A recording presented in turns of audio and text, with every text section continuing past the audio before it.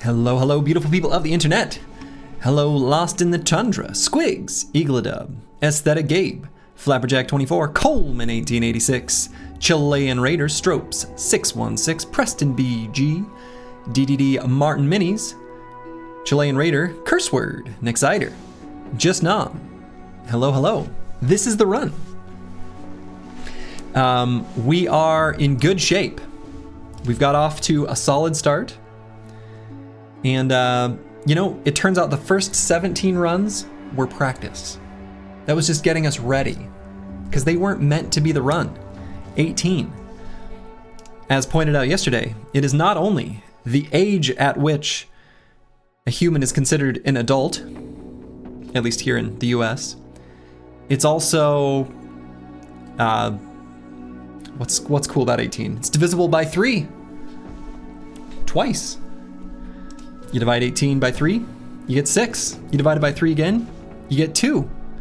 And 2 is the number of times that we divided the original number by 3. Coincidence? I think not. I feel like that sounds like an introductory, like, computer science or discrete maths exam question. Write a function which generates the numbers, a Slurgy's number, which is defined as blah, blah, blah. Anyway, sorry for any flashbacks to computer science class to any of you. We're playing games now.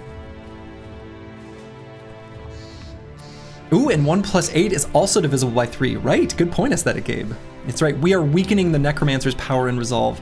The Necromancer has no control over us. Or, well, still does, but soon. Soon it shall be broken. We've got the whole squad up to level 3 and level 4. We've got 9 lives on everybody. And everyone else, honestly, either has, you know, Pathfinder, Quick Hands, Colossus, or Gifted, I think exclusively. Nope, Fast Adaptation. Yeah, so between those perks, seems pretty good. And so, yeah, right now, I think we're gonna keep our same kind of tempo and spirit going as the last run, where we're gonna be looking to keep fighting Briggies. So, the Day 7 Noble Fight is truly a run starter. You would do it in a heartbeat if your goal was to complete the challenge once. We did it. It was a nice little fight. It was a nice little fight. So, where to? I guess I'll get back to the road. We kind of chased some Briggies here for a little bit, so there might be fresh footprints for us. Back at the road, there are. So let's follow them. And see what's going on. LV Trisha, hello, hello. Yay, indeed.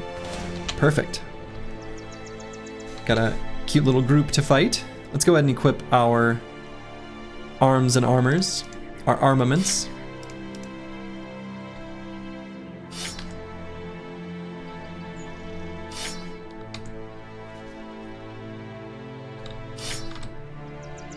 So we're going to make sure everyone's got pocket knives and other such things.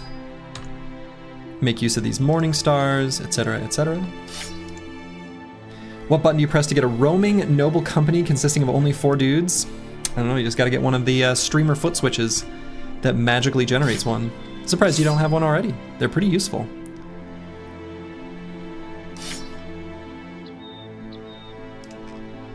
Okay. Jupiter 1, hello, hello.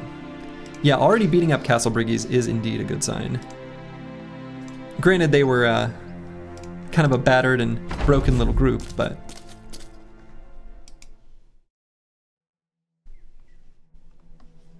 Okay, so... I think we're going to stand up on this high ground and shield wall. I think that'll be the safest course of action to start this fight off. We're going to see if we can get this armor.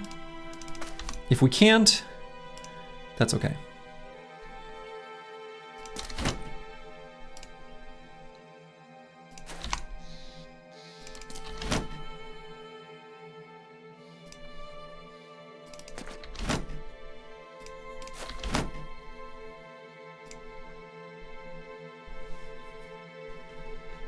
They're definitely gonna engage on Scaramouche.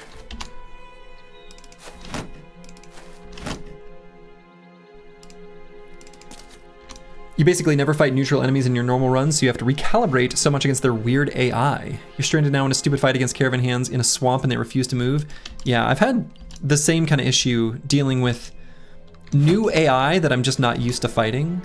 You know, that happened against mercs where I was surprised how aggressive they were. It's happened against, I mean, almost every enemy, so. Soji, I've been thinking about trying this challenge on Lone Wolf. How would you approach it with Lone Wolf origin aside from farming the early Squire? Actually, I would avoid farming the early Squire. I think the best way to do it would actually be kind of a bit degenerate and really slow, but where I would very slowly farm caravans until I unlocked the cartographer, got a bunch of money from the cartographer, and then started recruiting bros, because the Squire has really high base wages. So, Corvus Korak, you're drunk but you want to say that I'm your favorite streamer? Well, good.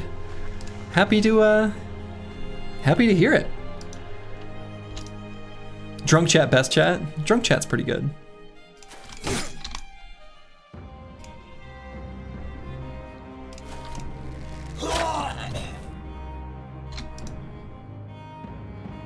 Let's see, I want to try to maybe dagger this guy down, so I'm not going to attack with Impartial Rage here quite yet.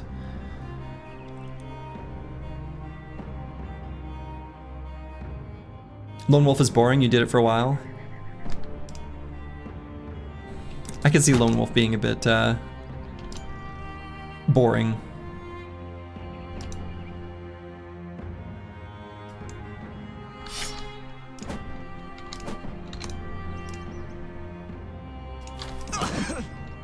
Alright, give that guy a severe concussion. He's very unlikely to really do much.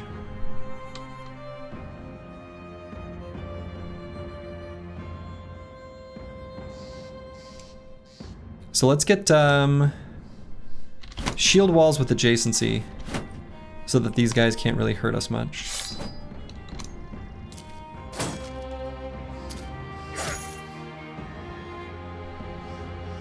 You don't understand how the Lone Wolf origin can ever beat this challenge? I mean, I think it would be... I agree with you that you probably can't do it with 4 to 5 bros. I think for Lone Wolf, you kind of have to rely on the handful of recruit events that can repeat. It sounds not exactly difficult as much as painful, to be honest. Hello, George Rockland.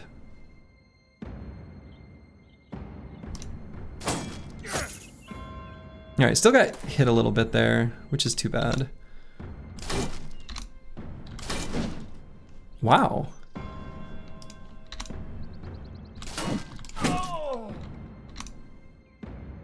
Yeah, it would be an incredibly long grind to get enough bros, absolutely.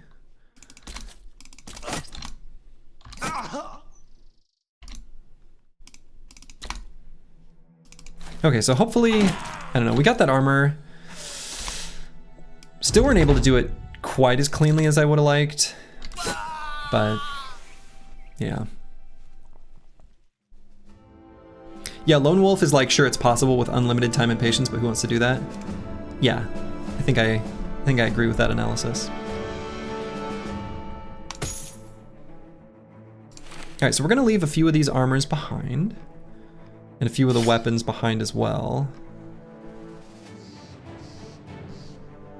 18% Morningstar, I think not.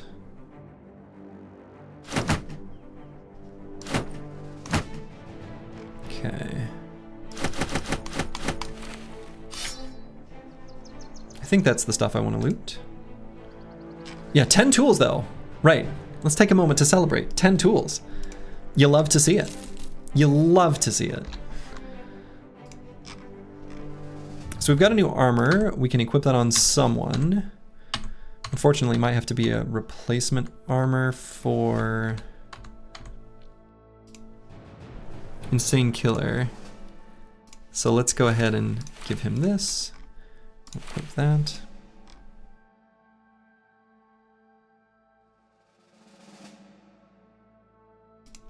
I mean, a single bro can defeat Monolith, but it's not even consumables. It would be, if you were playing the Anatomist's origin, you put literally every single potion onto one brother, and you gave them some form of life regen, either in the form of the Idrak armors, but more likely in the form of the cultist regenerating armor.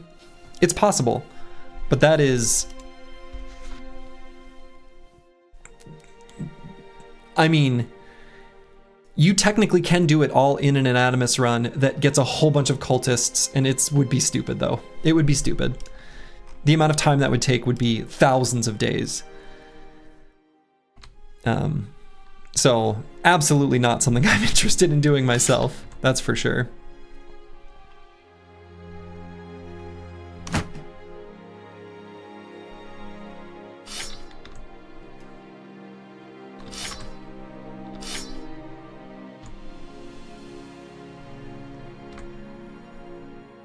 Okay, I think these knives that are only a little bit damaged, I may as well fix up. I think that's fine.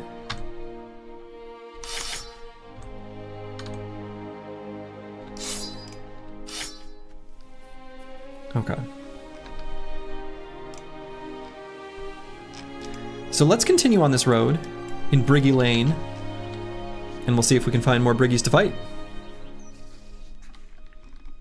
At one point, morale would be a problem. Yeah, so it would be best if the bro had Death Wish. Or actually, I think again, yeah, Death Wish I think would do it.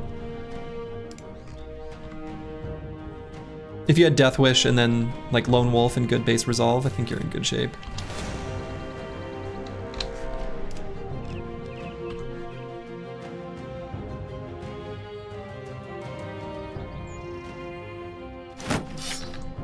Okay, so let's equip stuff.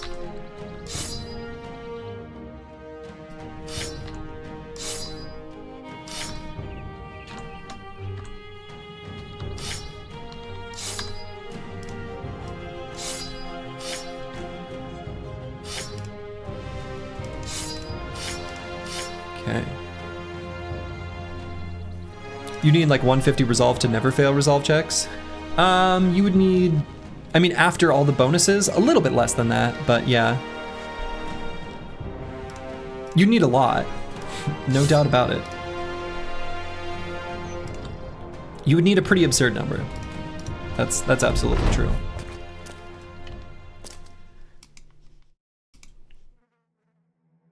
Okay, so we don't really care about any of these armors, literally whatsoever.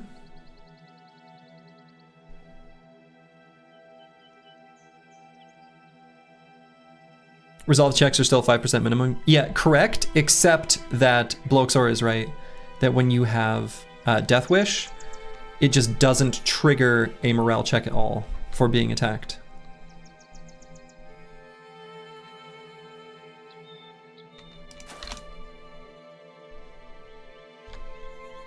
Hello, Choppy Cat. Yeah, let's shoot this guy. He's got an arming sword. He's got the most dangerous weapon.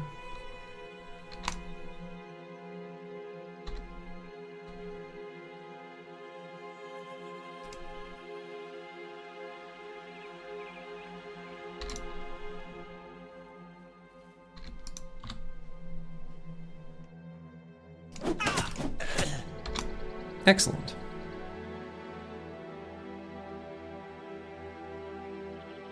Let's do one spear wall on the bottom so they can't run directly into Scatterbouche on both sides. Just limiting it to one, I think will be best.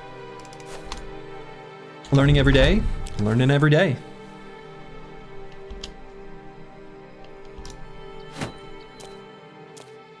Perfect.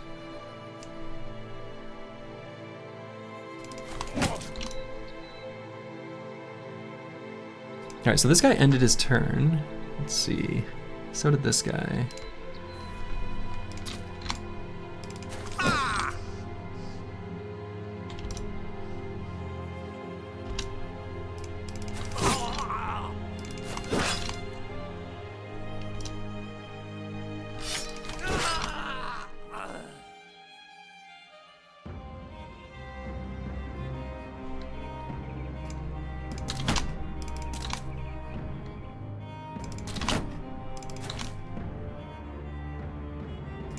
All right, I'm gonna save the durability / ammo, not even shoot an arrow here. Excellent. So he no longer has any AP, so we can fully surround him and then give him the biz.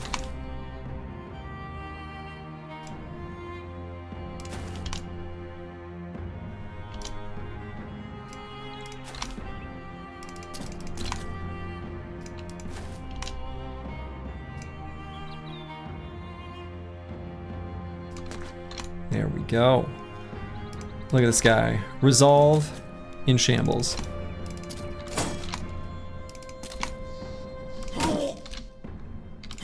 Completely broken. He falls. No damage taken. No tools acquired. In fact, very little of anything acquired. But we take these little victories when they're here.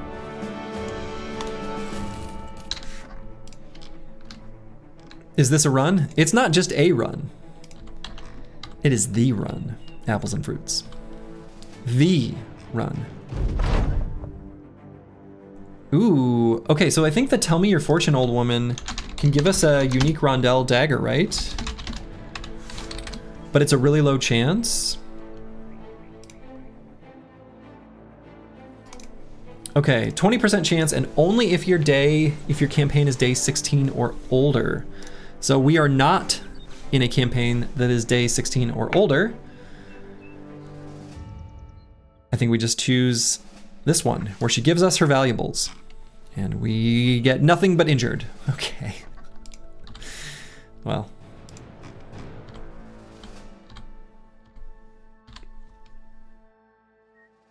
A run, B run, C run, D, the run. Exactly, the run, the one and only. You can never understand how someone could hate the flank hammer. Oh boy.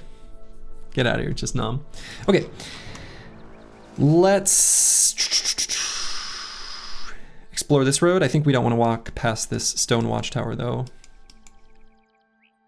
I guess there's gonna be a citadel there, and that might be all that's there. So maybe I turn around. Could maybe explore off the road a little bit. We do want to find a camp that we can bust, because busting make me feel good.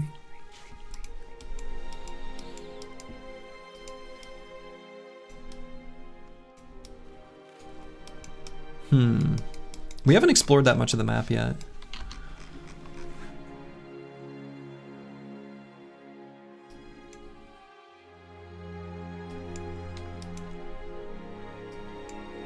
New challenge run idea, berserk and recover on every bro. No, I want to have fun with the game. I don't want to just make troll builds.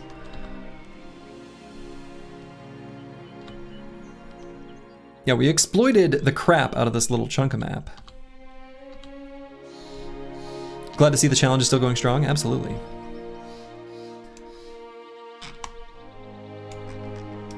I'm not sure if I want to do one of those camps just yet. I do want to complete this ambition relatively soon though. Again, it'll give us a little bit of renown, and then it'll increase the mood of the team, unlock the next ambition. I don't need to be in a hurry to do it, I just want it. All right, not interested in this supply caravan. That's too many enemies. Too many spooky enemies.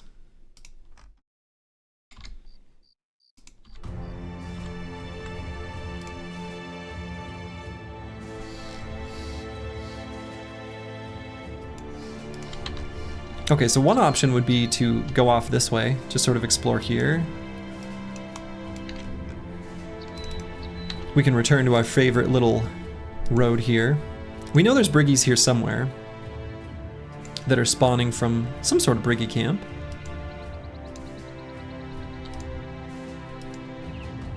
Sergi, why Dota? Honestly, why did you play so much Dota? Yeah, it's a good game. But that's a valid question. One I could ask myself and not find a good answer for.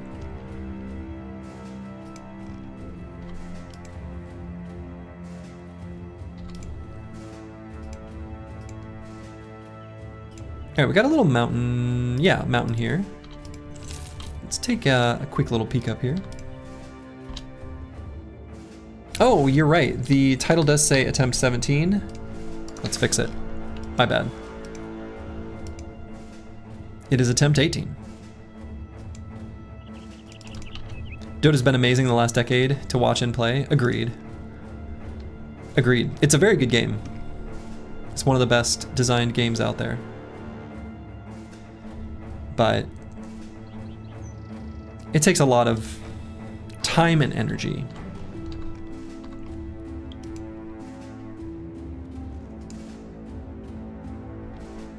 Okay, so we had some briggies step here and go that way. I guess we try to find what these briggies are up to. First, we'll beat up some peasants for their lunch money. And sanity. And sanity. But sanity is in short supply these days.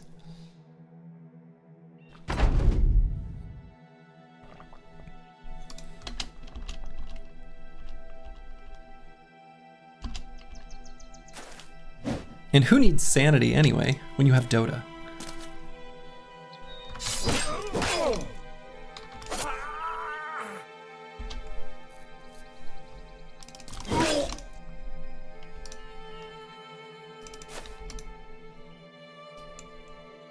You don't play Dota anymore, but you're still impressed by how each update makes the game deeper and yet keeps it familiar? Agreed. Agreed.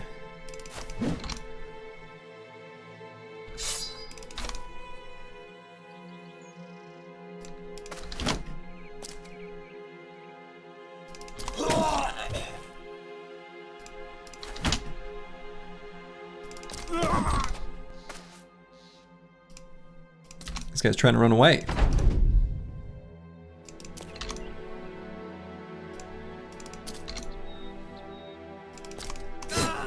Not gonna let him. Sweet. Glad to see the run. That's right. That's right, Divinicia. This is the run. Okay, so finally a +1 on D and Dice. Where we were debating who was going to be the Spear Bro. Or two. The two Spear Bros. That's a number I like to have. Kind of a bad level up here.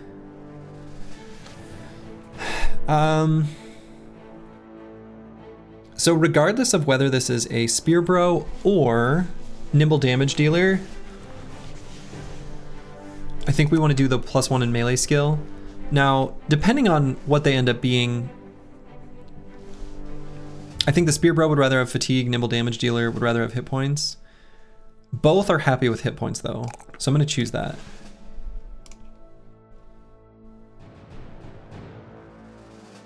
And this perk selection is also dependent on what we make the bro. Dodge would be Nimble Damage Bro. Colossus would be Spear Bro for this level, because the Spear Bro wouldn't bother with dodge.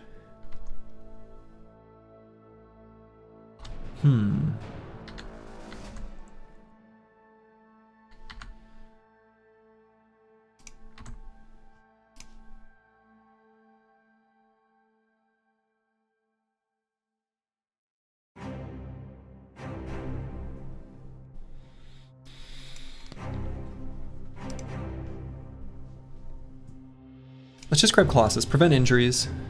It works for both. I think I like it. Bowendoll. Blastardissimo. Hello, hello. And I can grab a +4 resolve. I think I'd prefer that over the +2 HP. And this bro's got pretty good initiative. Dodge could be a decent choice here. Good to see the streamer on the run. Exactly.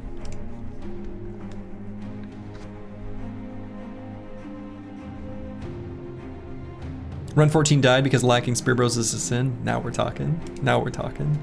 That's exactly right.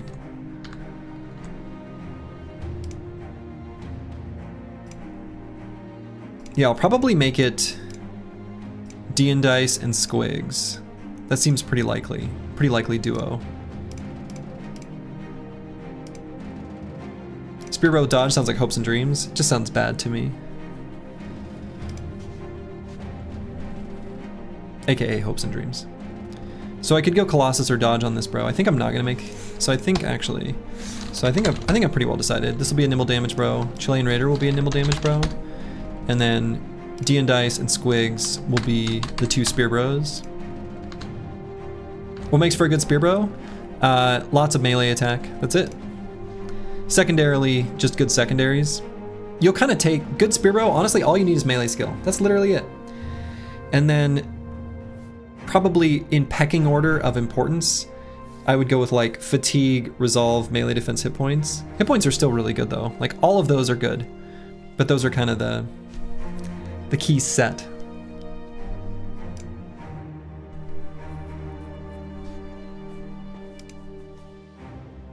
Yeah, I mean you want like a decent amount of fatigue. The nice thing about having a good pile of fatigue on a spear bro is that then you can hold on to a shield. And it makes you nice and durable, because realistically, the spear bro is not about the damage you put out, it's about the battlefield control. And the shield and added durability is just really nice. Tomcat Denmark, caught it live for the first time, wonderful, well welcome. Welcome in. So if I'm gonna go a nimble damage bro on Bowendahl, I think I could grab Dodge here and be pretty happy. It's gonna be a lot of defenses. Yeah, exactly. Bloxar is right. Not only can you hold the shield, you can use the active ability of the shield, which sometimes you need to do.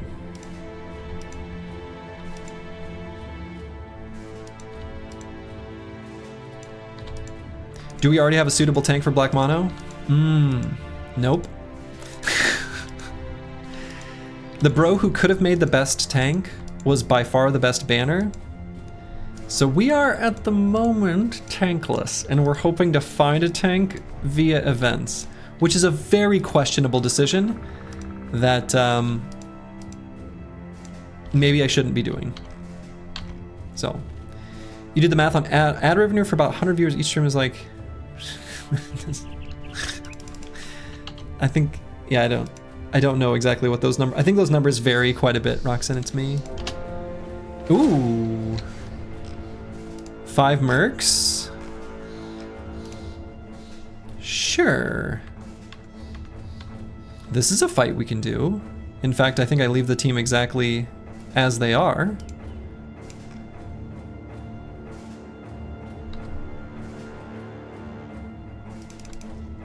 Let's chase down these 5 mercenaries, shall we? Warbow would be nice. Warbow would be so nice. I don't really want to fight them in the hills. So if I could get new terrain, that would be awesome. Looks like we're gonna have that opportunity. Oh, direwolves, go away. Direwolves, go away. Thank you, direwolves. Necrocamp. Tempting necrocamp.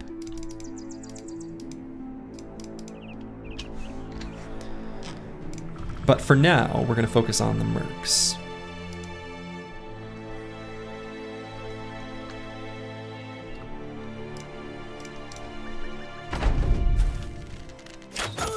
Warbow spotted. Warbow impact felt. Pierced chest on Lionheart. Billhook. Armors we don't care about at all. This guy's is like a maybe, but it's not that big a deal. We mostly care about just winning this fight to get these 2 weapons. Yeah, dual gripped arming sword. Definitely a dangerous weapon, for sure. Akari 31 is right.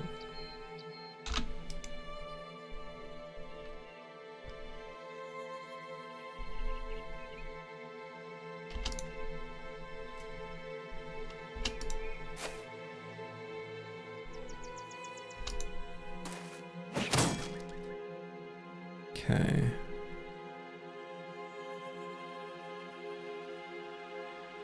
If the enemy archer switches to a knife, does the warbow still drop? Yes, because he used it. Or could still drop.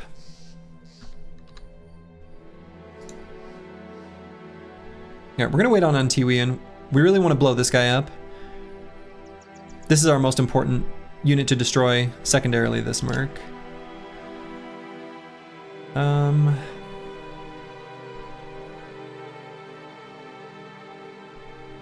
So I could run Not Delusional and Squigs right up in contact with this Merc on this turn. This Merc could go here and attack. So I suppose I don't do that quite yet, but I could go here on Squigs. One is still hidden? Yeah, he's back here.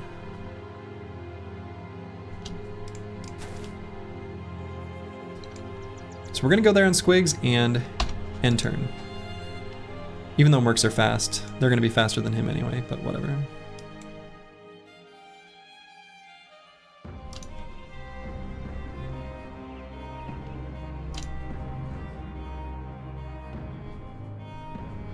So Lionheart's a bit hurt here with his pierced chest.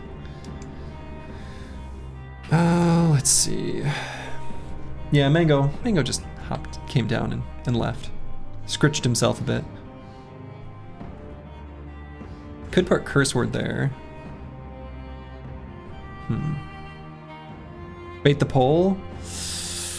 Nah, we don't want to take an unnecessary attack. We can make it so that the damage is more minimized.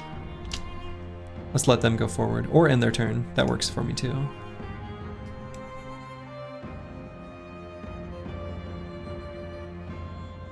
Is there any benefit to this high ground? I guess not.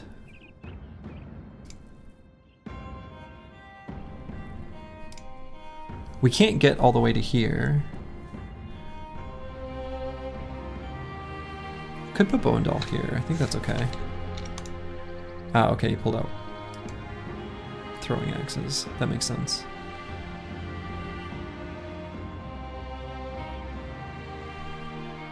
Not Delusional is pretty durable. We could put him here.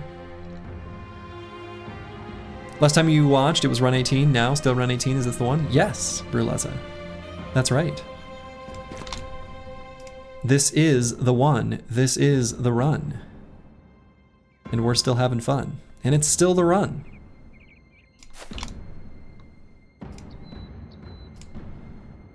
Let's bring Impartial Rage to...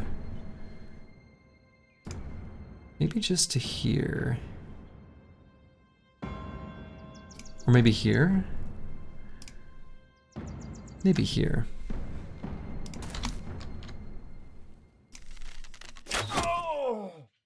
Excellent. Pierced Hand there is really good. Azul Crescent, thank you. Yeah, run 14 was a tragedy. Absolute tragedy.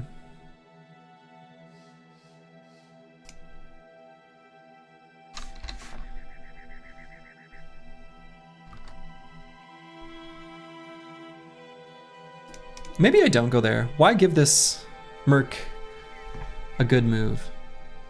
Let's go here.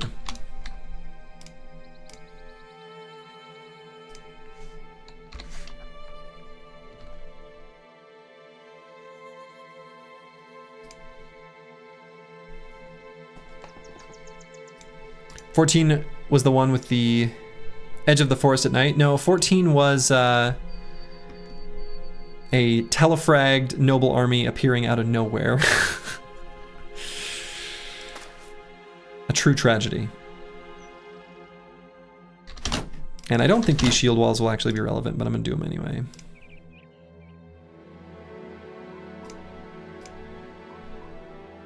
Could go here with Scottaboosh and throw a Jav there.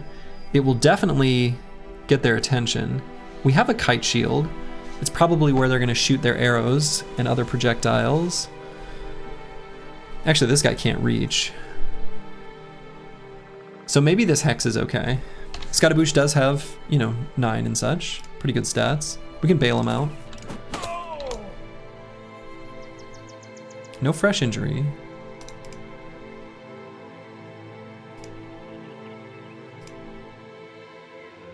Let's put Lionheart here, since he's a little bit squish squish. And we can put Curse Word in the grassland. If the Merc wants to go all the way here, that's kind of a death trap for him. Didn't pretty much all the runs that got off the ground ended by a noble army? Pretty much.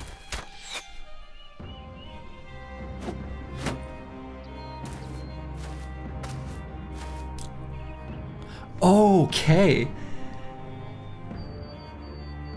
So first off, this Merc's got great dance moves. It's like he moved here to attack, but since he's like, that was great. Anyway, we take it. Definitely some, we take that.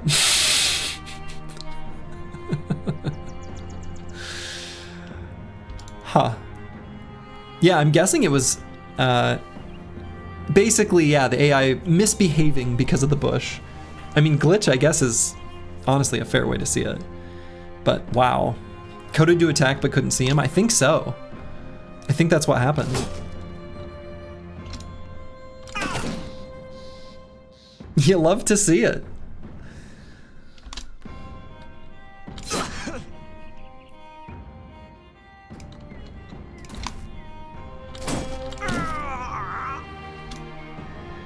Yeah, pretty stinky cheese. Unintentional, but...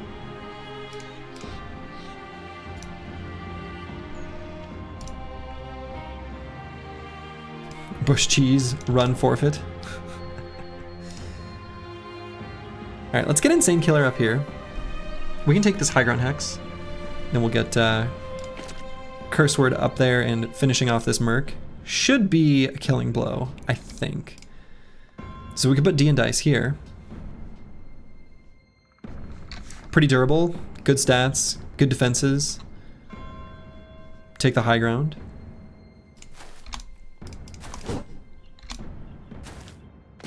Bush cheese sounds like something else entirely. Still careful from the arming sword though, at least he's wavering. Yeah, I'm still thinking about actually moving up and giving him a stun. With Squigs here, could also go up and just simply shield wall. We've got good armor on this bro. I think I feel safer with shield wall. Actually, I should have gone here instead. Oh well. Small misplay.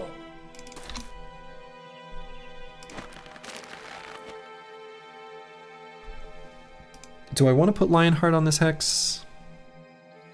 I don't really want the Falchion to attack this guy with. What's his defense? 28. It's pretty good. Mostly because of the heater shield.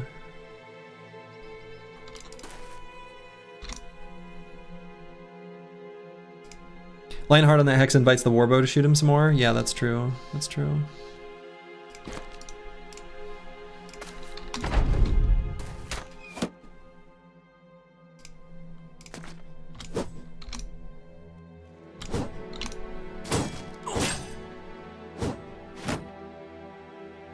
Okay, that wasn't bad.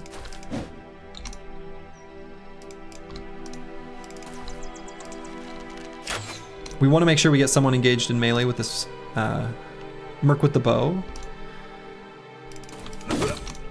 before their forces get too diminished.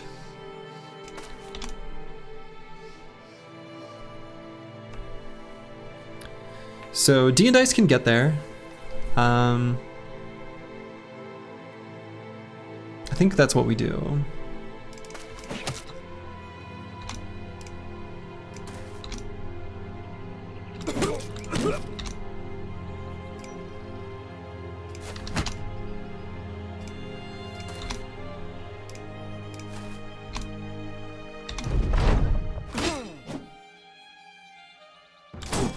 Ranged Mercs are still pretty dangerous in melee.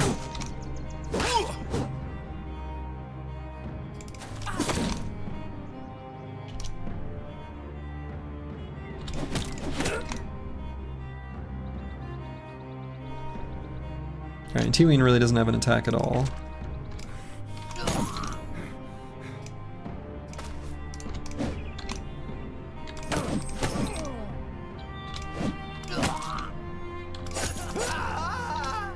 Okay. Yeah, the Falchion dude's armor was good. And it would have been nice to get it, but I don't think it was worth the damage that we would have taken. It might have been worth. It was good, so. Oh shit. Oh, glorious day. There's 3 things on this screen that there are 5 things on this screen that I'm super appreciative for. There are 7? There's a whole screen of joy. 24 tools. That's a high roll. We love the crowns. That's a low roll. That was always going to be good. Yeah, it's literally almost as low as it can get. 300 would be the lowest possible. We got the padded nasal helmet with no damage on it. This is a great piece of armor for nimble setups. We got the bill hook. We got the bill hook. And we got the war bow. This is great. This is a screen of pure, unfiltered joy.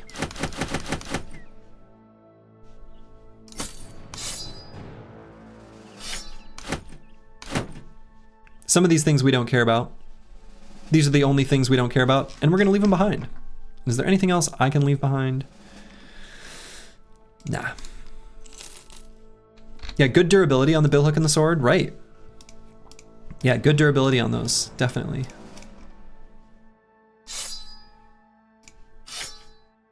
Let's go ahead and shunk. Put that war bow right there. And actually,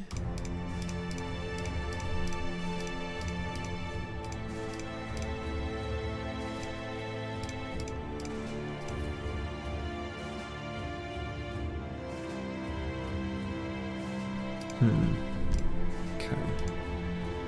54 range attack warbow. I mean, yeah. But hey, we got fast adaptation. Can unequip some dubious weapons. Oh yeah, we're definitely gonna do that. As we do at the end of each battle here.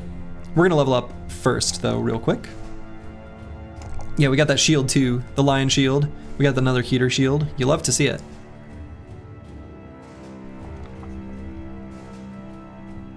Okay, so Insane Killer 013 is Destiny's gonna be to be a fatigue neutral. Go ahead and grab the 1 in melee skill over the +2 in any secondaries. Oh, my beloved Run 18, aka The Run. You've only 1 day of existence and you're already slaughtering mercenary companies. They grow so fast. Yes, we must be careful. We must always tread carefully. So this bro does have like decent initiative where I could go Dodge Forge, but I suppose it's only 12 above baseline fatigue, so probably don't bother. Short-term dodge would be really good, but long-term we don't want that in the build. How many spear bros are going to be in this round? There will be 2. 2 bros, their destiny will be dedicated spears. That's how we know that this is the run.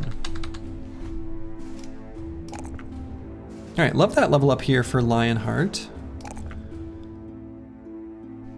And do I take 5 melee skill or, excuse me, 5 fatigue or 2 melee skill?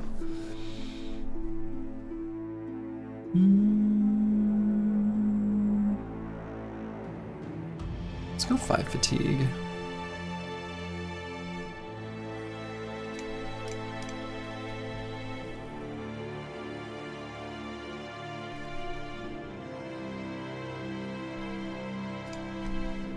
And I could grab Path. Could also grab Colossus. I think even on the all the hybrids, I'm gonna be grabbing Colossus because, well, you know, the nature of the run.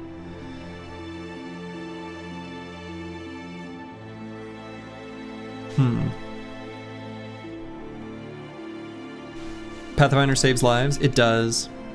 Path is always good. Let's grab Path. Squig's definitely going to be a spear bro. +4 across the board here with secondaries. Pathfinder would be nice to have in a tank. Sometimes it can be all the difference you need. Lindworm Slayer will be a nice tank. That's the spirit, Preston BG. That's exactly the plan. We'll just get a Lindworm Slayer. They'll be our tank. Easy, easy, easy. Actually, I don't even know what the stats of the Lindworm Slayer are. Legit have no idea. I'd have to look.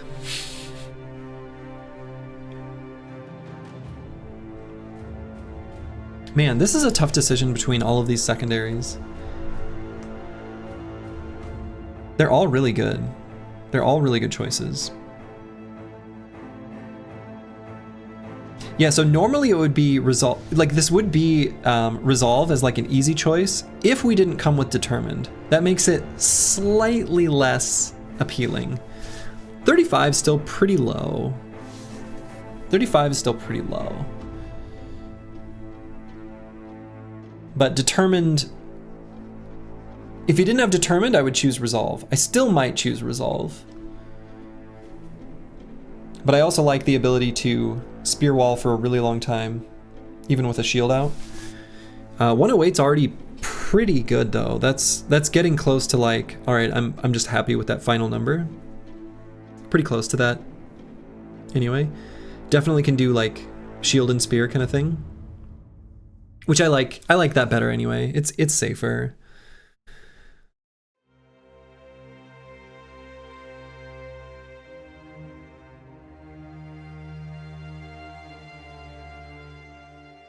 The Lindworm Slayer is basically a sellsword version of an Oathtaker.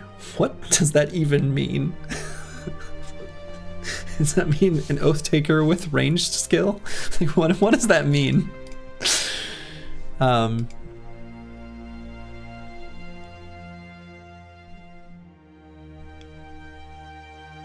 Let's grab Fatigue. Could even grab Shield Expert. That's kind of tempting. Grab Shield Expert on this level. And then Spear Mastery next level. That's pretty good.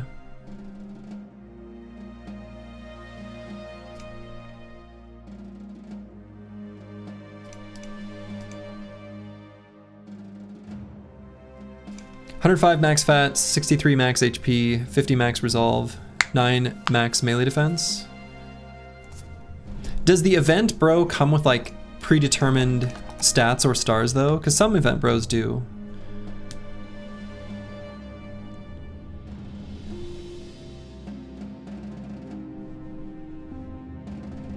This bro's gonna want a lot of fatigue long term, so let's grab that. And either Quick Hands or Colossus here. We can go Colossus. He comes with Famed Armor. Yeah, I know that. I know that one. Because he comes with like Lindworm armor of some kind.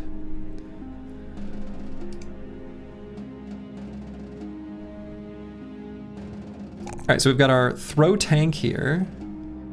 We're looking to take a resolve roll here at some point on Antiwian.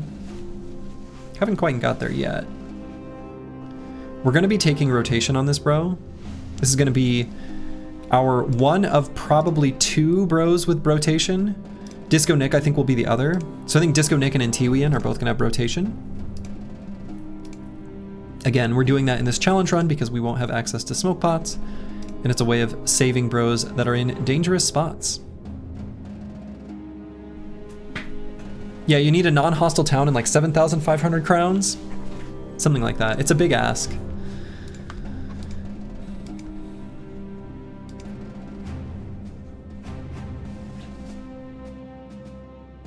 So I could go Quick Hands here. Right now, I could just go Path. I don't think we're going to be bothering to do any Quick Hands shenanigans with this Warbow. So let's grab Path. We're just going to be using the Warbow. Never built a throw tank? You're guessing it's a nimble tank that throws jabs? Yeah, I think there's a few different ways to do it. It's kind of going to be something like that.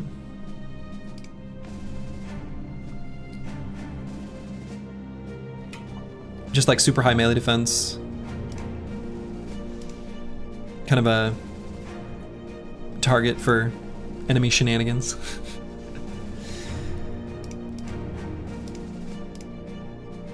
Alright, then we got our banner here. And let's see. Short-term benefit melee skill is good, but long-term benefit, I'm leaning towards other options like this range defense here. And could grab Rally now, just in case. It's handy to have. Puts a target on his forehead, but that's okay. So now I need to consider if I want to do this fight. The Fallen Hero is spooky, but could be reasonable to do. Many of the armored zombies, not lots, but many. We've got a decent number of spears. I actually think this fight is fine. So what I'm gonna do, first things first, let's unequip stuff that we don't want to have repaired. A big boy Fallen Hero weapon could be amazing to pick up. Well, not even just the weapon, the armor as well. If we get a good, like, decayed coat of scales or decayed coat of plates, that would be a huge, huge boon to the team.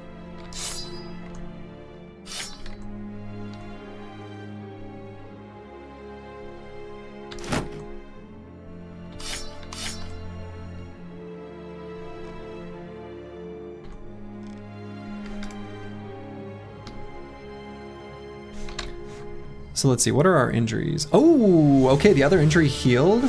Hell yeah. So the broken leg that used to be on Chilean Raider is now gone. That's wonderful. So now we only have this pierced chest. I don't think this fight is that bad. I think we can do it.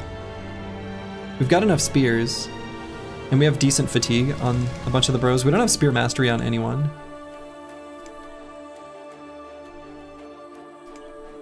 Could chill here for just a moment and let the tools, let's see, injury, still there, yeah.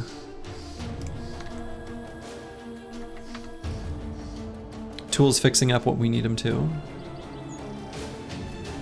A possessed Fallen Hero, yeah, but I think our numbers are big enough on the squad that we can get someone to engage the Necromancer. Someone like Lionheart.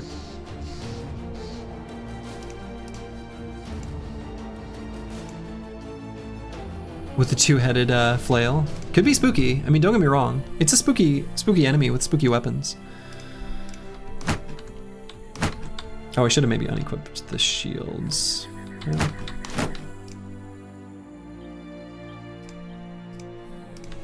Yeah, we're gonna do this fight. I think this fight is actually really good for us.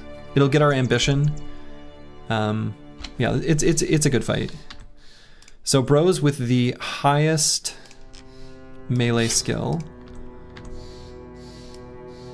which looks like is going to be Curse Word and D and Dice.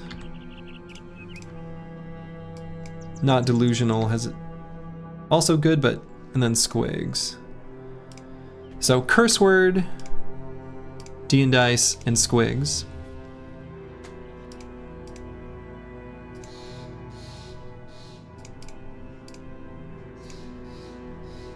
Because he's got Determined, let's give Squigs the Boar Spear. Then we'll equip 2 of the higher durability Malicious Spears, and we've got 1 more. Let's put it on... Yeah, not Delusional's got pretty low fatigue though.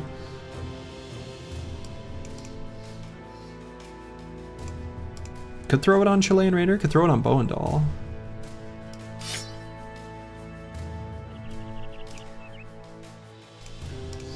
Let's put it on Bow and Doll. So we're gonna have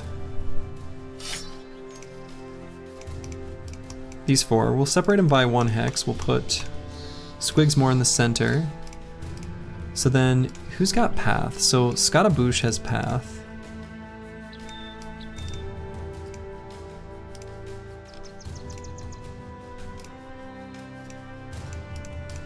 And then Lionheart.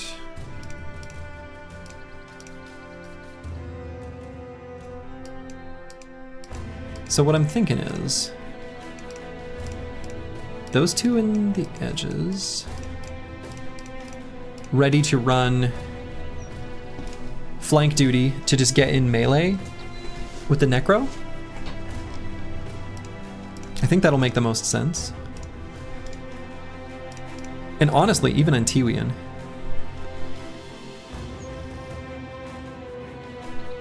Maybe that makes more sense, actually. Just run the Warbow behind. It sounds stupid, but I think it's the fastest way. If we run these 2 bros behind, that'll be the best way of taking out the Necro from the safest location.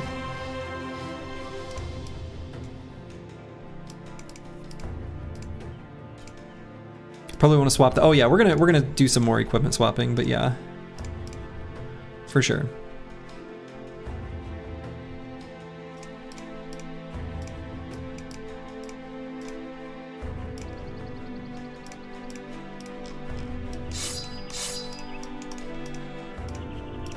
All right, so I want to make sure we've got at least a reach weapon, even if it's just a pitchfork, on all the non-spear bros. We're gonna put pocket shields on all of the spear bros, especially those on the edges. So we'll get heater shields there, here, and then Curse Word was just gonna have to have a regular one.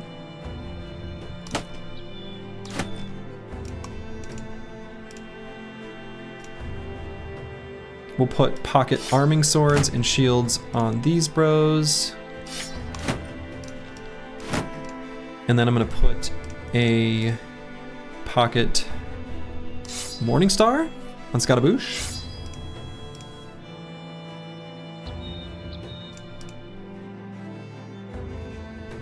How many bros could we get through events realistically? I mean, like 4. 4 is kind of like a great number. That's really long term, but all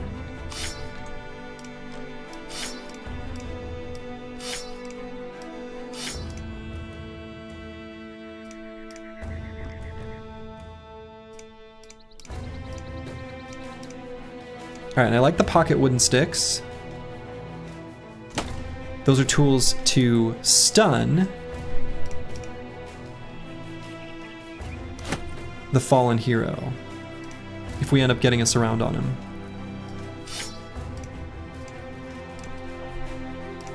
Okay, so that's pretty much the gear. So now looking at armors, I want to make sure our bros who are on the flanks, maybe that should be Curse Word here actually. He's so durable, so good. Still give him the pocket heater though. Now we're gonna make sure they have the best armors, and then sort of decreasing armor strength as we go in. Let's move these things from Lionheart. Actually, let's just put him here. Actually, I guess we kind of care about the fatigue somewhat as well.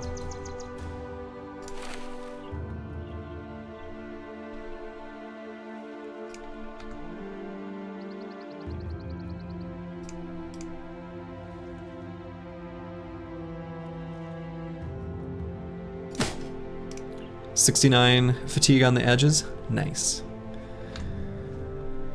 So what's their initiative? 1673? Okay.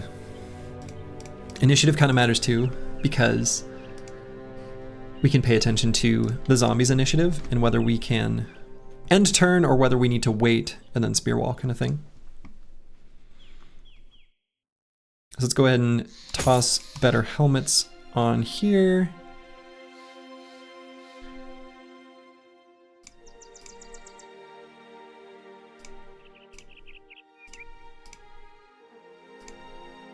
Can throw better armor there. Let's do this armor.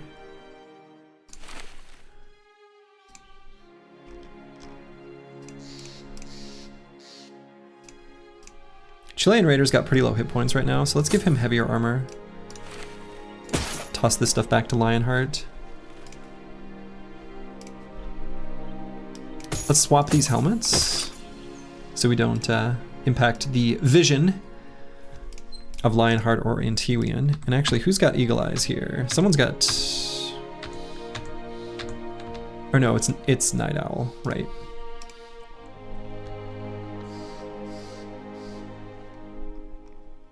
High fatigue weapons against zombies? Like spears? No, it'll be fine.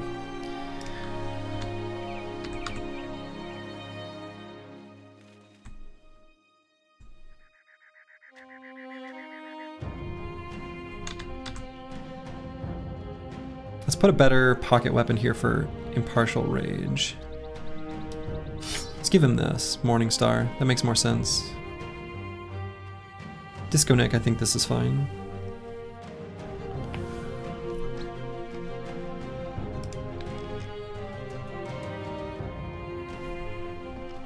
All right. The team is fully configured for this fight. Quick double check.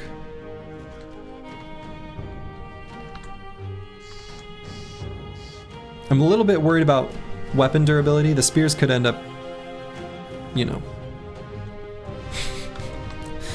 getting destroyed. So maybe it's pretty important to have. Well, I don't know. I guess the dagger's fine. By the time they get stammed out, I guess the dagger still works pretty well. I think let's put a flail here.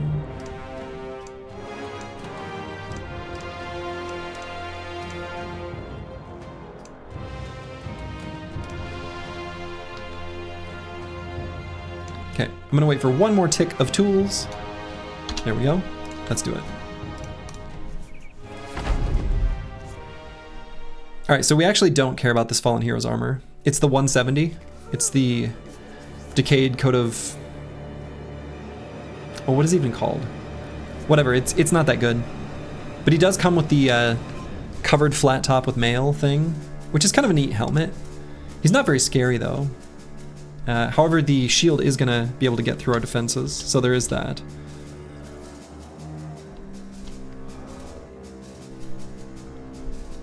So what is a zombie... The possessed status, that adds how much initiative? 10.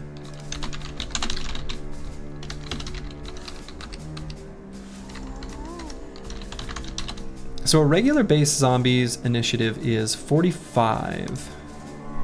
So this guy's got about 10 worth of gear, so he goes to about 45. A little bit hand wavy numbers here. Just want to make sure that I can end turn and still go before him. I think that's true.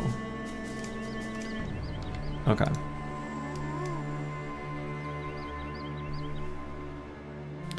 So what I'm gonna do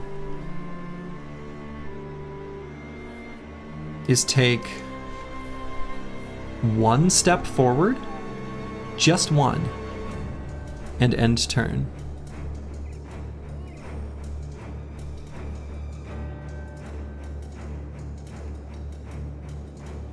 We're gonna get just a little bit closer so that we can start flank operations.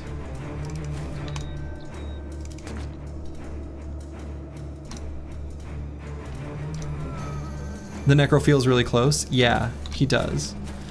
I agree.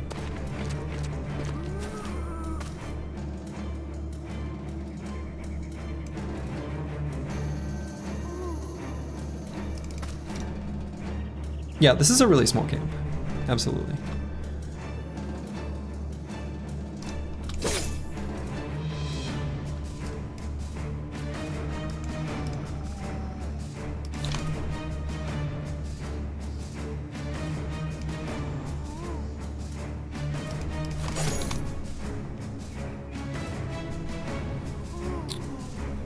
Okay, so it looks like the best flank's gonna be on the bottom, based on where the zombies are.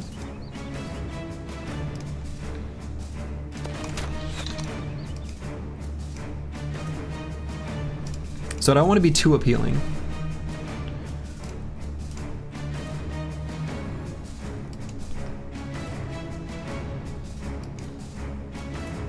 You gotta keep them guessing, you know.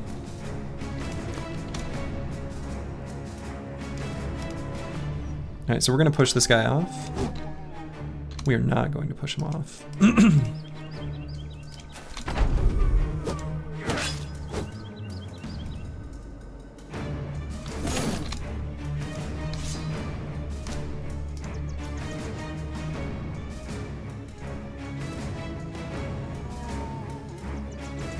Let's move here with Squigs.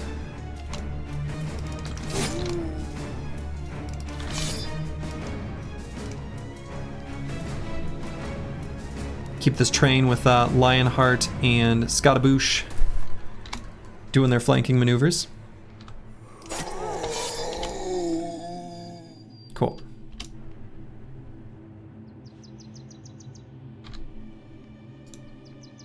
You know, I guess I could have made an argument for keeping this guy alive. Because now he's going to possess the fallen hero, which actually is kind of a problem. He's very likely to make it through the spear walls. So that might have been a misplay, actually. I think the better move... Yeah. Well.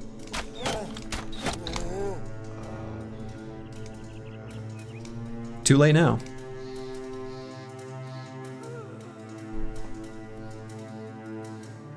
What level are the bros? Like 3 to 4.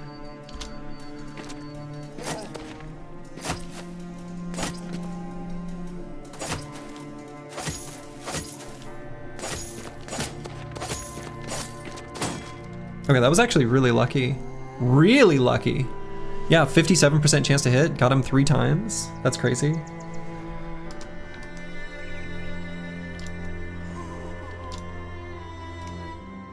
So we're gonna push him off.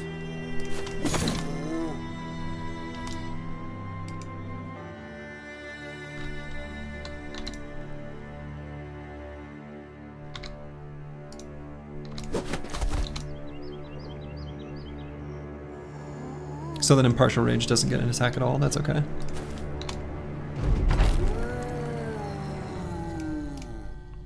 So let's go here with Lionheart. Scaramouche is going to get an attack. Do I just try this one first? Okay, that's fine.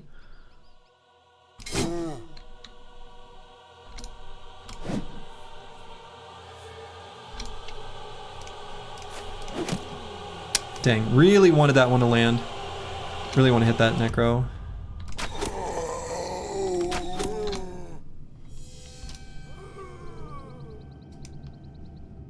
Spirit Breaking, yeah. Yeah, we're gonna move Squigs up to help him out.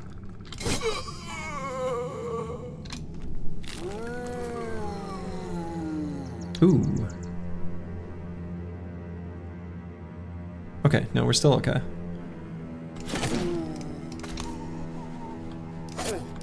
So we're just gonna hit there. Squigs is gonna move up. Nope, Squigs will no longer move up. Fallen Hero is gonna be a bit of a problem.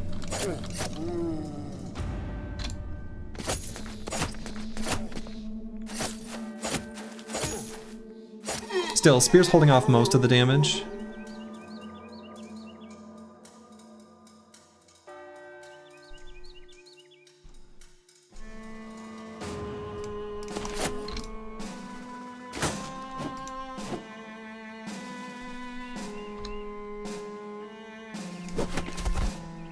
Still gonna push him back. The staggered is a big deal.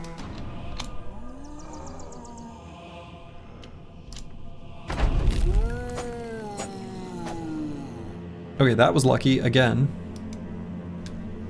Just saying it like it is. 368s, you know, 268s and the 72. Why was the first one a 72? Oh, because he hit a different target. All missing? That's huge.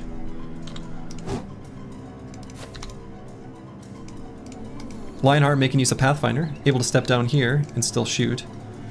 I think we just do that.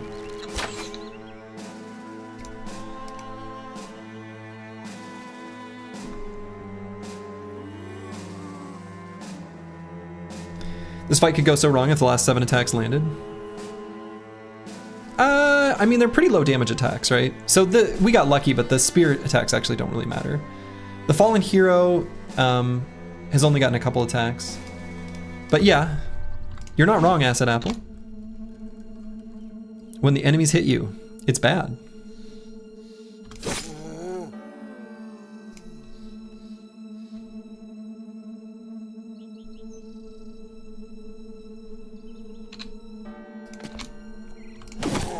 Alright, so now we can still spear wall out this Fallen Hero.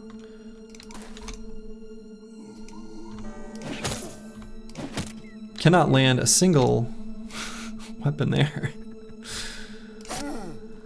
And I think I only do the 1 attack on this Zombo. Let's let him stay alive for a moment. We'll see if he either gets possessed or if he possesses the Fallen Hero. Then we spear wall the flanks.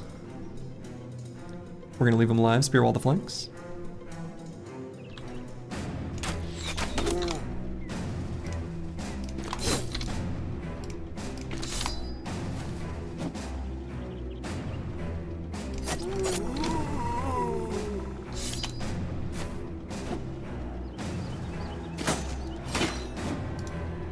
Okay, so we still got through.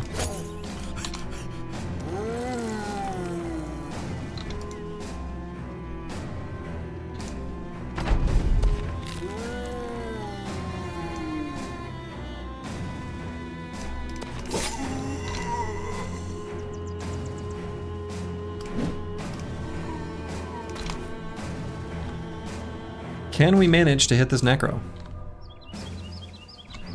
Let's go the aim shot. No. About to run out of jabs.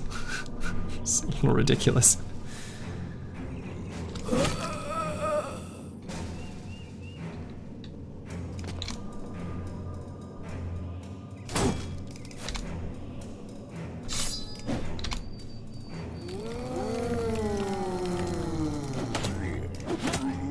There we go, finally hit him. Pierced leg muscles. Out of ammo though.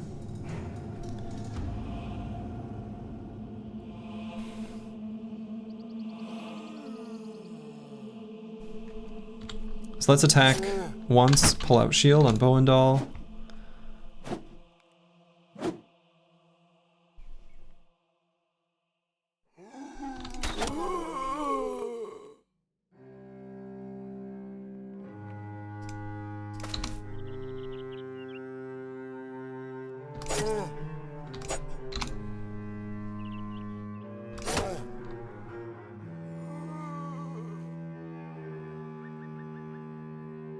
I think I don't do this second attack here quite yet. Dean Dice is out of fatigue, huh? Okay.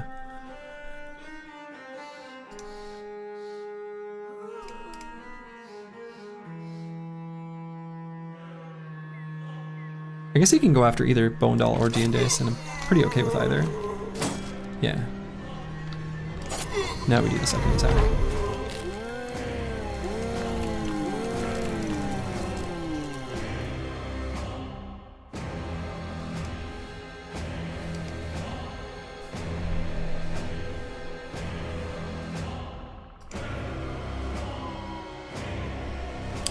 Might still try to dagger down this fallen hero. His armor's not that good, but it's also not that bad. We're gonna see if that option is still available and is reasonable to do here in a moment. Pretty reasonable.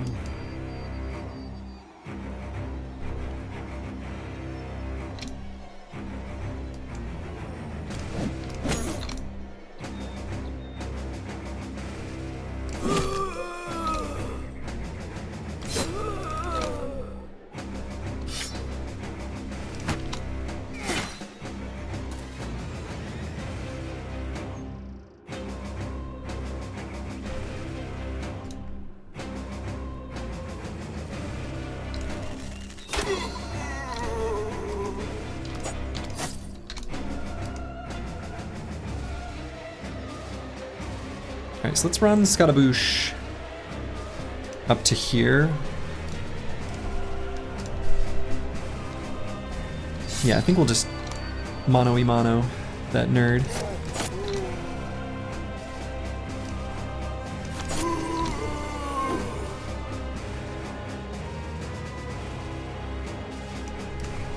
Get Disco Nick like over here. Still gonna set up to do some daggering. I think that is going to be the play.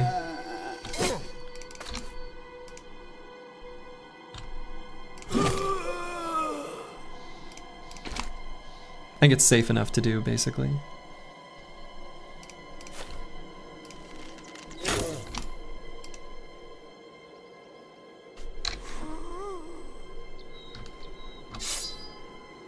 So we're kind of just building up some fatigue to do it all in one go.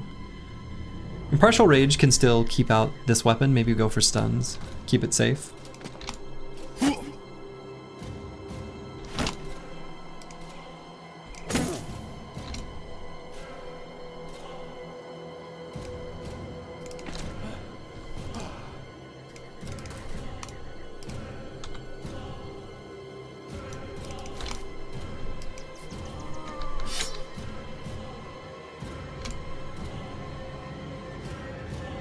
So Squigs doesn't have a weapon that can help, so let's just send him down here.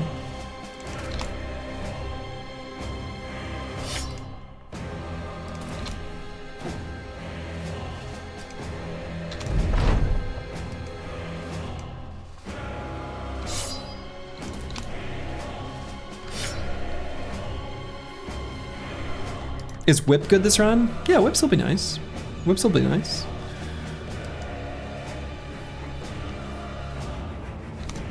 Is there a point at which you'll give up? No. There is not. That point simply does not exist.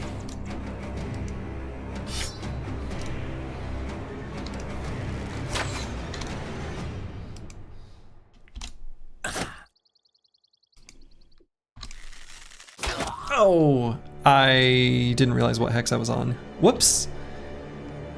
That's not what you want. Der Hirnschmelzer. Hello, hello.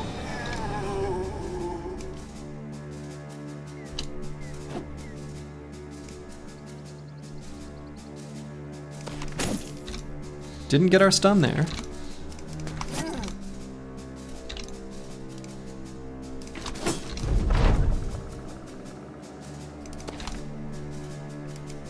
The most friendly of fire.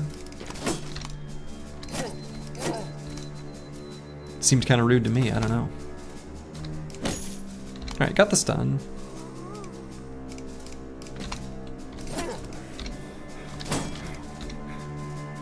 Mr. Shurji looks at Sisyphus and goes, amateur. Exactly. Exactly. That is exactly correct. Azul Crescent.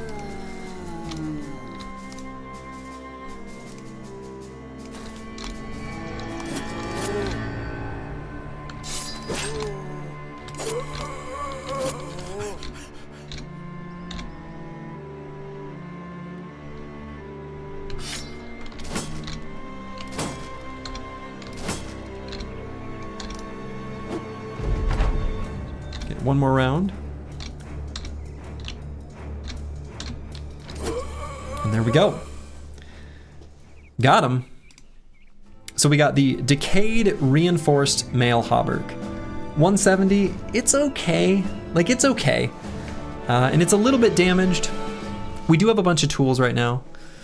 But the Covered Decayed Closed Flat Top with Mail, this is the real win here. It not only looks cool, but it's, you know, 230 helmet, nearly full durability, that's pretty good. We will also take the Decayed Heater Shield. And nothing else. I don't think I'm even gonna take the, well, I don't know. I guess we'll grab that helmet, but probably not use it.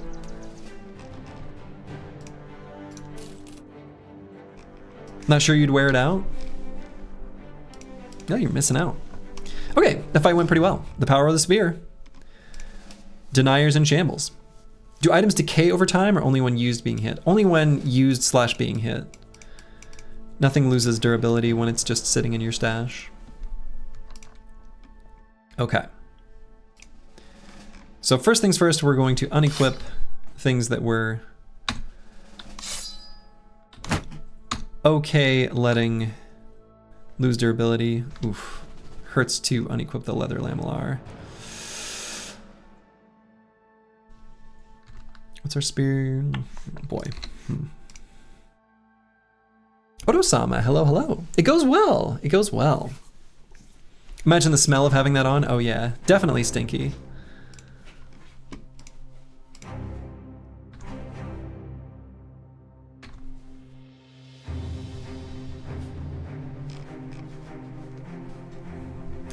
Yeah, some of these armors.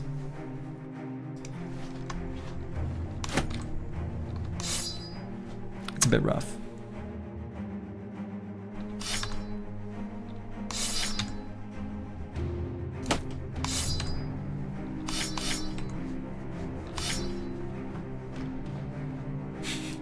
Susie is nesting over there. She's really going at it. I don't know if you can hear that.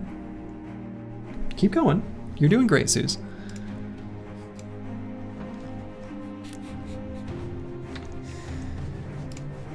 Okay, so let's replace this armor, I guess. Kind of hurts, but I'm gonna do it. So let's put the actual armor itself over on D&D dice. We'll put this here. This challenge will be a lot less painful in Legends. I'm sure it is, but we're not here to make things easy. We're here to make things challenging and rise to the occasion.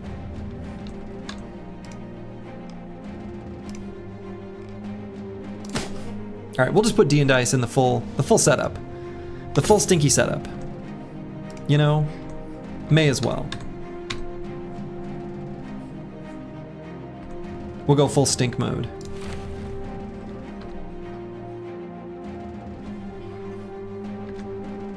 Legends disrespect button. I mean, no, Legends is fine. It's just a different game. It's just a different experience. Did you find any nice town with a workshop or ravaged caravans from? No. No, we have not found our mystical tool city. We have not found it. We remain optimistic though. All right, Chilean Raider. Gonna be a nimble damage, bro. Boss, that armor worn by the undead is disgusting. I know, put it on. Right, exactly. This bro could take dodge. He's got a decent amount of initiative. We'll circle back and grab it. It appears the brothers are battling this fine Saturday afternoon. Indeed they are. So what's the tool situation looking like now? All right, not great, but not terrible. We completed our ambition. You look nice. Oh, absolutely. Absolutely. It's a nice, very nice, very nice.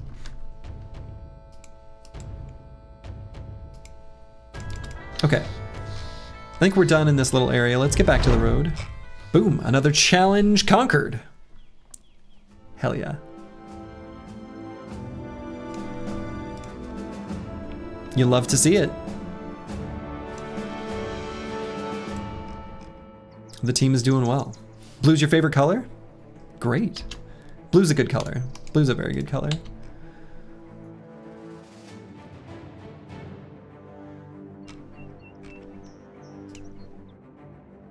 You love the flavor text on that ambition? It is really good. The thing is I've seen all the flavor text so much. The writing in this game is actually superb. It's just that I've read it so many times.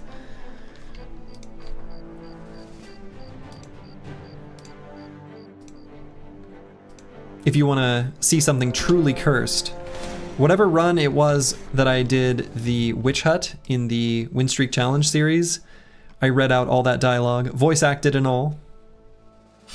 But be warned, it's cursed.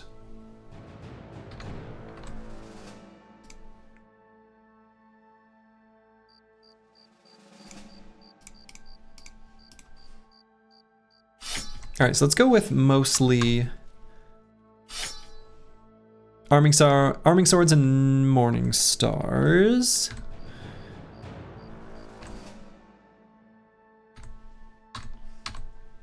And then we'll equip some of these extra reach weapons in the back. Love me some reach weapons. I just do. I'm a simple boy. I see a reach weapon. I like it. Still gonna put Scottaboosh in front here. We'll give him a Decayed Heater Shield, I guess. And let's attack this trading caravan.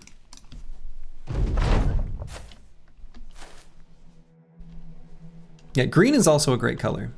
I agree. There's a lot of good colors out there. You know what color doesn't get enough love? Purple. Purple's a good color.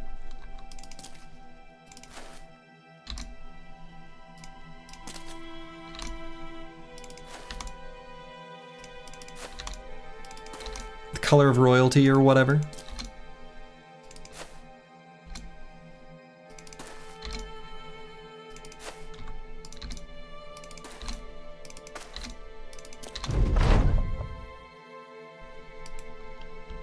Okay, I think they're waiting until I can engage them with a ranged weapon before they'll move forward.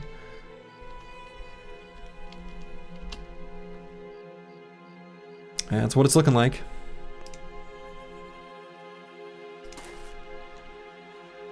Let's move up 1 hex. Shoot the guy. That should get their jimmies rustled, I would think.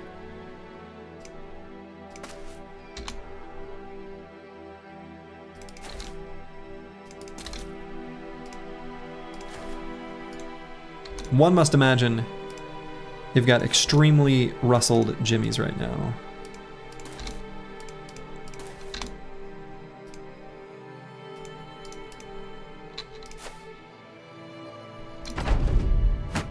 All right, get in here. Get in here, buds. There we go. No armors we care about whatsoever. Maybe this one. We'll see if we can get it.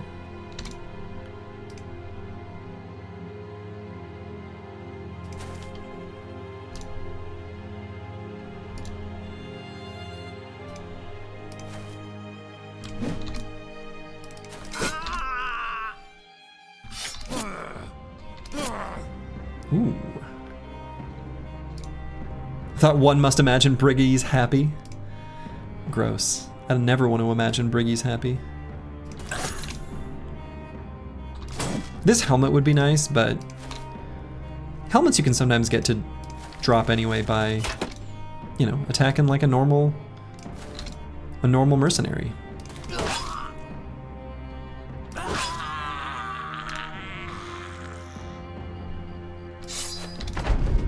Are we happy? Absolutely. Lot of grinning faces here. We look happy.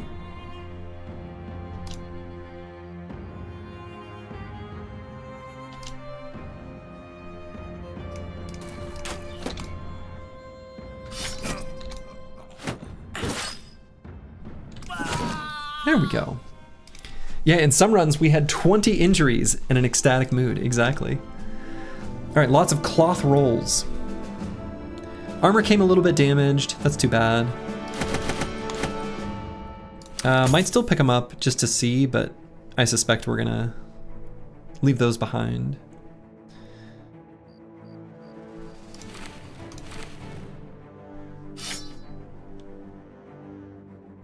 Let's see, what do I want to leave behind?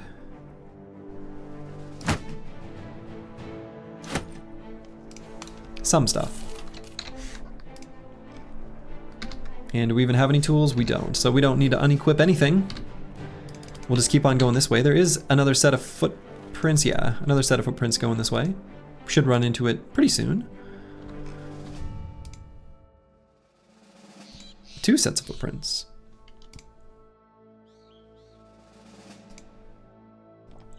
And what will we find?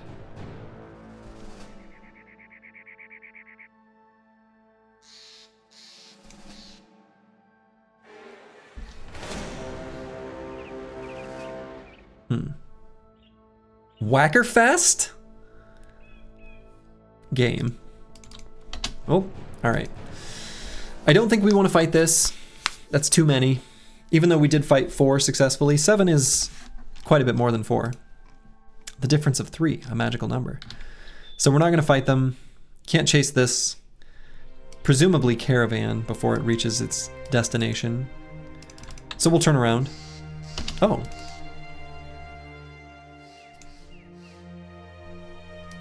Just kidding. Let's see what's going on here in Briggyville. Brillfold.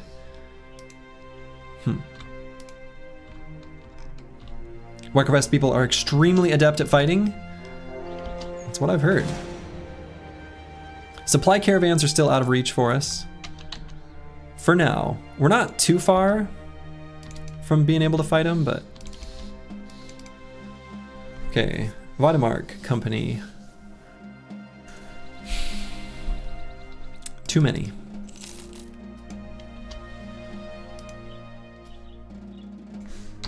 Let's see, and what's our renown at? 112.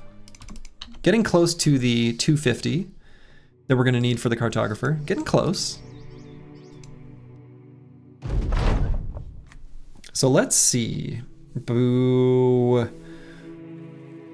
We don't want to see any of these. We're not gonna do this one yet because we want to get the cartographer first before we start like spending our crowns. Although I suppose we could maybe do this and... No, I don't know. I think I just want to start building up crowns to be comfortable. The rest of these are terrible. So I'm going to choose this one.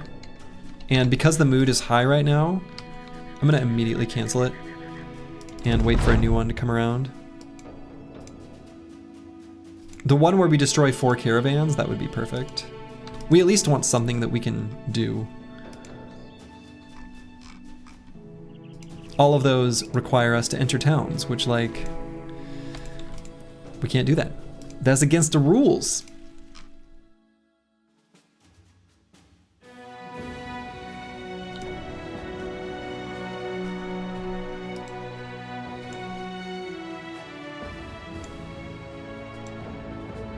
Yeah, let's see what these footprints are.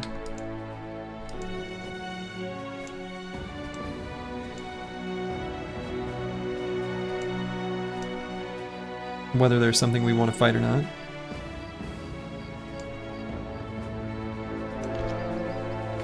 Oh, I didn't get to see 7 mercs. Maybe.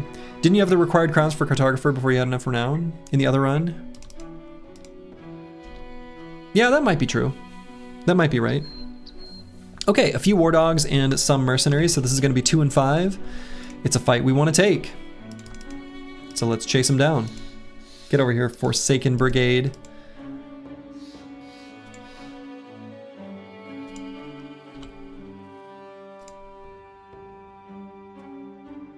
They're running. Easy pickings, easy pickings. Oh.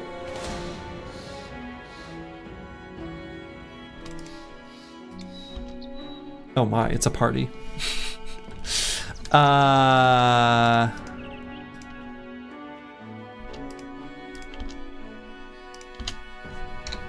right, so let's re-equip for the Merc fight. Then we'll see what happens after that. There's orcs abound.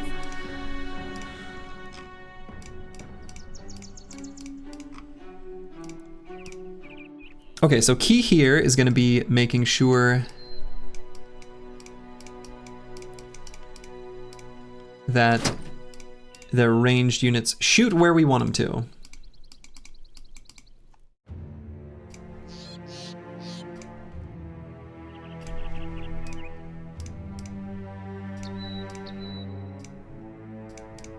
Not much for range defense anywhere. Except on Lionheart, but...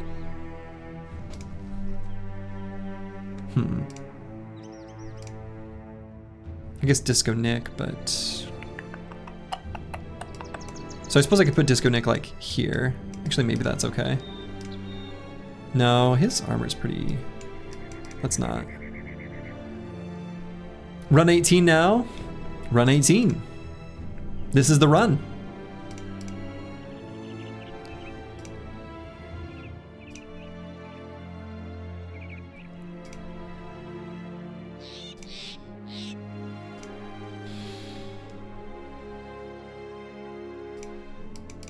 All right, so let's put a...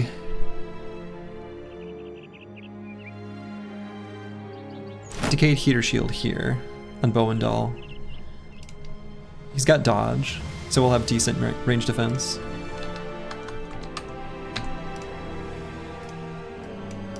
So that's where they're gonna shoot. It's gonna be right in there. So let's put Squig's shield up as well. All the previous runs were meant to prepare us for a glorious 18th run. Exactly. That is exactly correct. Otherwise, I think I am gonna equip some of these shields. I think we'll just start out with them equipped. I think that makes sense. Good reach weapons still out in front. I think it's totally fine. Quick hands showing that it's gonna be a welcome addition to the team soon. That's for sure.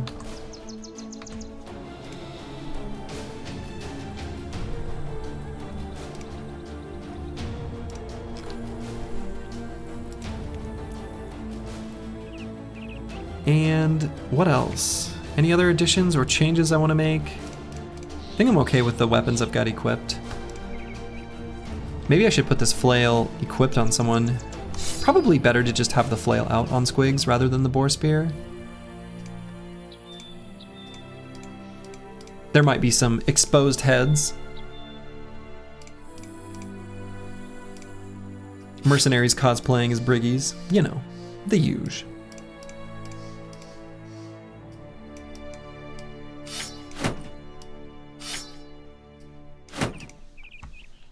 =6 + 6 + 6. And what's the number of the devil? 666. And who put a curse on the bros? A necromancer with links to the afterlife and the devil, which means this can't be coincidence. This is the run. Absolutely. Spare pitchfork if a brother needs to disengage. So the adjacency penalty I think is too high. Better if we want to disengage is actually going to be a wooden stick.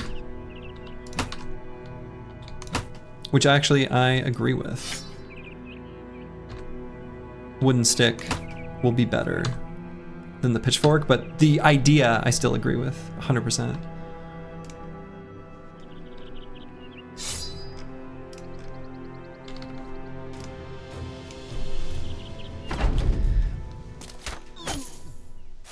Ooh, 18 equals 3 times 6, and 1 plus 8 equals 9. 6 plus 9 equals 69, once you just concatenate. So this will be the run?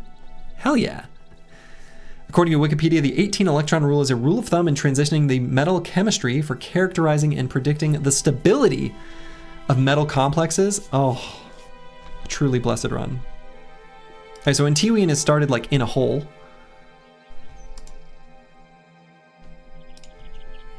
So quick shot, hit bow and doll, pierce side. Okay. Otherwise, these mercs, you know, kind of same old. A bill hook and a war bow, both of which would be welcome additions to the squad. Otherwise, I don't know that we care too much about what's going on here.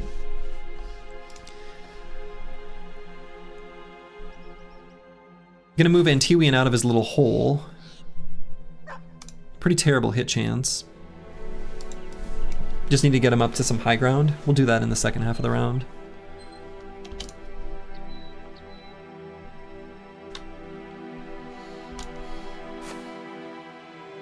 Okay. So this merc moving forward as well.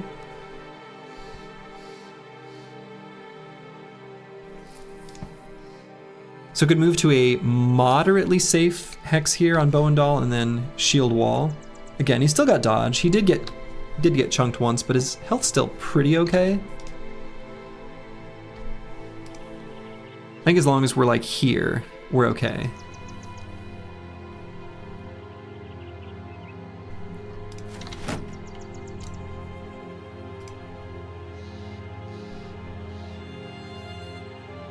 Chilean Raider will attack this merc, but we're gonna wait till the second half of the round so that we got some surround. Scatabouche, however, is not gonna wait. We're just gonna attack probably right here.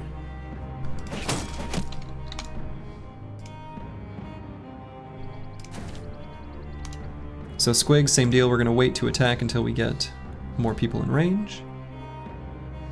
Disco Nick, maybe just to here. I don't want the dog to attack him, really. He's got pretty light armor on.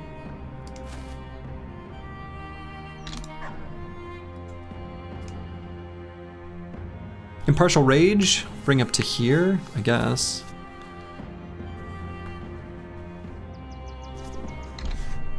In many cultures, 18 marks adulthood. Yes, the previous runs were clearly child's play. Exactly. Very nicely stated. Maybe I tuck Impartial Rage in a little bit to here. Yeah, I think that's better. Now, Lionheart could get attacked by this War Dog, and that's fine. Probably will be if we put him here. That's okay. So now let's go for a stun. Didn't get it.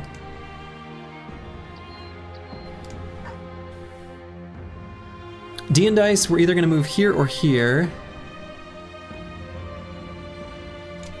Maybe here is better. Could be subject to this Merc's attack though. Maybe this is better.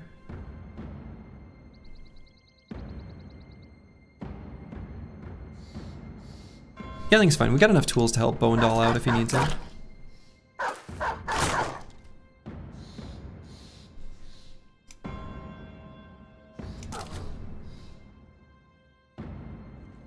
Alright, so let's just get fast adaptations. Jack? Just kidding. Hello, longtime lurker and watcher from Russia. A long time ago, there was a Russian streamer, Mr. Toxash, and he did a similar series of runs, and it's super interesting how different your approaches are. Oh, interesting. Salty Seabiscuit. There's another Russian, he doesn't stream, but player by the name of Sergey, S-E-R-G-E-Y. And he did a similar thing where he didn't enter towns and defeated every legendary location. However, he still allowed himself to lose units. He didn't lose that many. But it wasn't lossless, but it was low loss, and it was a pretty impressive run. And probably, I think it's fair to say, inspirational, you know, act for me to do this run.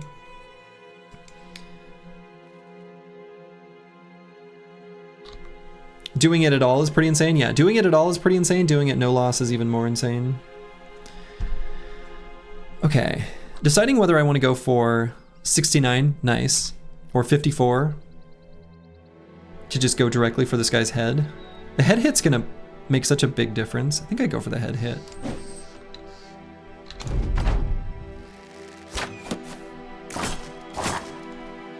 $69 can never miss. You would think so.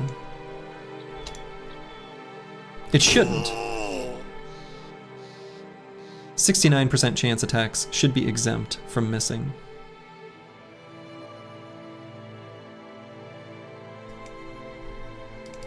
Doing it no loss is not that much different, except with many more restarts. I mean, I guess I agree.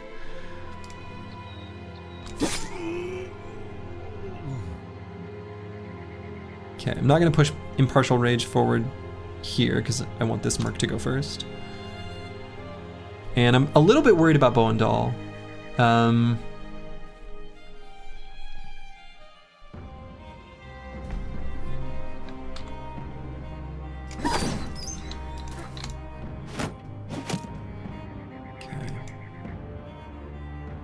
Yeah, I mean, losing bros is bad, but losing a single bro, or even like onesie twosie, is definitely acceptable. If you didn't have that constraint, I should say. It's simple, just don't lose bros. It really is simple. Just, yeah, don't lose any bros, problem solved. Okay, I think I go for this attack on the Merc with the War Bow. Higher hit chance.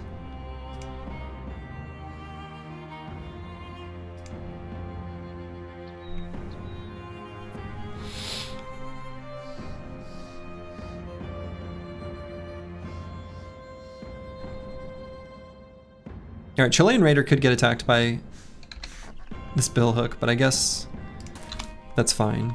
We accept that.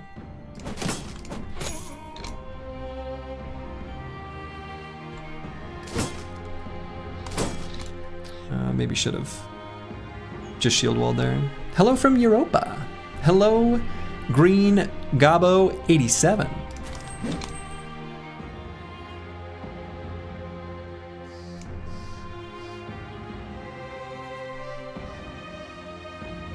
So maybe I put D and dice here. Yeah, let's do that. We don't like your kind here, goblins that is. Oof.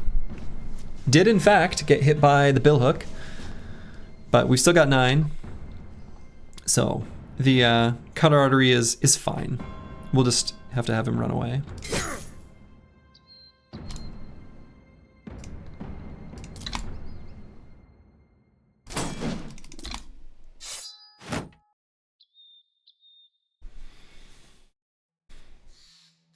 So I don't want 2 quick shots to hit him.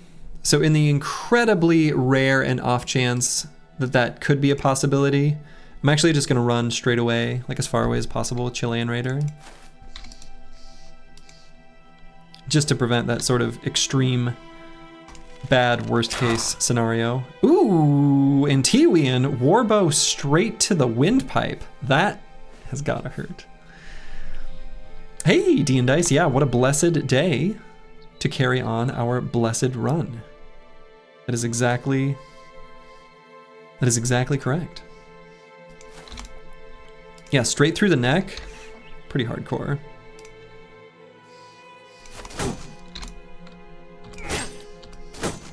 Just want to finish that guy off.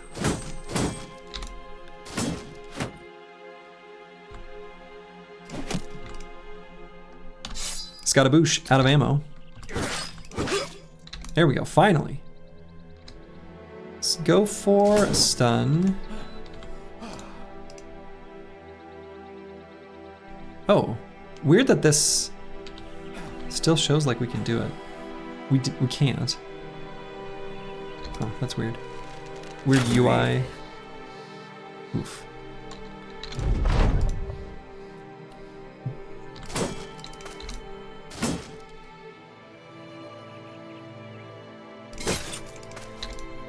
Is there a post bug? Yeah, it makes sense. Because you lose the fatigue from being swung at. It makes sense.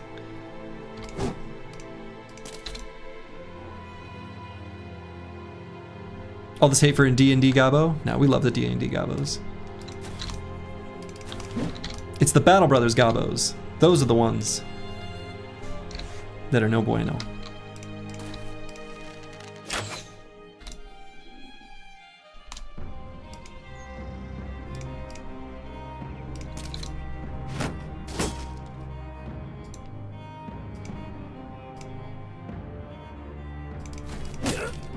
Okay, got that stun.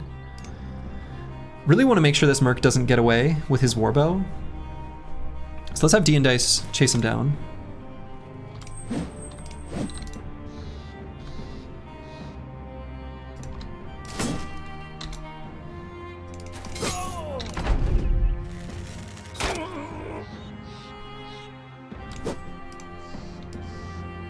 A lot of missing going on. You hate to see it.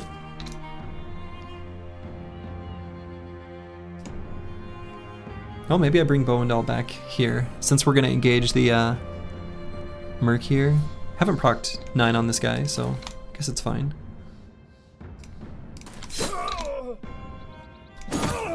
There we go. There we go. There we go. There we go.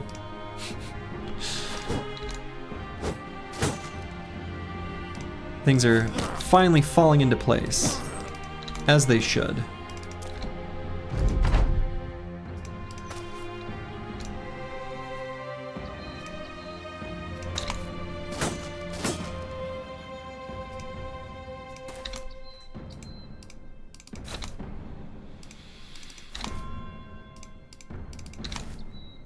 So we're gonna get some bros in position.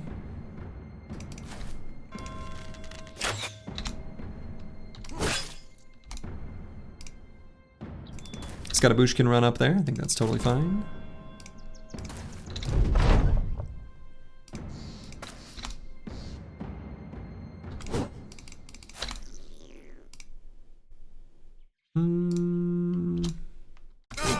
There we go. So that was a little bit of a rough fight against these mercs. Definitely took some hits, took some damage, got some injuries, had some armors kind of get destroyed. But look,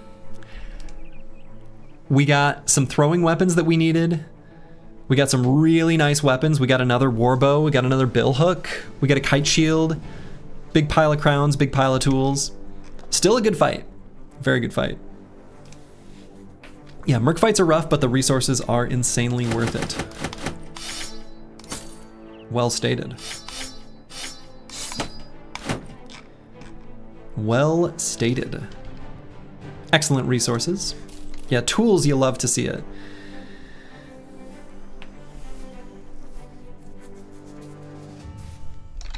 I'm looking at these orcs and thinking, maybe? But I'm looking at our injuries and thinking, maybe not. Injuries up to 5. I'm gonna use the restroom real quick. I'll be back in just a moment.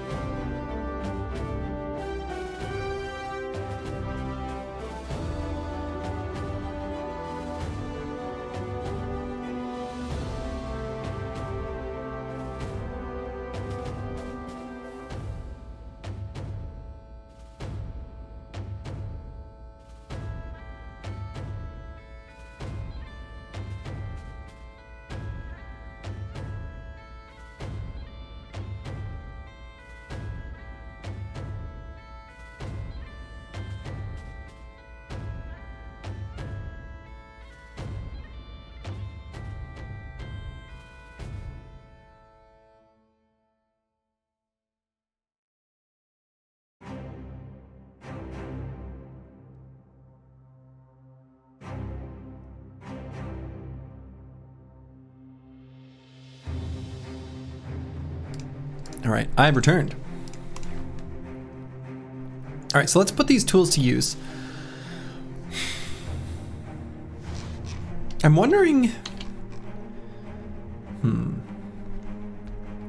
Despite playing Battle Brothers for years, you only recently finished Monolith, in part due to my win streak series, and the library, and found the library was way harder. I think the library can be harder, but is not typically harder. It really depends on your team composition though, and how well you understand the fight. With Monolith, no matter how well you understand the fight, it's always going to be hard, whereas library rewards game knowledge even more. I think it's fair to say. But yeah, if you don't know the library fight super well, I think it will be harder, actually. I think that's fair. So yeah, I'm thinking about... Wow, okay. Currently has 20 fatigue to work with. I'm thinking about doing this fight here.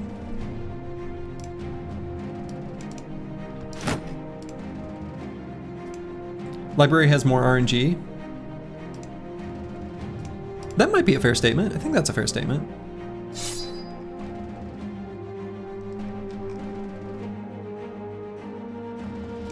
I am gonna do one fight against these orcs. I'm gonna do the camp. Spears are gonna be key here.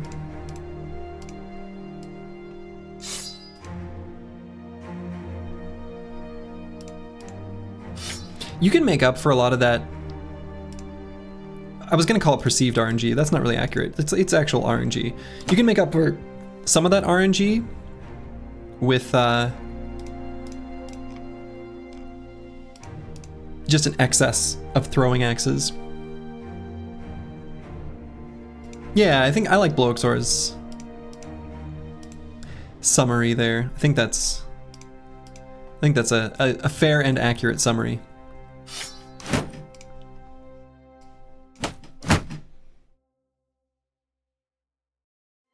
Spear durability here is going to be a problem. I'm going to go at this with 3 spears.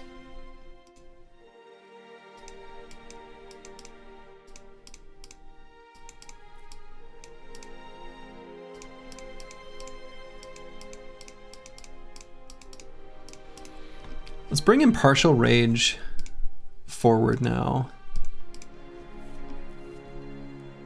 I want to change out this armor here. Put this on someone else. Could put better armor on Scottaboosh. Maybe that's not a bad idea. Something efficient though.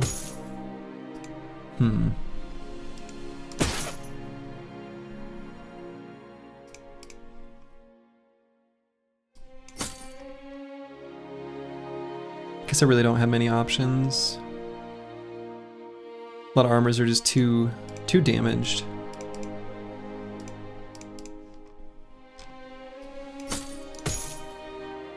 Kind of have a lot of very damaged armors, huh?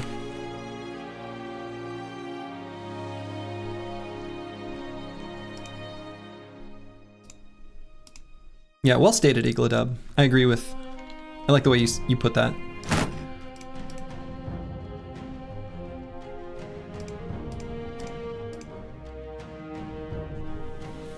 Alright, should Chilean Raiders still stand here? Maybe not. Maybe we just kind of swap the whole setup here on Impartial Rage.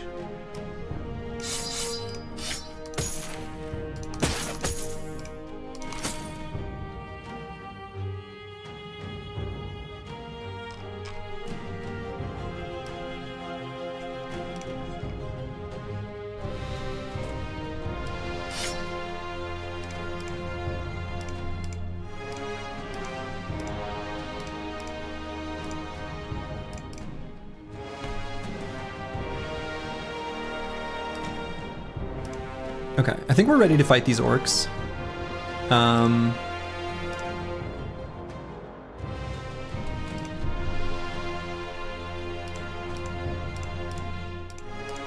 Surely I can put something better than this pitchfork here. Maybe not.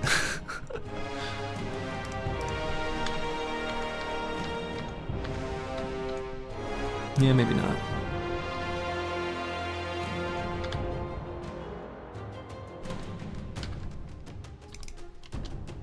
Definitely don't want to take these fights at the same time. Want to make sure they're distinct.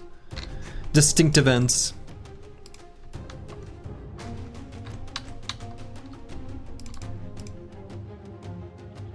Okay.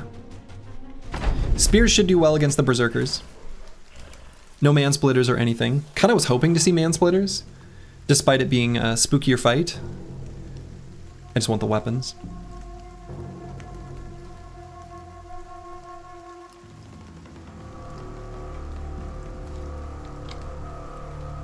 So I think I'm gonna open up with a warbow shot against the naked Berserker here.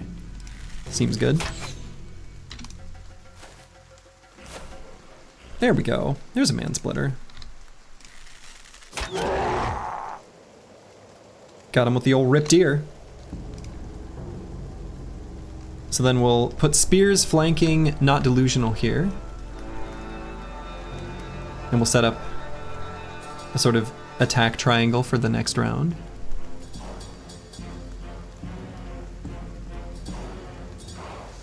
Yeah, I think this will work well.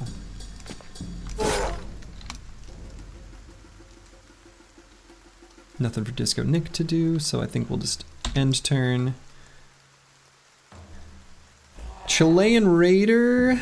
I don't want to block both of the hexes here. So just wait and then end turn. Insane Killer, I will end turn now. Or do I want to wait and end turn?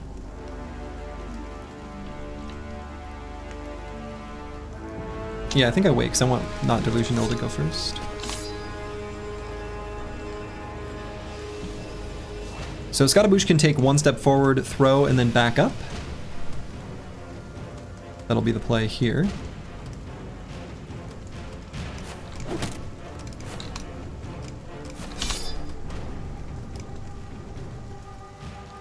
Bow and Doll, we need to be careful not to push too far forward. We can go to like here though.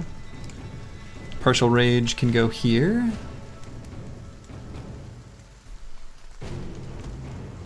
Or maybe I leave him right there.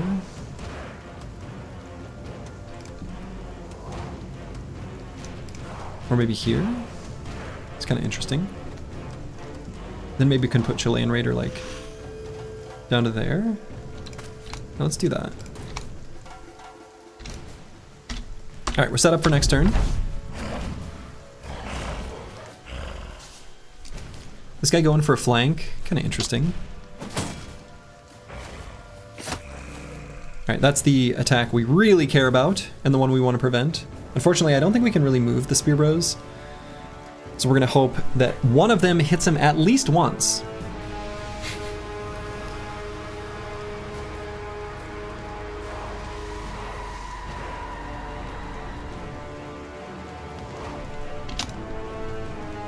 Can also focus him down a little bit with some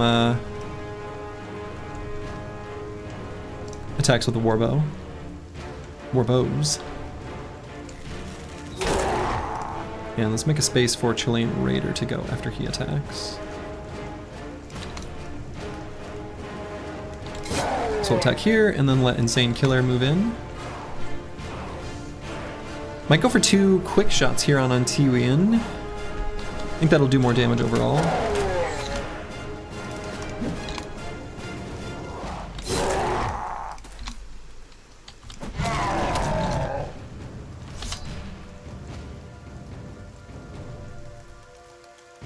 Gonna wait on Impartial Rage. We'll probably attack nothing and just run.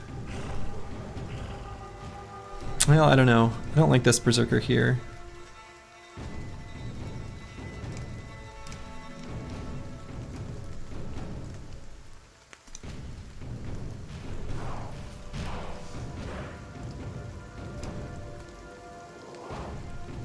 Let's bring Disco Nick over to like here.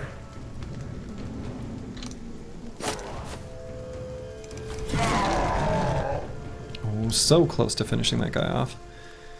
So maybe with Impartial Rage I do attack, I attack here. It still lets this Berserker get an attack in, but I don't want Curse Word to get completely dogpiled. That would be really bad.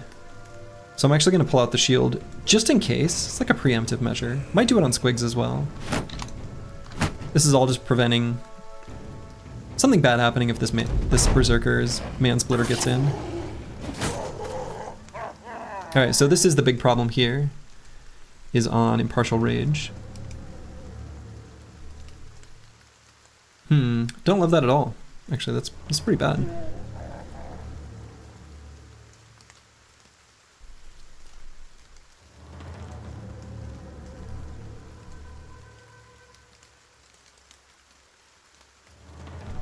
Let's finish off this Berserker first.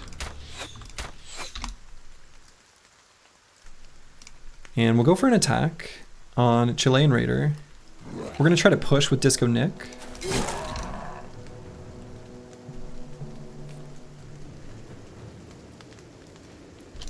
Wait here, wait here.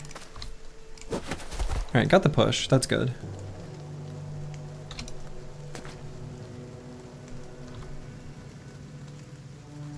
Currently I have fast adaptation stack, so I might go for aim shot just for more damage here.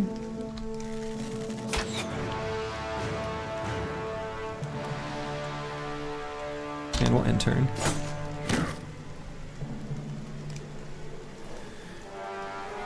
Could go here with Bow and Doll. It's kind of interesting to do this. I guess I should make this Berserker go first.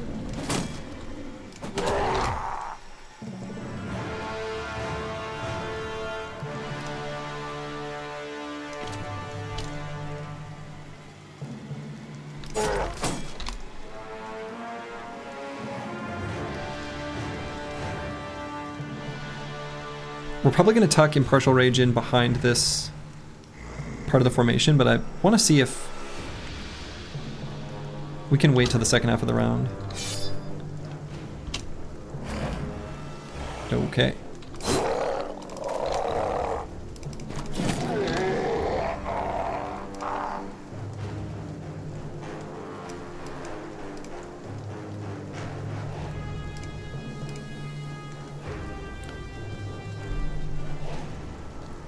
So we got a cute little mini rotation we can do.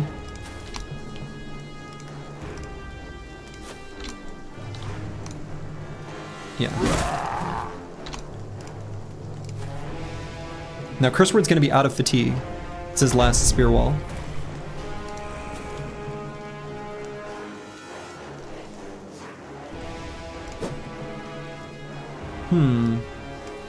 Do we want the Man-Splitter? Oh god, yes.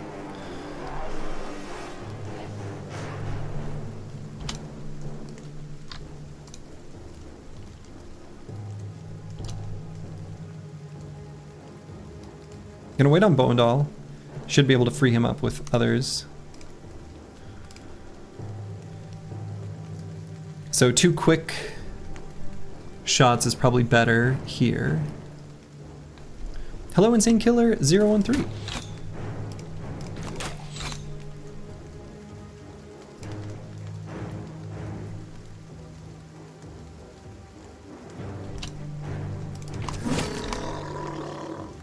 Okay.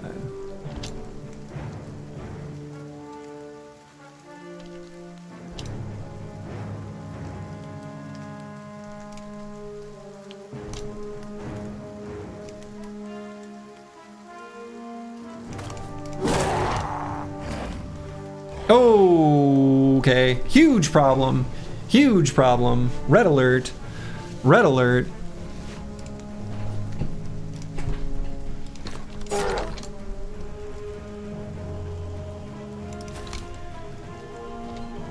So definitely going for a push.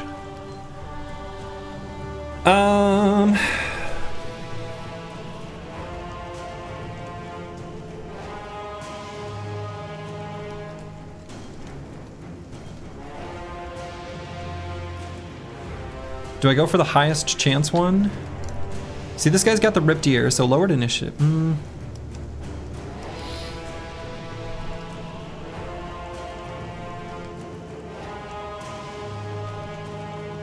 Disco Nick might not make it.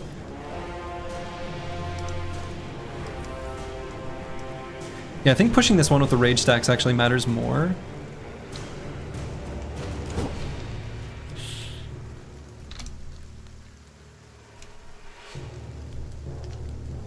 Yeah, we go for as many resolve checks as we can.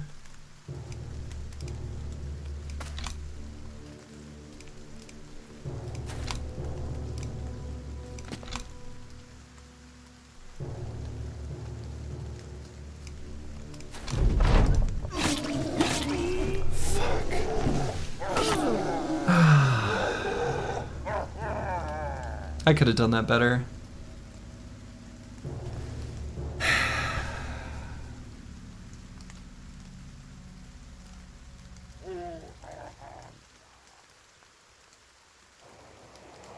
That was... Yeah.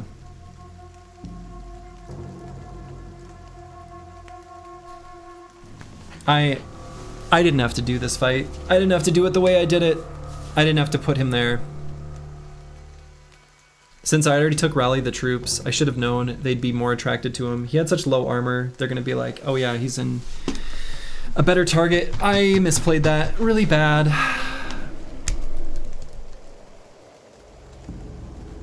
And by the time we get some stam built up, the Berserkers are gonna go before us in the turn order, so they kind of get that sort of double turn.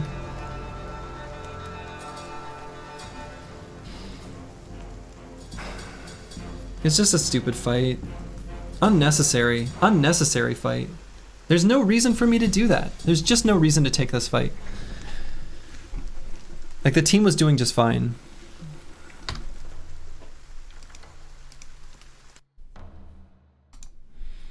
Just fell to your knees in a Walmart. Ah, that hurts. That hurts. All right, I'll start up a new queue. I'm gonna start up a new queue. So we'll end the current one, start up a new one.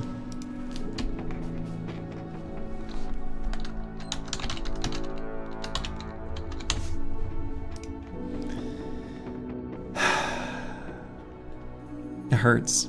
It hurts. It hurts. Oh, and it changed the... Shoot. Should be subscriber only. Ah.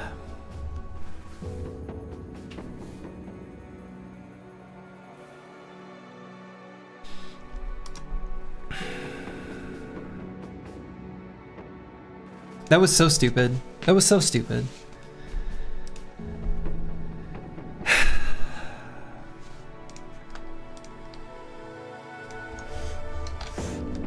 I'll update the stream title.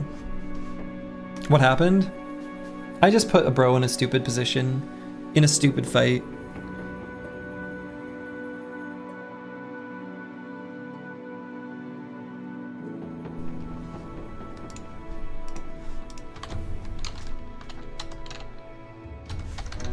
What was it JM Nicholson said about naming the team? What was his suggestion? Let me scroll up. I liked it. Oh boy. The problem is the name. The squad must be named Briggies, and you must lead as Slurgy von Briggenstein.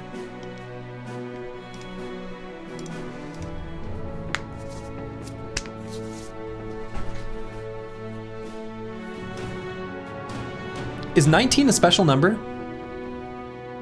How can 19 be considered special?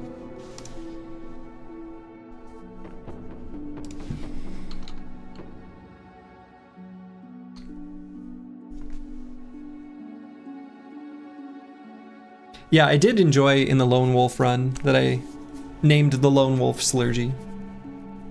In ancient Aztec culture, 19 was always the run. I think that's right. It's a high prime. It's the last prime number of the tens. 19 is the century you were born in, special. Boy, I was born in the 20th century. I must be an old man.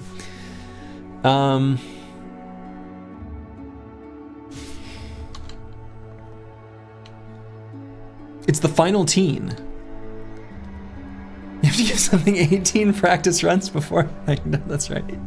Light Switch 21, thank you for the gift subs. That's much appreciated. Appreciate that quite a lot. Thank you very much.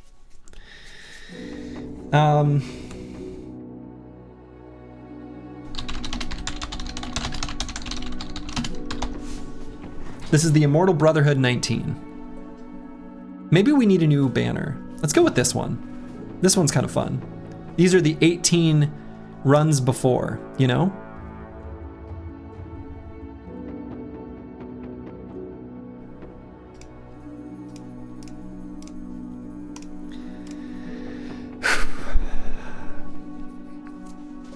I can't believe that oh, it's such a stupid fight. I should not have taken it. Should not have taken it. Should not have taken it. Why did I take it? All right. We got Squigs. We got the Chilean Raider.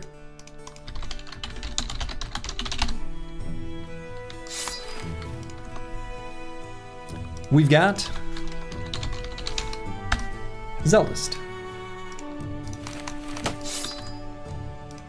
We got Insane Killer 013.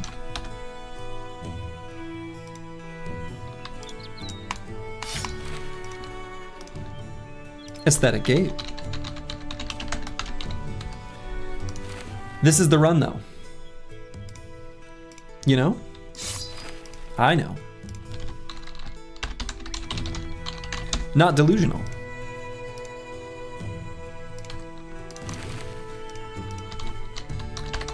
D and Dice.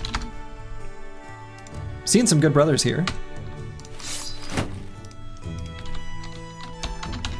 LV Trisha.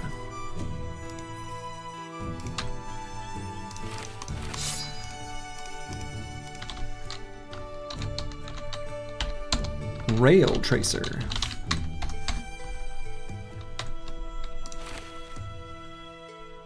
Oops, gotta click the button. Pink. Unicorn. Lover.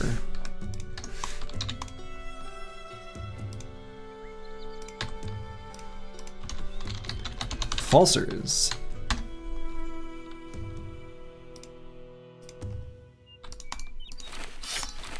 And Eagledub. And the next bro on the list will be Light Switch 21. Okay. Yeah, we got that hot 95 armor. You love to see it. I think that might be like the first time we've had that. Sure seems like it. Okay, so we've got some really interesting things going on here. Squigs. Huh, okay. Chilean Raider. Okay. Zeldust at least has the one talent star here in ranged. Got some good offensive bros. What a blessed day to start our blessed run. Yeah, exactly. Insane Killer's looking pretty good. Aesthetic Gabe looks pretty decent as well. Not Delusional is pretty okay. D and Dice, exceptional. LV Trisha.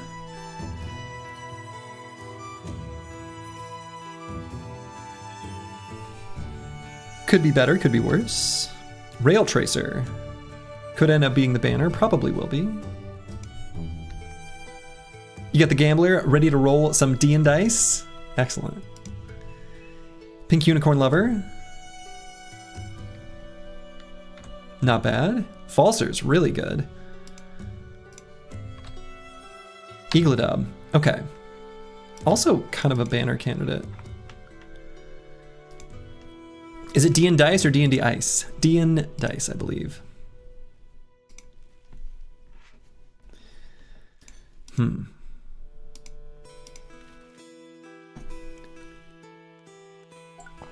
This was always the run, exactly. Okay, I'm gonna get just a sparkling water. My water's running low too. I'm gonna fill that. I'll be back in just 1 second.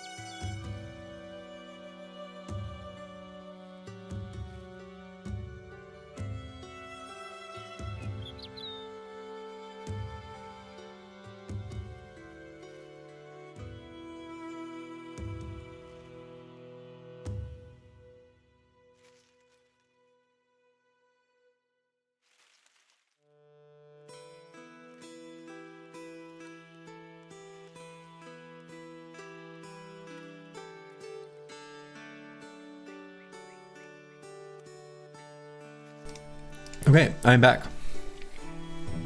Ending of the last round was tragic. Glad to catch the true run though. Yes. Exactly. And actually I grabbed a mango flavored soda. It's weird. Mortal Brotherhood is so fitting. They came from nowhere. Kill all peasants around, then leave behind one corpse from their ranks to come again, all with different faces and outfits to do the massacres yet another time. Maybe they are not cursed. They are the curse to these lands. Oh, no, no, no, no. Don't get it confused. We are cursed, but we will break the curse. Because this is the run.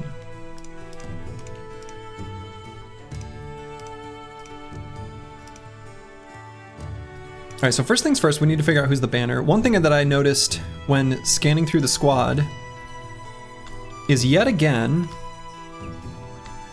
we're lacking a good, like, forged tank kind of situation.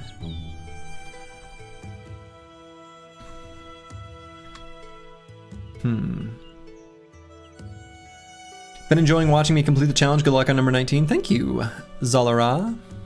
Given enough time, are you cursed to repeat your failures or break the curse? No, we're gonna succeed here. I guess Falsers could be a tank.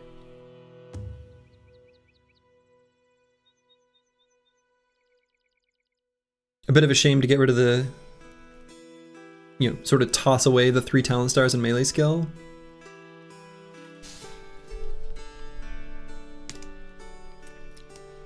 You shall do what is needed. Good.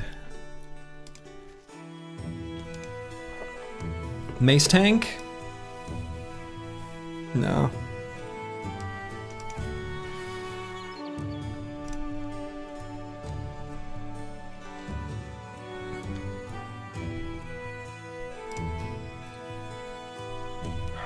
Could do it with Chilean Raider.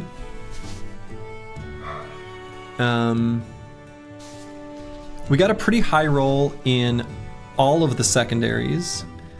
We're gonna be sort of rolling the dice a little bit on level ups to make sure we get results that we need. But since we started with such low offensive stats, maybe that's the best path for Chilean Raider. So put tank question mark. Could also do it on Zeldust, which is buck wild. But I don't think so. I think I like these really high secondaries here.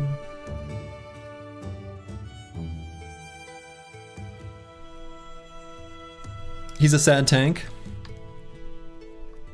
Maybe a bit.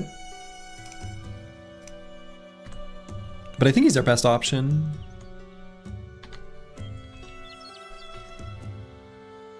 Yeah, looks like the best option. Could also be Falsers, but I think I want to use Falsers offensively. So then, between Eaglidub and Rail Tracer, who do I make the banner?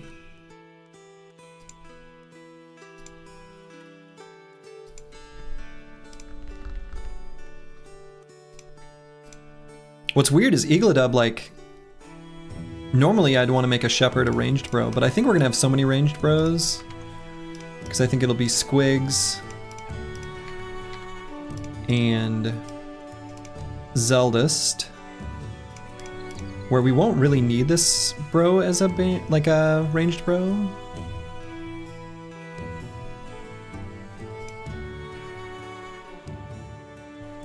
Bad RNG? No. No, I can't blame RNG on that at all. Absolutely can't.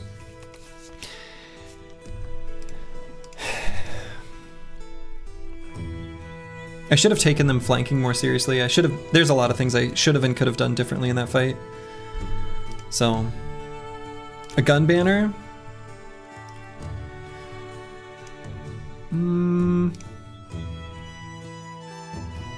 Optimistic long-term consideration, but I guess.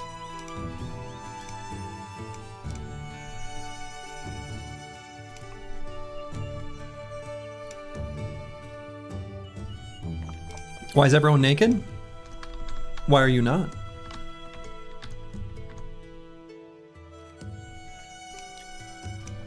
It's a pretty unforgiving challenge. Yeah, but it's still, that is clearly like, that was 100% just misplay. There's no other interpretation other than misplay. It's just the way it is. Is this a new run? Yeah. Yeah, so I think I need to decide the banner between Rail Tracer and EELI. It really could go either way. I'm almost, I think I'm leaning towards EELI, even though it's gonna be a bit until he gets to the same level of resolve. I think I like this brother for an offensive role. Rail Tracer is like a pretty high-rolled minstrel. It could even be a hybrid. 39 and 2 talent stars is like a little sketch, but not too bad. Oh yeah, we should update this on the bottom. I'm not always good at doing that. All right, so we'll make EELI the banner. A shepherd banner. It's like got religious undertones. Accidental. I'm gonna say hybrid question mark there. Hybrid for sure on Squigs. Squigs is gonna be a cool bro. This is like hybrid that has a 3-headed flail in his back pocket or something. I don't know. Interesting brother for sure. And then Zeldis is like the throw tank kind of situation. Yeah, all offense, no defense, but still a big healthy hit point pool.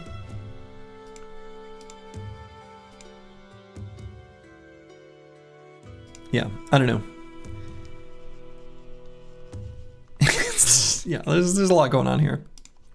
Any tanks so far? Yeah, I mean, I guess we're gonna make Chilean Raider the tank, but I'm gonna leave it as a question mark. Yeah, not as cool as Punch 'em Out Squigs was, for sure. For sure. So then, all right, so looking at the rest of the squad. Let's find... We've got some really good brothers here.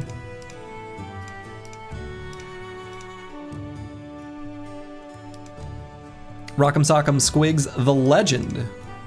Definitely. So LV Trisha.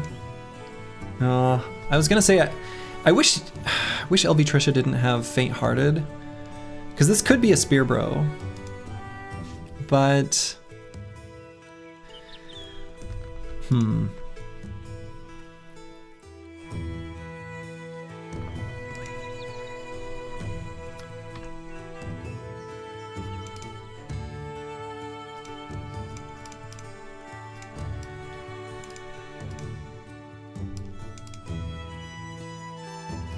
No butter knife on start? Yeah, that's too bad. We should be able to get him soon enough, though.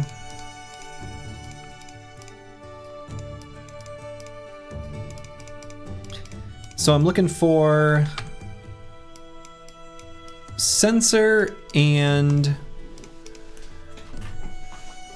Spear Bros. I think I might make LV Trisha a Spear Bro. Man, I don't know. Tiny is good, fine. I mean, it's whatever. Faint-Hearted though, 28 base resolve, that's pretty low. Were there any runs where we did go bankrupt? Yeah, we need to play more. I've been needing to play more conservatively in almost every single run. I have not gone bankrupt yet. So, I just have to play more carefully. I have to stop being greedy. I have to stop being greedy. I have to stop being greedy. I have to stop being greedy.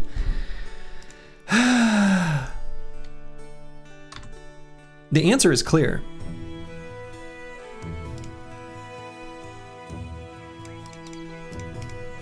Okay, I am still gonna make this a Spear Bro. I'm gonna make LV Trisha a Spear Bro. And then we're gonna make another Spear Bro from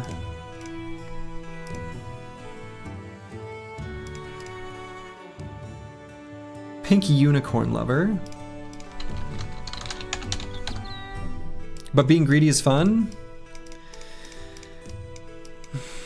Not when you lose. We don't need to do that. We just don't need to do that. It's so, I know it's unforgiving, but there's no reason for me. There's no reason that this should take this many tries. I know it's hard, and like that's the whole reason I'm doing it, but like, yeah. All right, D and dice. I think I might make the censor bro. Either that or falsers. But I'm leaning towards D and dice here. And then falsers is gonna be like fatigue neutral probably. I guess these bros are all kind of fine for everything. You get some good stars? Oh yeah, absolutely.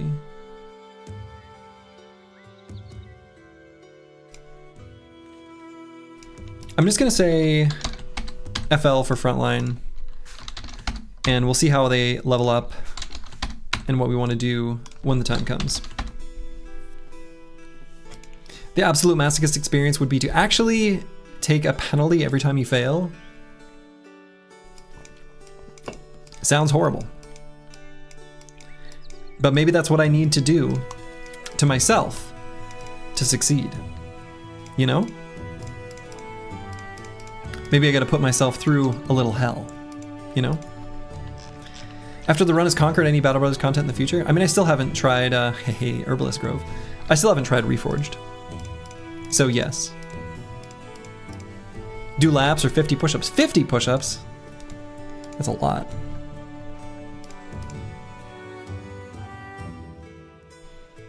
All right, so let's give Squigs a weapon with bonus head hit chance. Maybe just a pitchfork.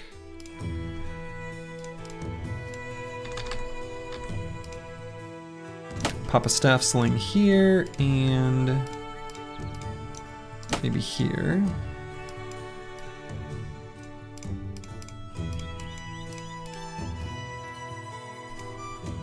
$50 push-ups per restart, as long as I don't have to do them all at once.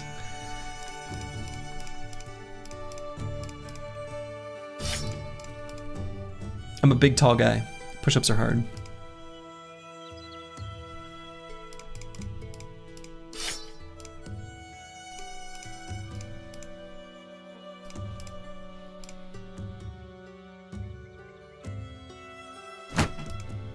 Next year, Mr. Olympia. Someone on YouTube left a comment. God, what did it say? It was something between, they couldn't tell if they were watching Northern Lion, or Northern, what's his name? Is it Northern Lion? What's his name? There's some bald dude. Or Johnny Sins. And now that I know who both of those people are, I thought it was funny.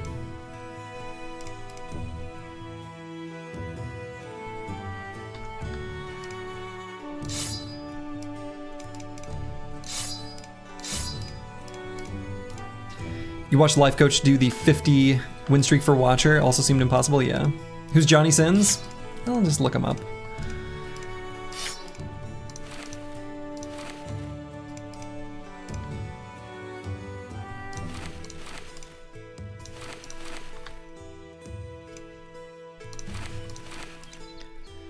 Sludgy pointed a very relevant way that if you don't lose equally to different losing conditions, you're likely not balanced enough. Yeah, exactly. I am pushing too hard and playing too greedy. That fight was unnecessary. Just straight up unnecessary. There was no reason for me to do that fight. That was so stupid, especially, that was so dumb. It was just so dumb. And I have no one to blame but myself. It was just a huge misplay to do that fight in the first place, so. Johnny Sins is famous for having every profession known to man in cinema. Probably true. He'll deliver your pizza. He'll do all kinds of things. All right. Well, well, well. How do you do, fellow peasants?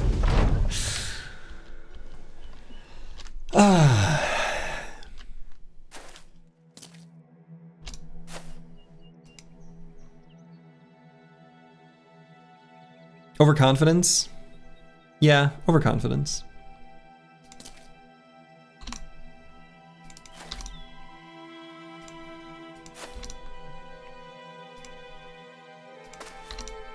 Sins is a melon mugger on the side. You know it.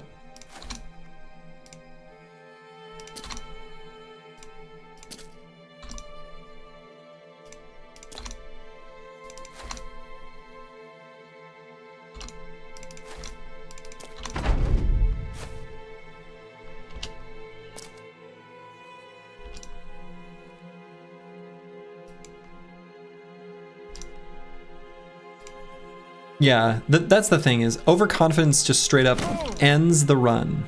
You get overconfident, you do something you shouldn't, and you lose. You die. It ends. It's over.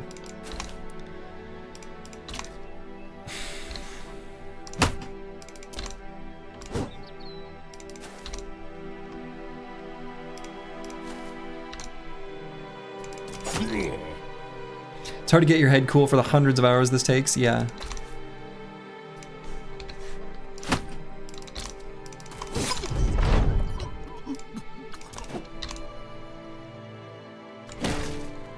Alright, we gave that guy the power of the music. Little early in the run to give the power of music. But hey, that peasant needed to go. The prime run, exactly. Okay. So House Berengar, they don't like us.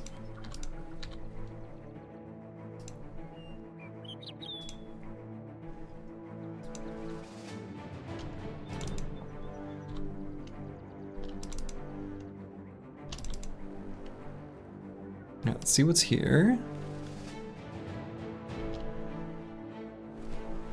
Ooh.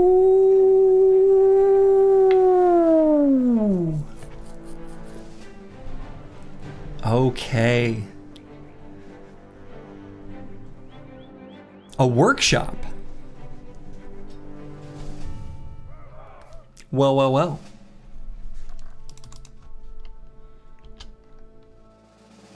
This is the run. We are blessed. Oh, this is good. This is good. This is good. Yeah, it's a T3 town, actually. It's a T3.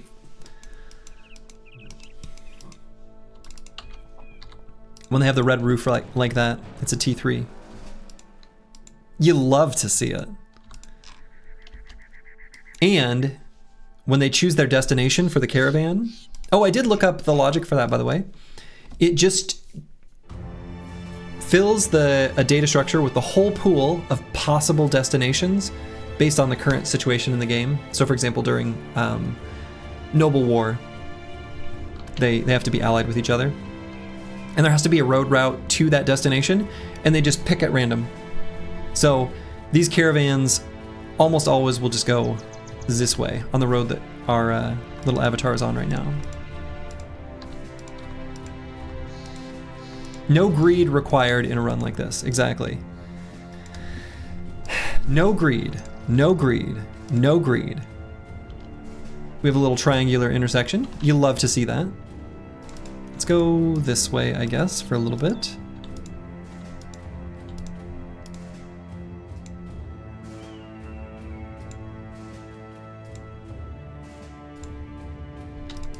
Small River Hold.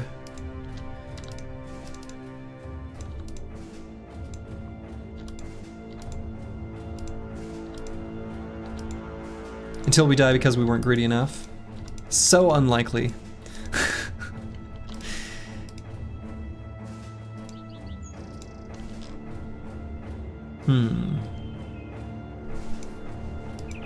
Let's go back and see what's going on this way.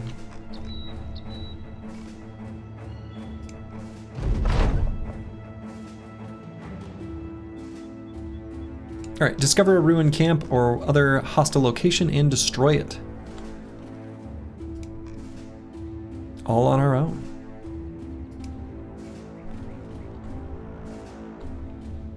There will be less regret if we lose that new way than if we lose to greediness once again, for sure. No more greed. No more greed.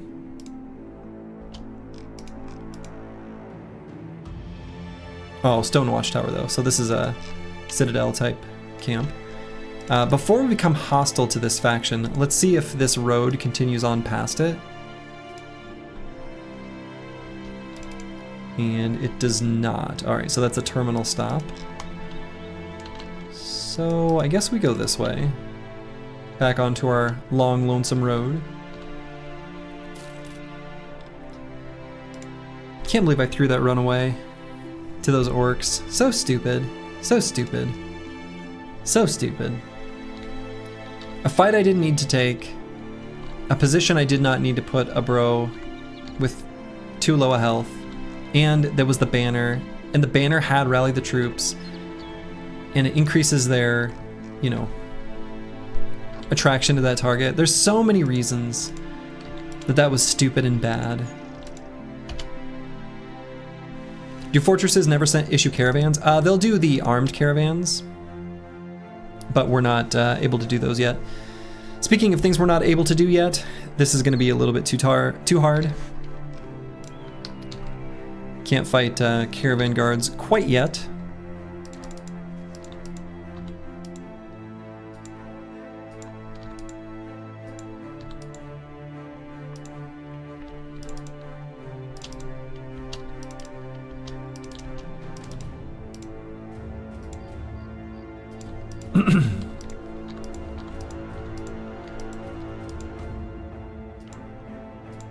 Not seeing too much. This has been pretty lonesome little run so far. You feel like it's fine to scout the map before making everyone hostile? No, there's no time for that. Don't get me wrong. Like there's no reason. We may as well make everyone hostile. We're going to make them all hostile anyway. And we would just lose a ton of food and crowns. We would actually starve to death before we were able to scout the whole map. So, no, I think we opportunistically attack everything we see. Ooh, 8 thugs? That's a kind of hard fight. It's a pretty hard fight.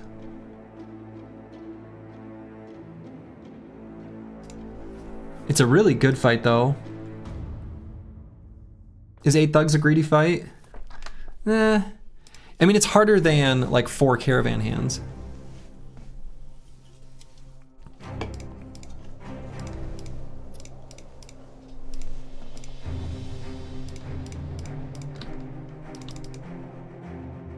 Eight turds.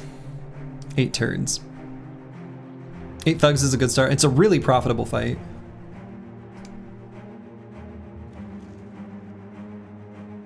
Yeah, we're not confident yet.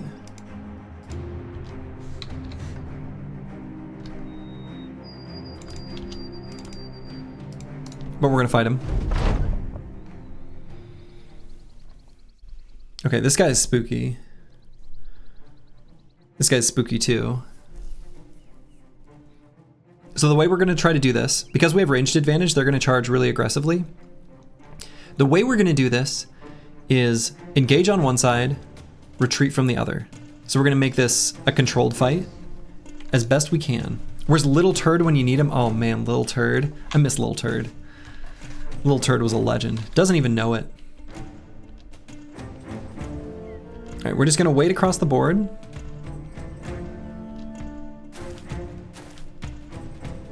Okay. There we go. So we're gonna scoot and shoot. Because we have ranged advantage, they're gonna have to close the gap. They got dumb with the high ground here, so this thug kind of put himself out of the fight for a really long time. You love to see it. They don't have that spooky of weapons, actually.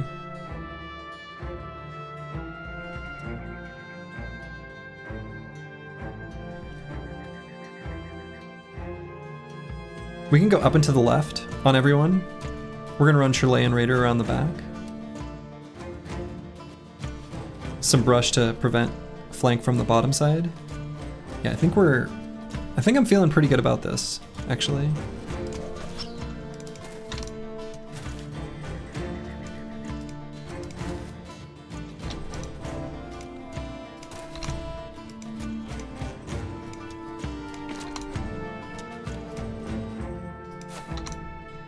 Bottom seems way more squishy than the top.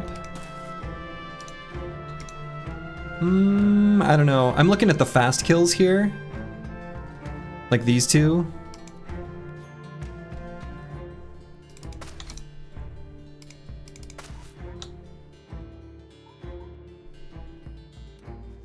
They're not wearing hats.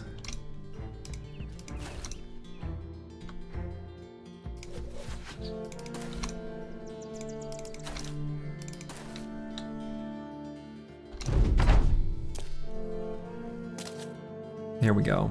That's what I want to see.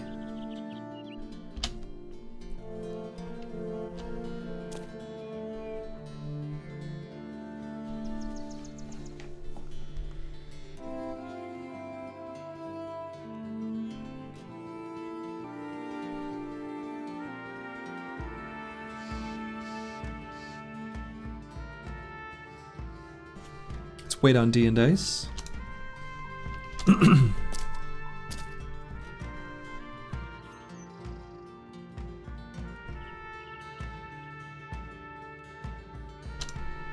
We're gonna try to get some weapons on the bros without weapons right now.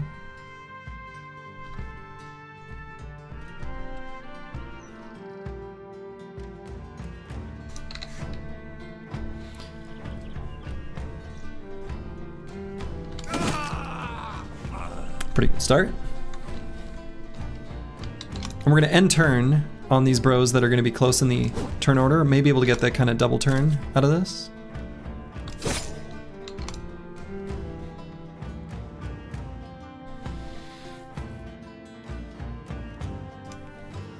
I think I am going to move Rail Tracer. He's got really good armor, so he can withstand these attacks.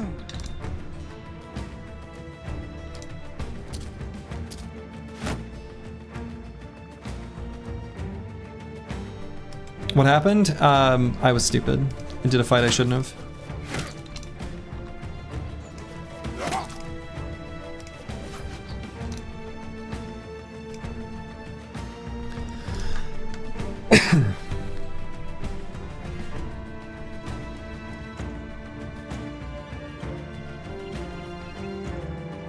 Okay, I don't think I get within 1 hex of this Gudendog.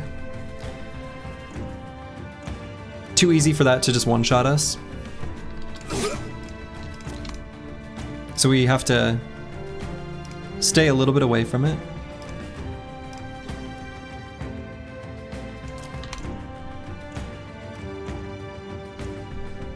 Last run was just to draft the masterpiece that is run 19. Yes, exactly. That's exactly right.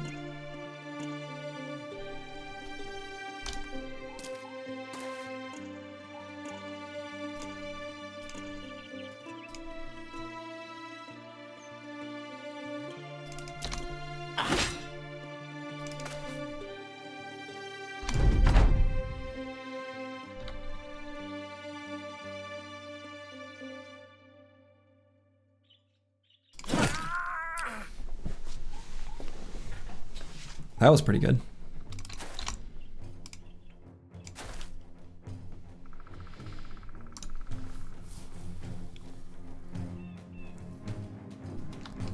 Yeah, Hooked Blade is 2-shot.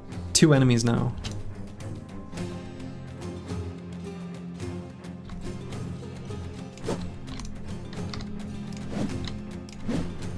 Missed those though.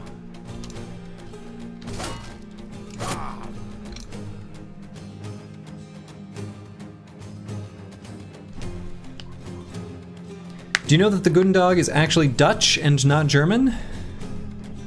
Guten Tag! That's how you show up with a Gudendog.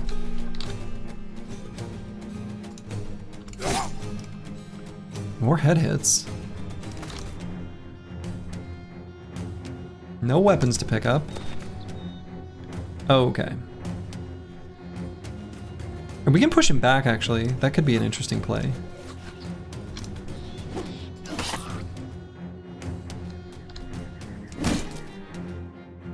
And then actually back up? Oh no, D and Dice is still gonna get... Well...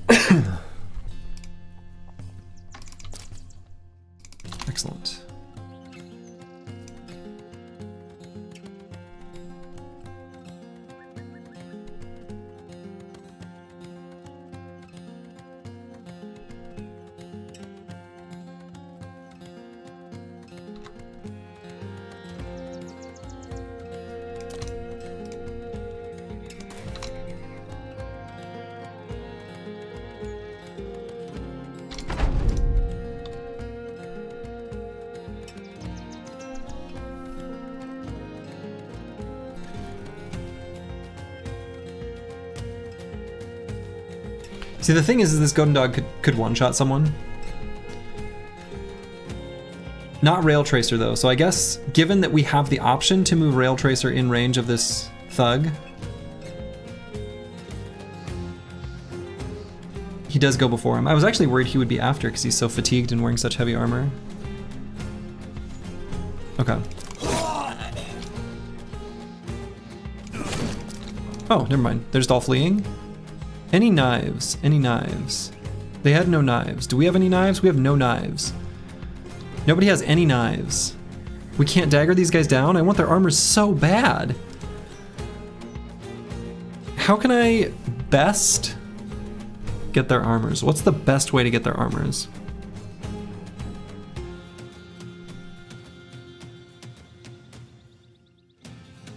That one guy's flail didn't drop. No, the wooden flail didn't drop. I went to check that earlier. It's sitting below this guy's corpse. Have you tried being lucky? Yeah, I think it's what we have to do. I don't think there's any other way of doing it. Maybe we let the legendary hooked blade get its attacks in. I don't think there's any head-hitting tools on the battlefield. There's just the ones with the tiny bit of bonus. Maybe you can ask politely for them to get naked. Could try it.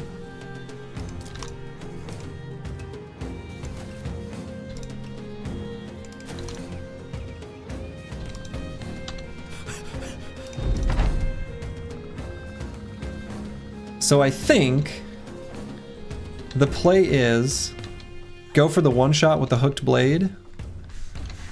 Right, that's more damage than this thing. 40 to 60, hooked blade is what? 40 to 70, yeah, okay. It has additional chance to hit head. Oh, and who's got brute? Who's got brute? Squigs.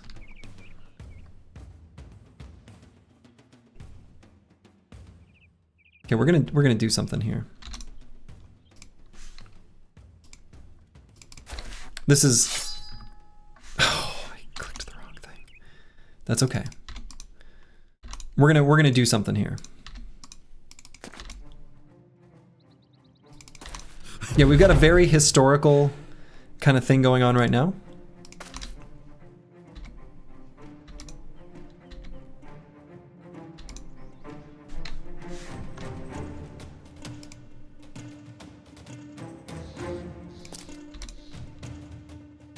Okay, we're gonna go here. Drop that on the ground.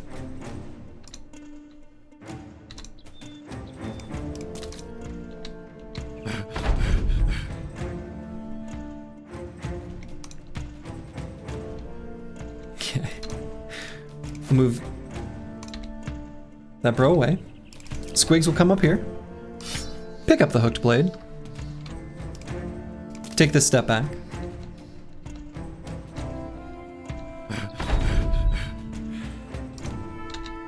Not delusional can still walk up here. Pick up the pitchfork. And we're gonna do our best. And headshot.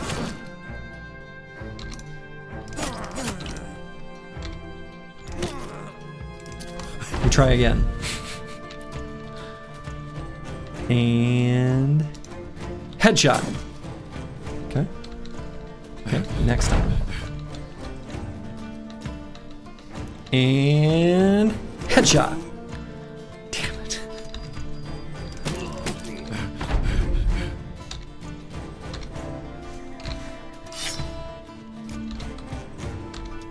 We punch him to death now.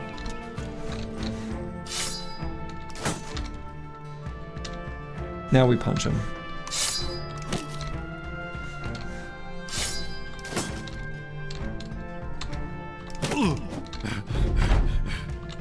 Aimed for the wrong head.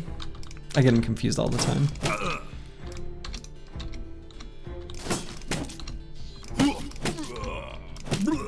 Okay. Well, you know, hey, we still got an armor, we still got a helmet, we still got a pile of crowns and good gear. That was a great first fight. I mean, if we don't count the peasants.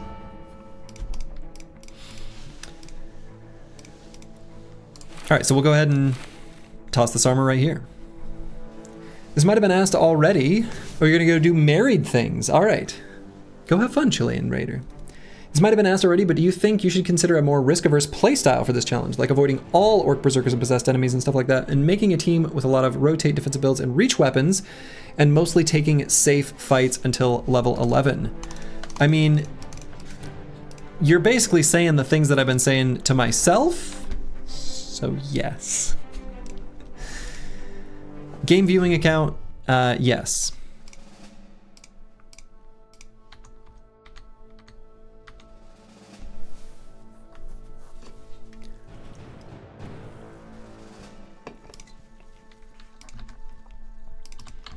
I have to recalibrate my brain.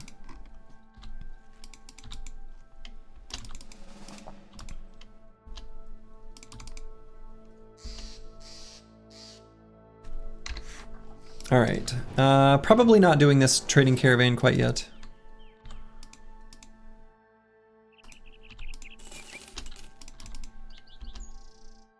Let's see, okay.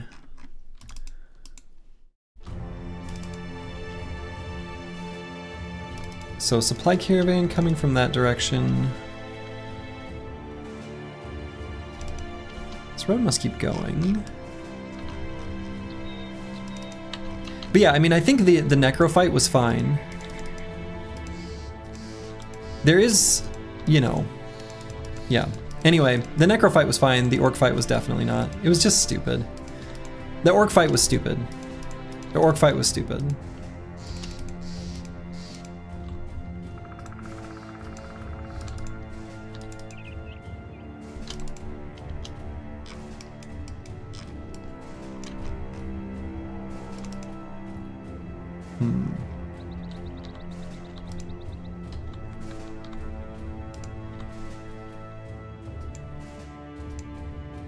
I like what I'm seeing on this map with three-way intersections and stuff.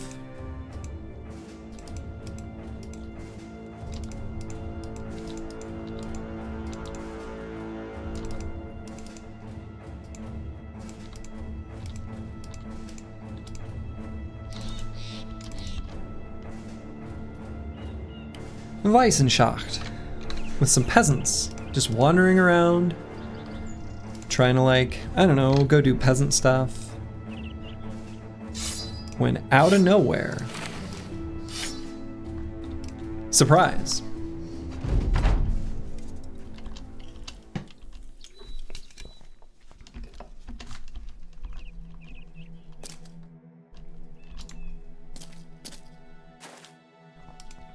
All right, they've got some kind of annoying high ground they could try to grab, which they almost certainly will.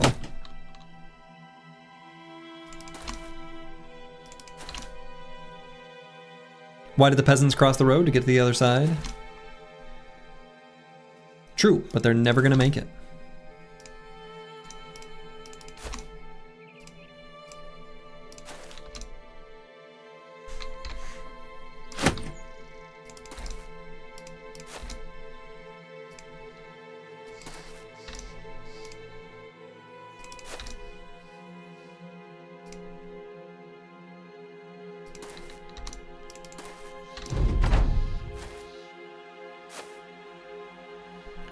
Robritter?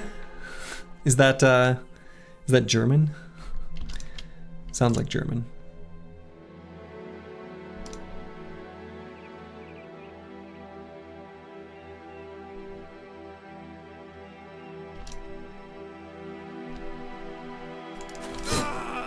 Ooh.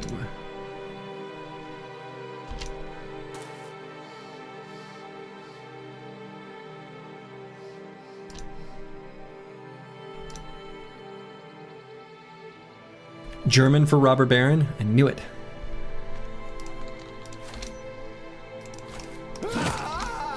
Knew it sounded German. I'm learning to recognize the German language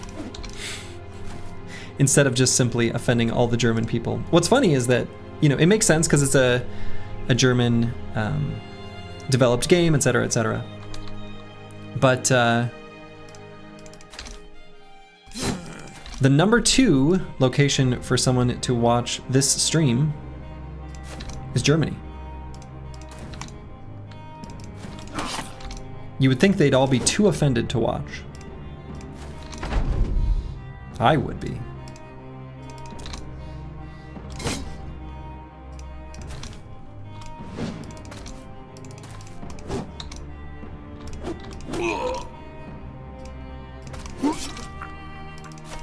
They're used to it? Man, must be rough. Must be rough. The amount of German words I have mispronounced. The amount of German culture I have deeply offended. Anyway. A peasant, a briggy, and a merc walk into a bar. The peasant says to the merc, "They'll just let anyone in here nowadays." The merc turns to the peasant and says, "This is the run." Stabs him and then runs off with his lunch money. Basically, yes.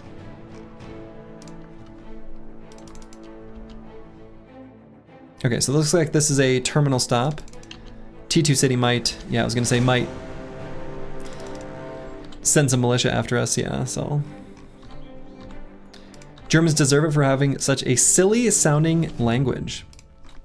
You know what I found really interesting was the first time I heard Danish. The first time I heard 2 Danes speaking Danish to each other. It was the most utterly bizarre thing for me to listen to as a American Midwest English speaker, because Danish sounded so much like my accent of English saying complete nonsense words. It was like weird to listen to. And so there's only 2 things I hate: the intolerance of other people's cultures and the Dutch. All right, we're not gonna fight the dead men here. We'll let them live for now.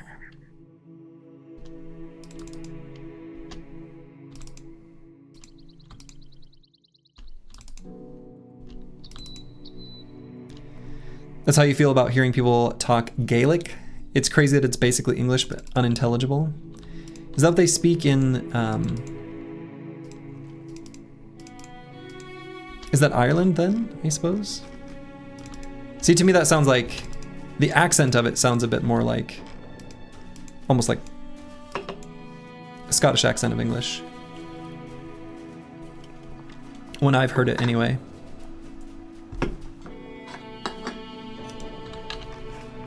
Though all of the Irish folk that I've met IRL have been lovely. Technically a dialect, not a language, okay.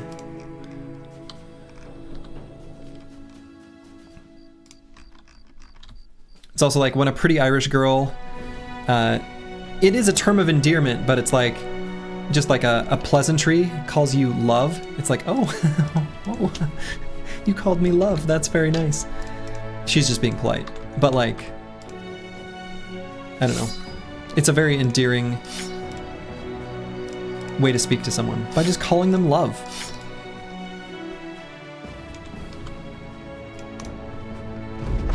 Danish dude here, do you play with any mods? Not too many. Mostly just pure quality of life ones.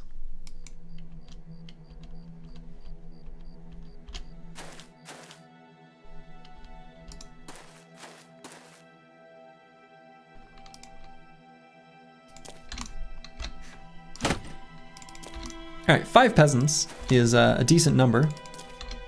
And they do actually kind of have some weapons. We really hope this knife drops. We want the knife quite a bit.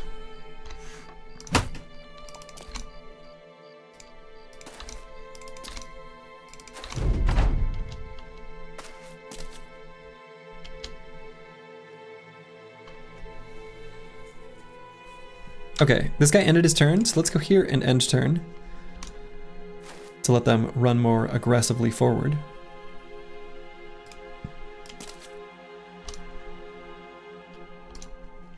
We don't want to attack and accidentally get a kill, because we don't want to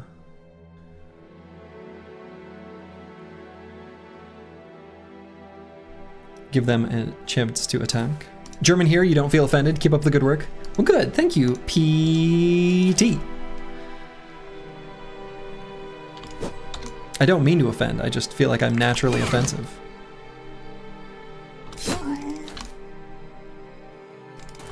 I can't help it.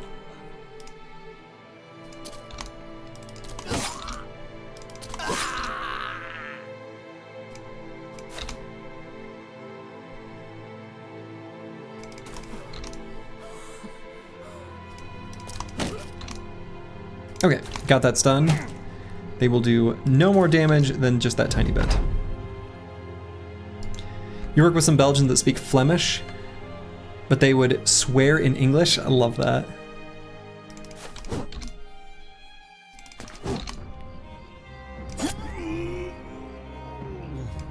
Let's see, and did that, let's see, if the knife dropped under D and dice, or is it here? No.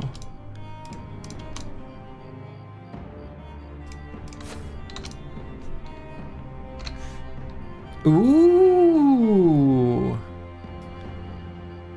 German here, very offended. Keep up the good work. Good. All right, D and dice got himself a new weapon. We're gonna dagger down this peasant for his armor.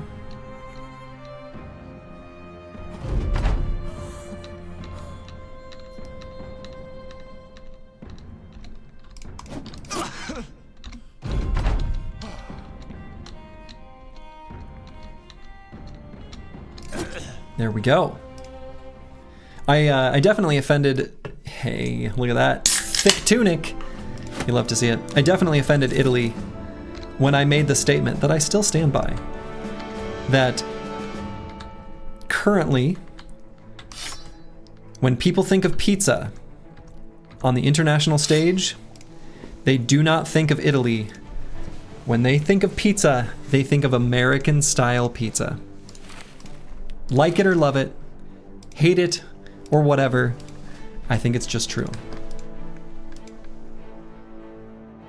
Chad has been on a roll lately, helping you cope with the run ending while you sob into your pizza. Chat is wonderful as always. But this is the run, so. Pizza was made by Italians in America. Oh, for sure. As a German, you think of Italy? I think that's true in Europe and probably nowhere else. That'd be my guess. Having traveled all throughout East Asia and other places, when people think pizza, it's all US style pizza.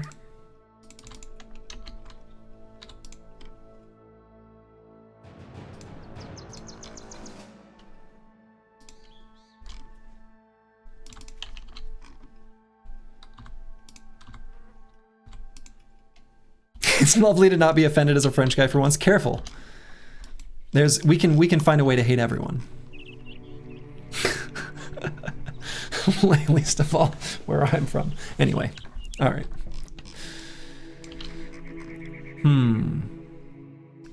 So I guess we're being chased by that noble army.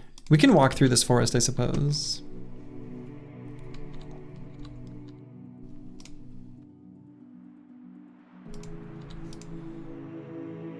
I'm actually probably gonna make some pizza dough tomorrow, maybe even sometime this evening, so that I can have pizza on Monday. All right, so we got a massive stone citadel and kind of a mountain pathway. So I don't want to walk through this. Cooking stream? Nah, I don't have the setup for that.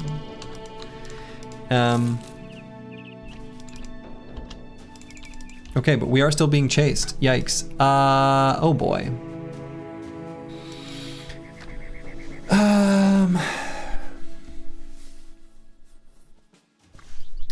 Won't be able to run through the mountains. I think they're too close. We could run through them. Maybe running through them is the safest route. Pull them out of that forest a little bit. Go only with the fastest bros and just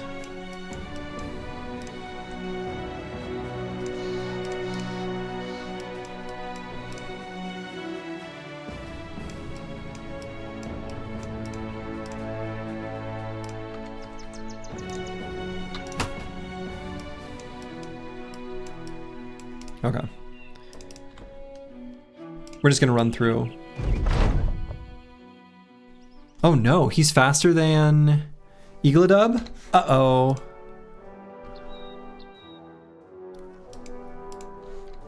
Please have mercy. Oh no. Okay. Woo! Okay. I mean, EELI he has no no initiative penalty gear at all. Yikes.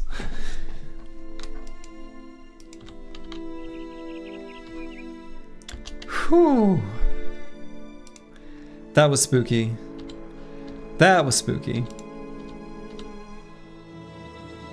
Speaking of spooky, got some peasants here.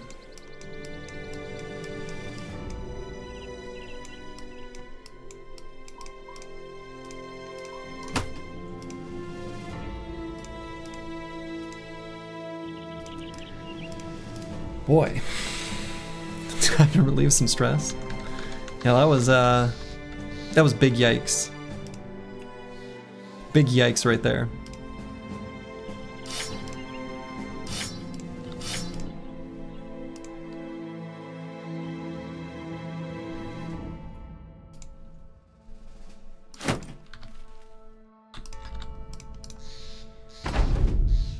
If you had a ranged weapon, I wonder if he steps forward and shoots. You know, I was actually wondering that exact same question, Britnoth. I would guess yes, actually.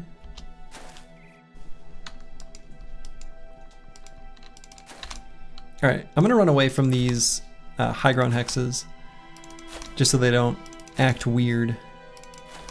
Peasants be acting weird. It's what they do. They can't help it.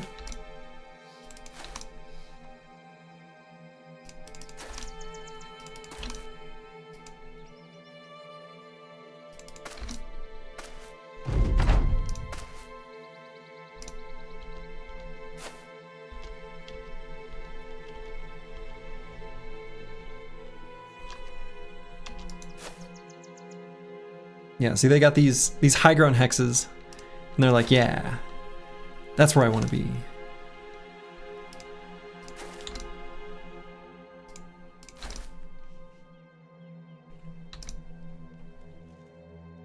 Hamburger pizza? Oh, dude, hamburger pizza is really good. Hamburger pizza is like really good, actually.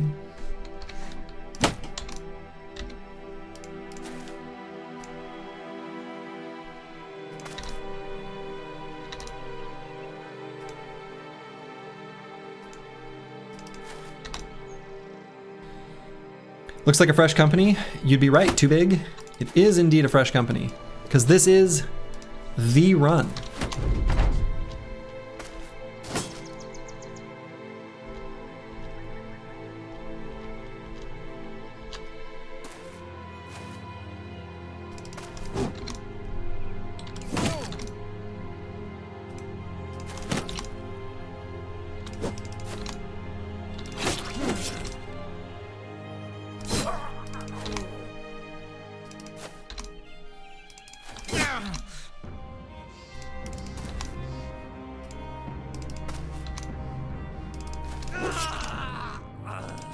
All right.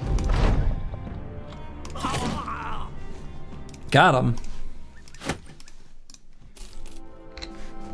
Beating up on peasants for their lunch money. You love to see it. Slow but steady wins the race. There's no reason for us to push this any faster than we have to. There's no reason to do risky fights. There's no reason to be stupid. There's just no reason. In fact, not delusional, there's not a soul out here who isn't scared. That's right. That's right. Gain yourself some resolve. Yeah, this is one of those brothers that really needed it too. You'll love to see it. The repeated mentions of "this is the run" reminded me of Dota 2 "it's in the bag" lines from characters when you bet on your victory. That's right. My favorites are Bristleback and Skywrath Mage. Oh, buddy. All right. Why there gotta be so many mean noble house armies?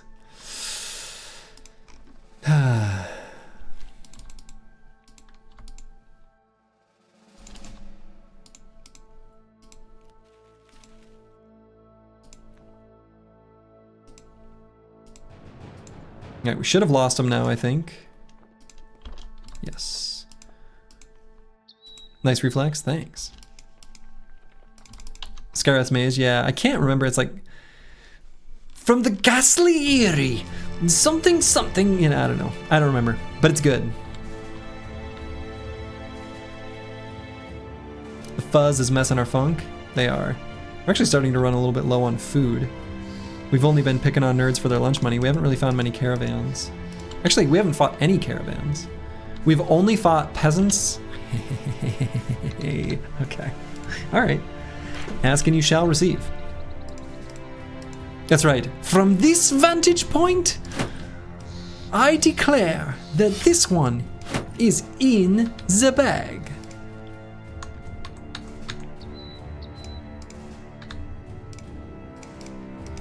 All right, so let's equip D and dice like so.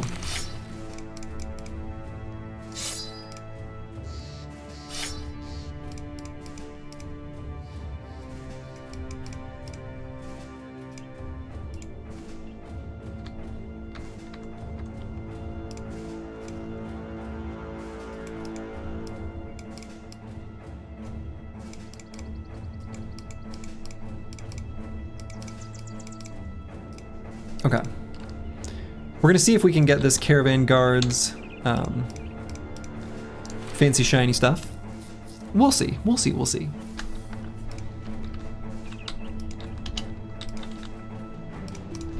This is a good fight though for us. Just hopefully no big mean arming sword. Falchion. Okay. No pocket buckler? I feel like the pocket bucklers make more sense if I can do it on more bros. I should have just put them on though. I should have put them on.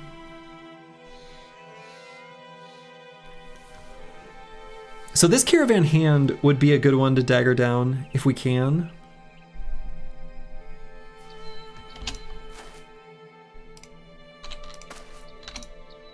We'll see if we're able to.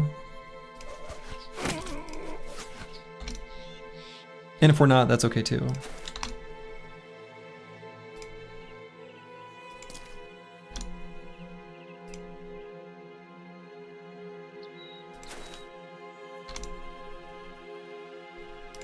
Yeah, his DPS is high, especially if he hits the head. So we can't put anyone with no helmet on next to him because of the extra crit damage.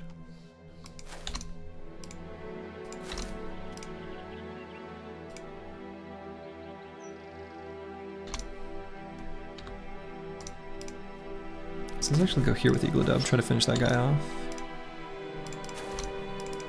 Okay. That's right. Would you get a bag?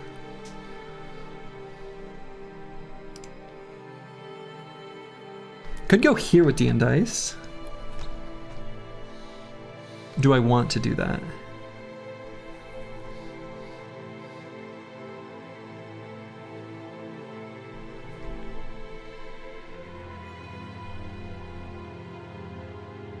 No.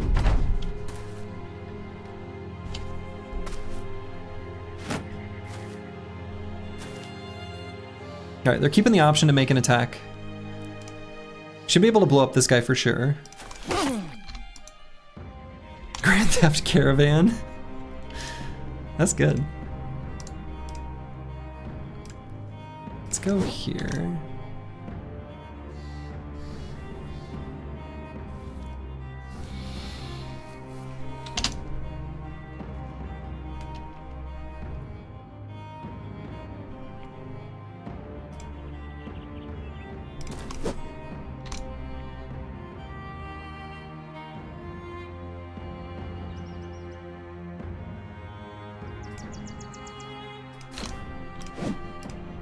Dang.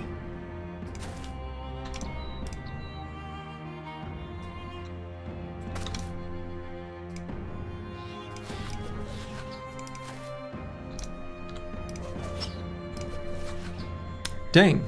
All those attacks. He's gonna get an attack. Just one. These other ones aren't able to. Shoot.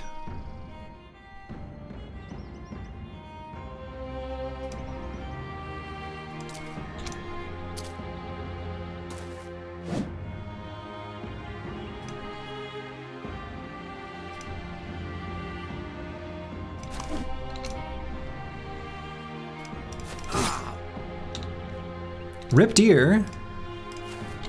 Let's see if we can just finish him off. This is actually the best attack. It's puncture. The guard is a fan of leather tunics. Been watching too much Slargy? You love to see it.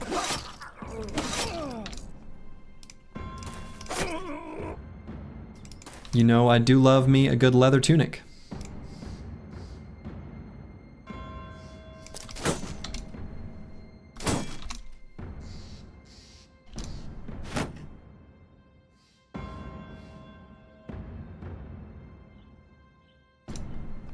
There's a persistent meme in Russia about Mountain Blade where it's a comment saying that you could raid caravans, but caravans is misspelled to resemble cow. Is that like a common Russian misspelling?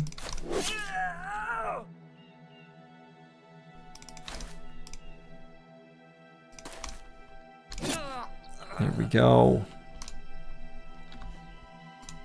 I don't think I'd go for the 5% hit.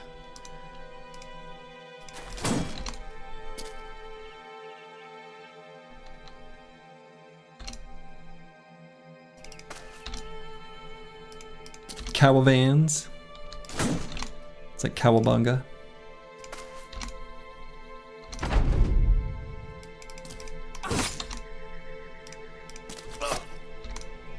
Excellent.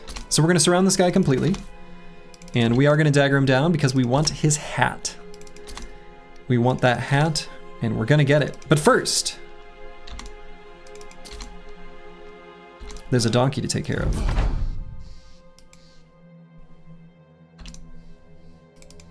It's a nice hat, and it's green, which is good.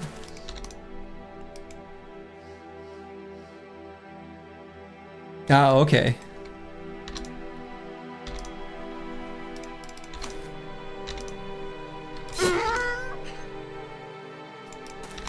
For some reason, I see the Cyrillic alphabet, and I think it kind of looks like it's saying, like, I don't know, cowabunga or something. Since we were just talking about the Ninja Turtles. It's the only reason. Alright. Hieroglyphs in chat. I mean, to be fair,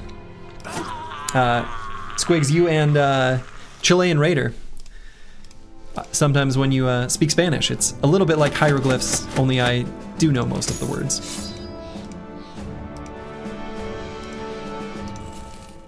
Or if, at the very least, even if there's words I don't recognize, I understand the context well enough to fill in the blanks. Left the buckler? Oh. Yeah, I suppose I probably did. Whoops. You speak in hieroglyphs with your horrible grammar? I'm inclined to agree, Roxanne, it's me. Okay, so we've got a nasal helmet. You love to see it. Might put that on, let's see. It's still day 14. It's kind of the mindset that I've got. You're having one of your dreams again? I see. Could be true. That might be what's going on. All right, not delusional. We'll just level up the Prime 3 with a good roll. And take 9 lives on our first level. I'm finally awake. Was it all a dream?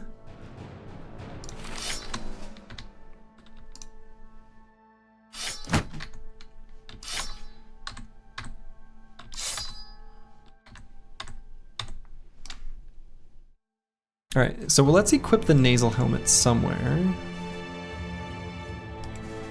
Oh no, not another Skyrim playthrough.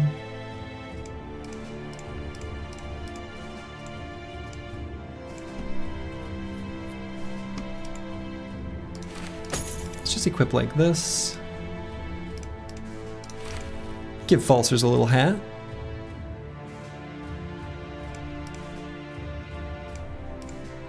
Oh, Blorksor, if you want to be able to send a link, you can now. All right, I guess let's go down here. We've got a intersection here where 3 roads meet. That's the kind of thing we want to see. Ayo. And we're hoping to see some caravans from Koningsmund here soon, since they have a workshop. All right, so Dornheim, some caravan hands and a few caravan guards. It's a little spooky. It's a little spooky. This is definitely an increased difficulty fight.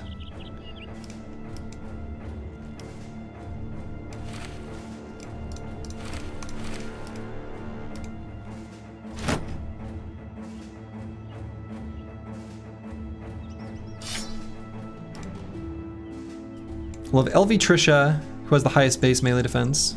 Put them in some good gear. Put them in the dangerous hexes as we need them. Good thing caravan guards are brain dead. Yeah, they're pretty dumb. They're just so passive. So unnecessarily passive.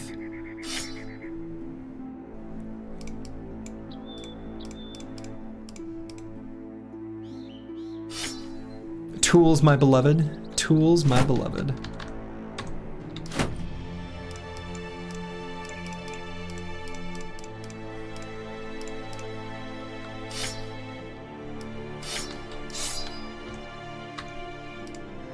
Loot box time, loot box time. Okay. Let's do this. Imagine caravan guards, but they always come with arming swords and heavier armor. The moment you engage with them, they drop the shield. Be pretty spooky. All right, so these caravan hands are terribly equipped. That guy too, but that's a great handlebar mustache though.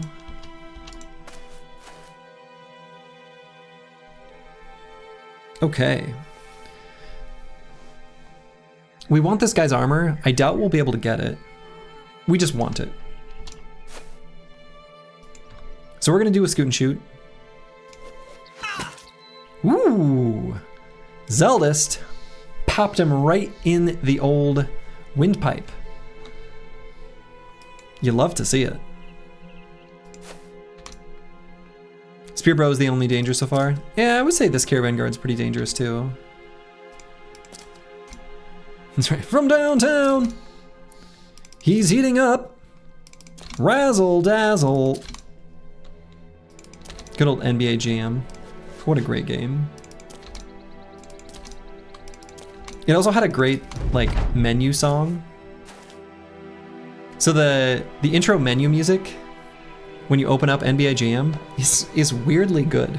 It's so stupid, but it's good. And then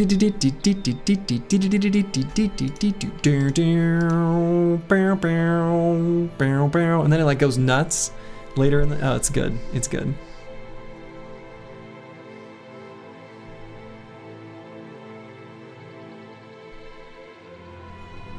Okay, so this guy here hiding in the bush and this guy here, I think we want to try to blow them up. I want to see where this guy goes first though. So I'm like tempted to move Chilean Raider forward. That way I can set up for an attack in the second half of the round.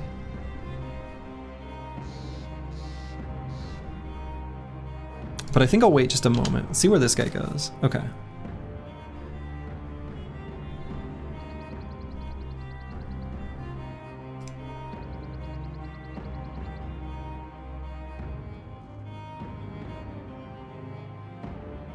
Oh yeah, the 007 pause music?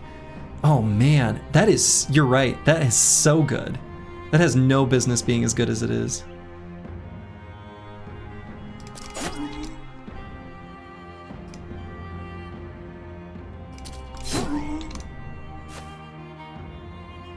Oh boy, he really pushed all the way up there, huh?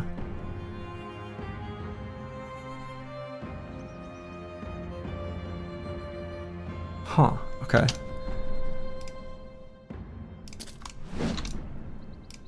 So I'm gonna go here with LV Trisha.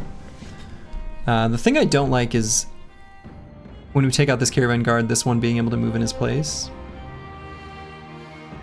Yeah, they didn't like the passive comment. Yeah, I was being too rude. Too rude. He was offended. Germans, not offended. Caravan guards, deeply offended.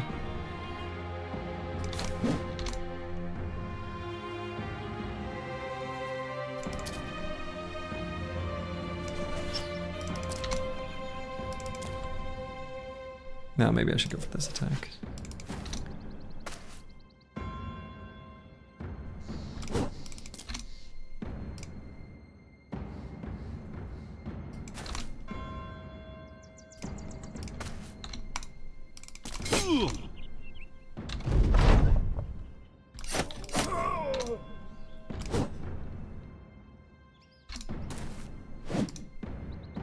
From the bushes. So let's attack this guy. Okay, good.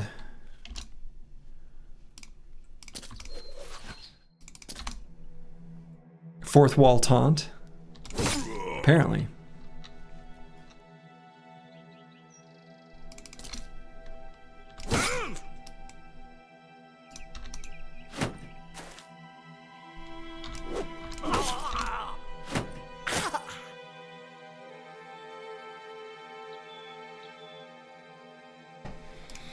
I think I can put Not Delusional here and attack this caravan hand.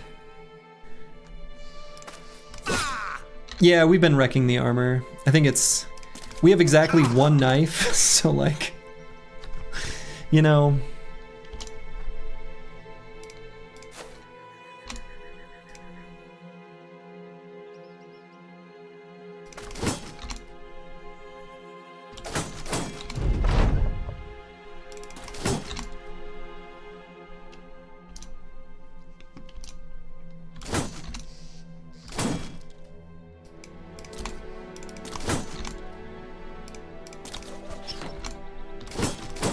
We'll hit this guy eventually.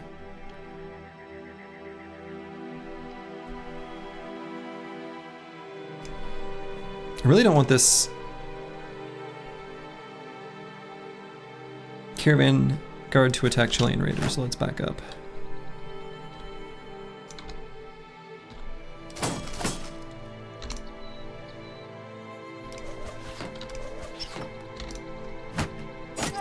Kingdom for a fast adaptation stack.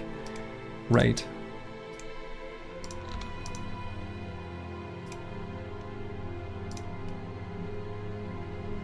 God, this other guy standing here is so annoying. Because I can't engage with more in melee.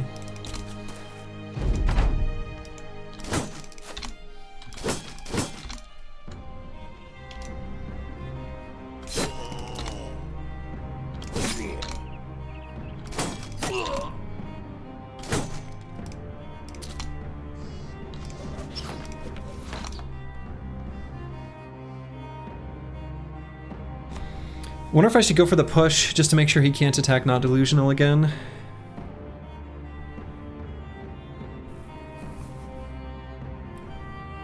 Gets rid of their shield wall adjacency too.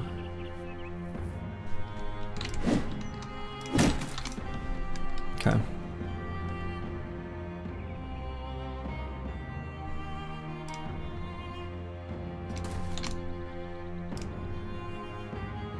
Can't move Chilean Raider there.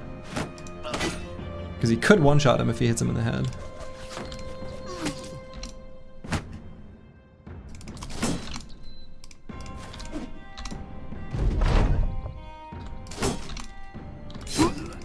There we go. Yikes, okay. Well, we did it. Slowly but surely, we eventually hit them. They were carrying all sorts of incredibly valuable dies that we leave behind. We got the boar spear. You love to see it.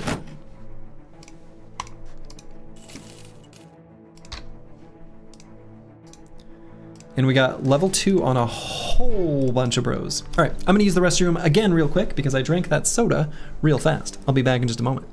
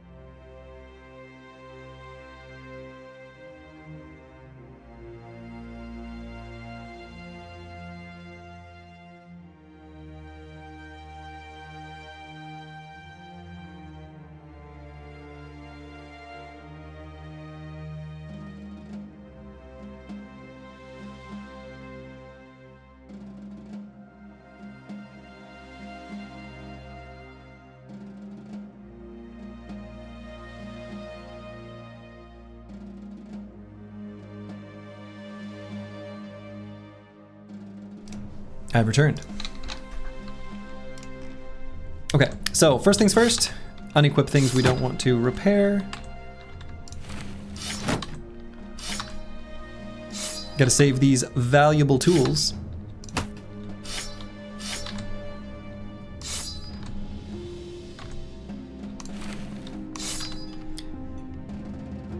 And we're still using all of them.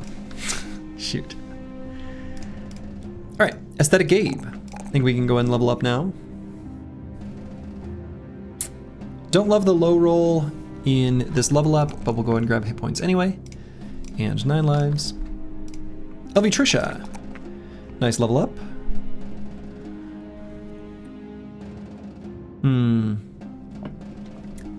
I will want to pump resolve on this bro, especially since I'm at 28.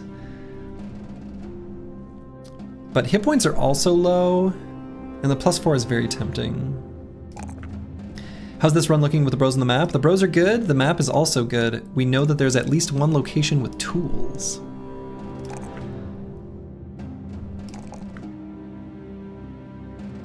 And we'll take the +4. Also grabbing 9.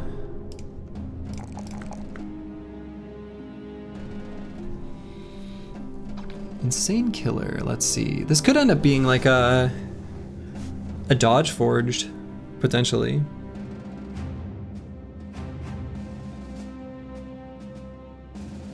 It'd be kind of interesting.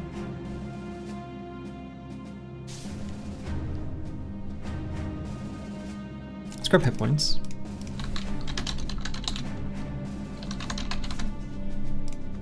And 9 lives. D and dice. Given the future role of this brother, I'm okay skipping melee defense. We're not going to be engaged in melee too frequently, but we are still going to grab 9 lives.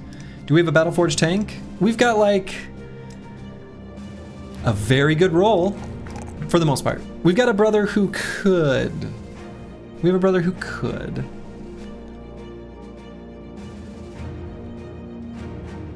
Horse archery would be wild in Battle Brothers. I think it'd be wildly broken, unfortunately. So I'm gonna take fatigue here. And this is always that tough thing with the tank. I think I just grabbed 9. It's good for now. Squigs! Fascinating brother here.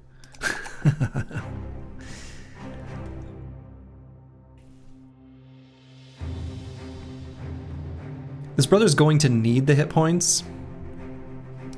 So let's go ahead and do that. What happened? Why new run?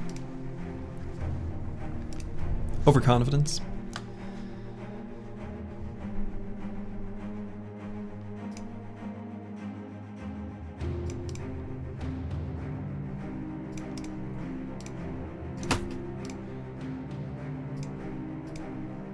And I could go fast, but I think right now I'm just gonna go 9. Who died and how? It was our banner, and it's because I took a fight I shouldn't have, positioned him in a place I shouldn't have, and then didn't react appropriately when they first engaged him. Orc Berserkers. It was just a stupid fight to take, stupid fight to everything about it was dumb. Everything about it was dumb. Yeah, I need to update. The spreadsheet, but I'll do that after the stream.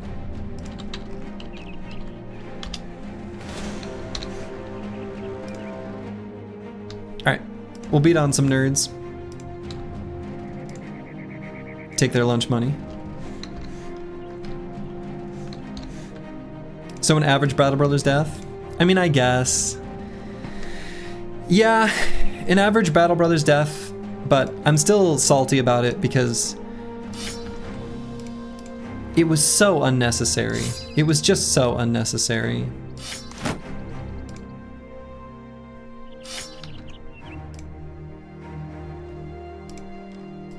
Like, there's unnecessary deaths, and then there's whatever that was, basically.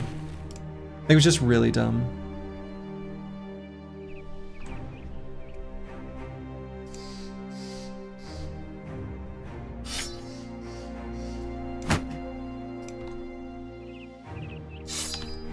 So it's still, I'm still salty about it because it's so needlessly self-inflicted, basically.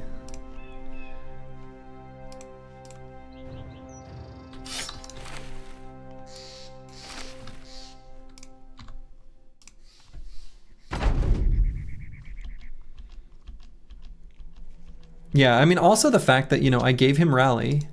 I know how that makes enemy AI behave.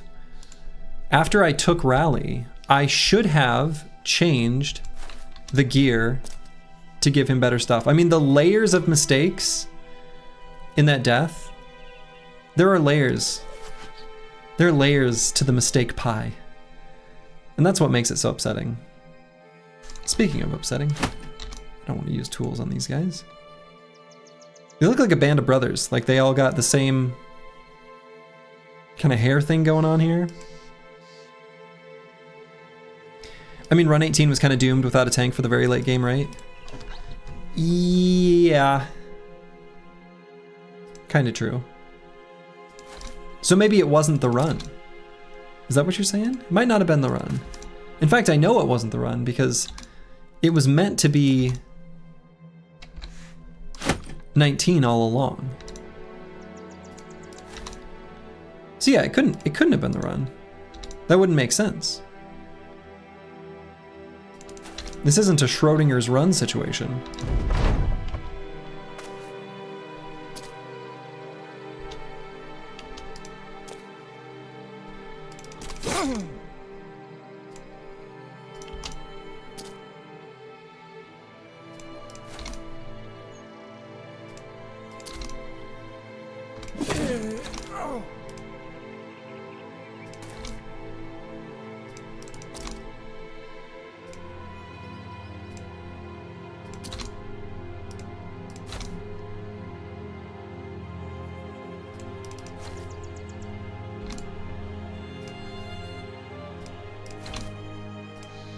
Okay.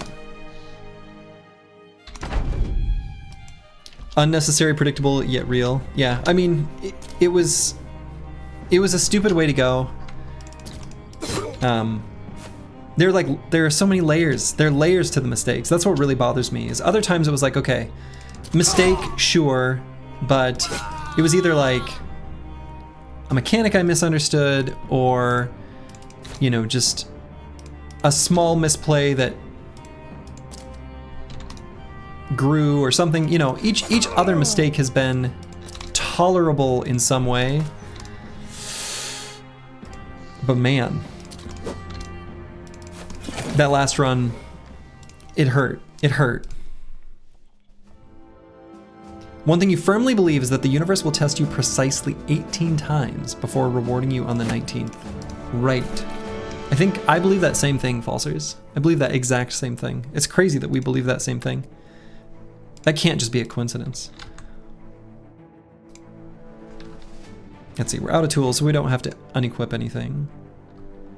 Teleporting castle briggies was not even... See, but I disagree. It was a mistake. It was a mistake for me to even be standing there if I knew that that was possible, right?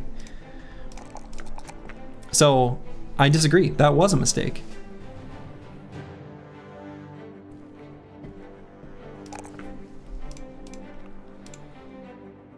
Yeah, I mean, it's still a mistake because it is a mechanic that is in the game, and I screwed up. And that's all there is to it.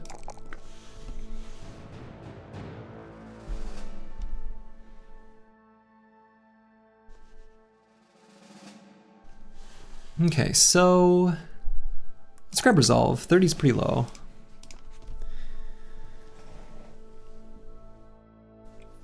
Yeah, the real mistake last run was that I overstayed on top, where there was no real threat. Yeah.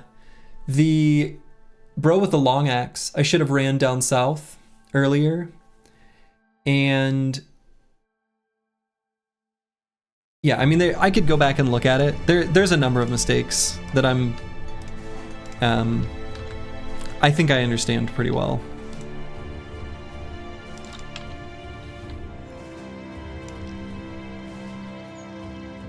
All right, let's see what's over this way.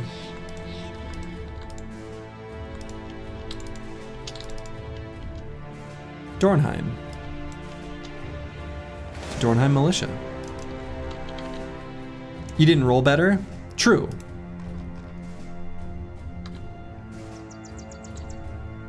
Medieval Man, hello, hello. Run 19? Yeah, run 19, this is the run though. So, feeling pretty good. Day 6, no injuries is good? Yeah, day 6, no injuries is good.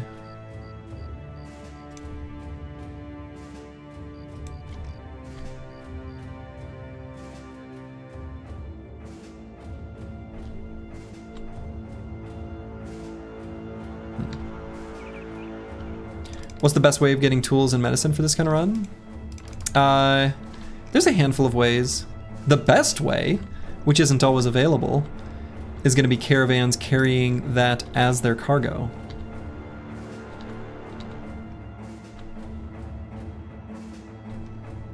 It's not called Insane Run for nothing. You have my respect for sticking to it. Good. Thank you. Thank you, Setaz. So this is the perfect example. So Königsmund, on this particular seed, we were blessed. There's a workshop here. This workshop will make it so that caravans from Königsmund have tools. What do we have here? A trading caravan from Königsmund. You love to see it. So let's go ahead and get ourselves some tools. Now this is a tough fight. This is absolutely a very tough fight.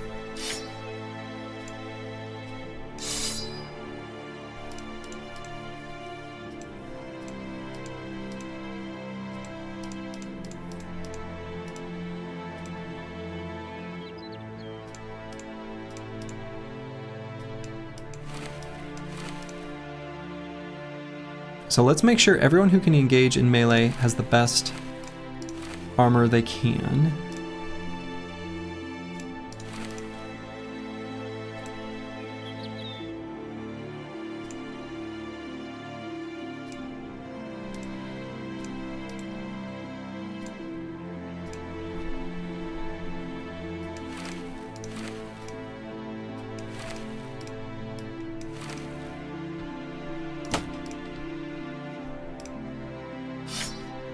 Gonna have some pocket stun batons.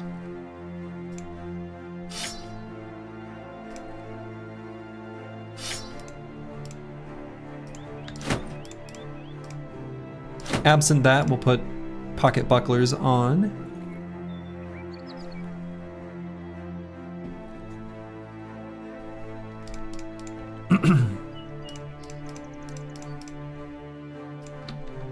And let's do this.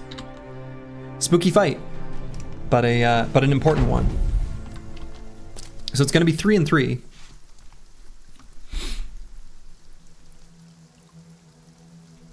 Okay, so there's a caravan guard. The prime run, ignore the other ones. Yeah, ignore the other ones. The other ones don't count.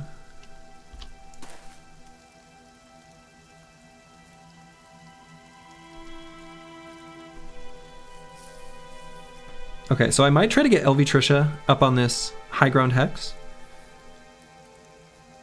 And in so doing, depending on where the rest of them move, might sort of split their army up into 2.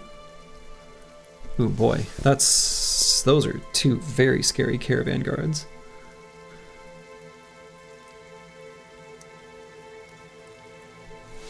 Arming sword and boar spear. Each one's durable in their own way. This guy has a better helmet. This guy's got better armor.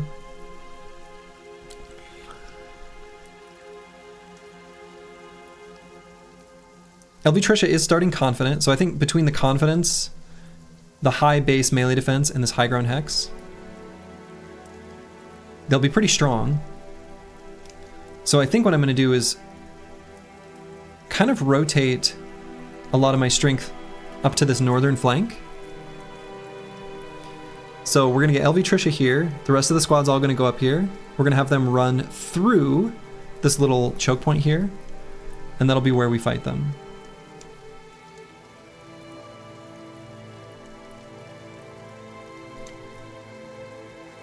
I think that's the play.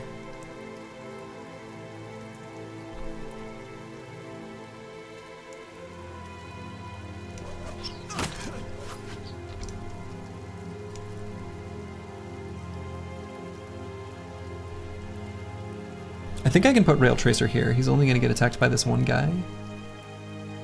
Someone's got to occupy that hex. And it may as well be him.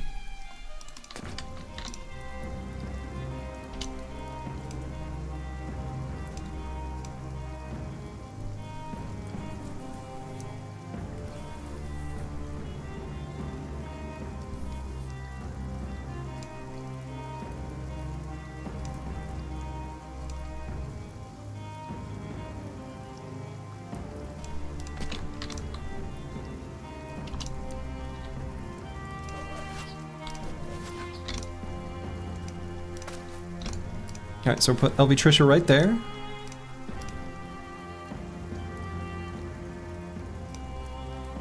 Insane Killer 013. Actually, I guess I could put him here and pull out the pocket shield. No one's gonna move to that hex. They just won't.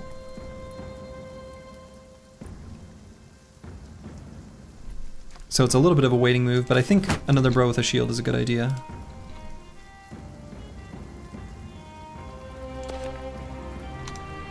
It's strange that no caravan hands have spawned with daggers so far. Yeah, that's been too bad. It really has been too bad. Not delusional, I guess I'll have run back behind.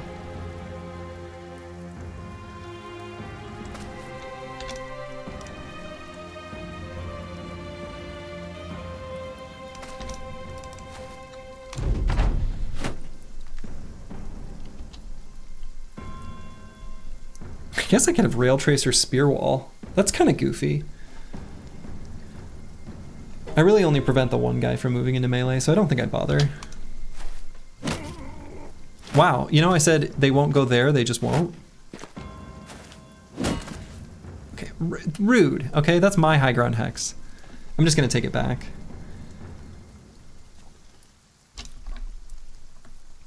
And I think I'm gonna shield wall on Insane Killer, most likely just for the adjacency bonus. But we can wait to the second half of the round to decide that for sure. But we've got really high melee defense up here. Pretty high. I mean, I don't know. It's high, but is it high enough? We'll see. They've got accuracy weapons.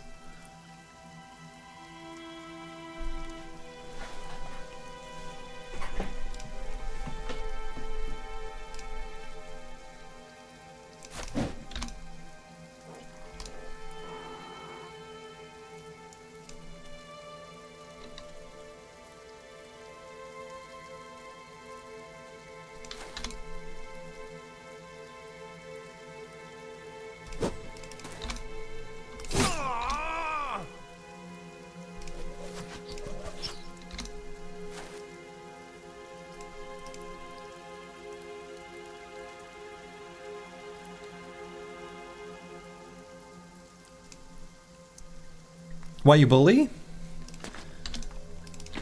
They had it coming. Ah.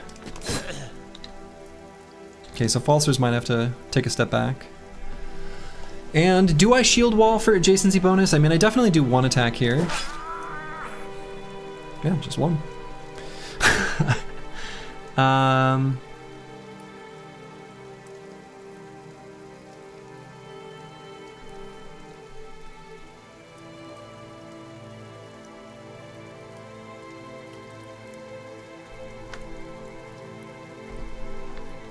Yeah, just shield wall.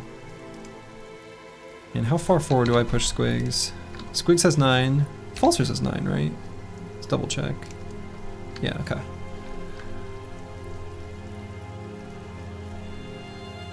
I mean, I could put him here.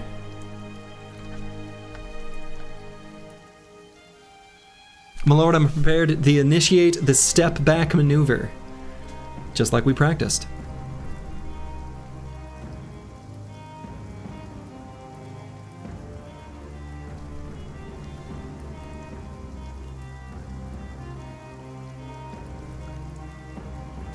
Could also put squigs here. Go for the attack on this caravan guard. Yeah, we want to get some damage on him. I think that makes sense.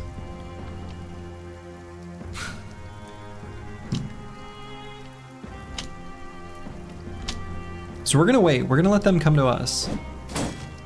I'm glad that stun didn't hit.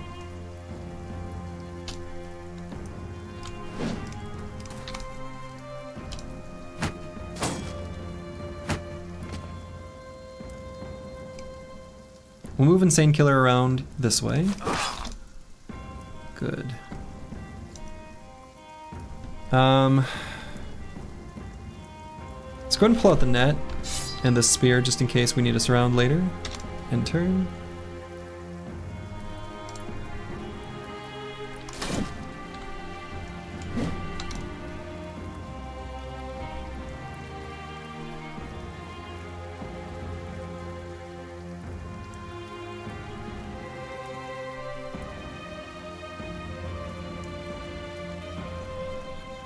Yeah, we'll let Falsters take a step back. Pull out the buckler. In case we need to use them for a surround bonus later. We got some fast adaptation stacks on Zeldust. I suppose we use them.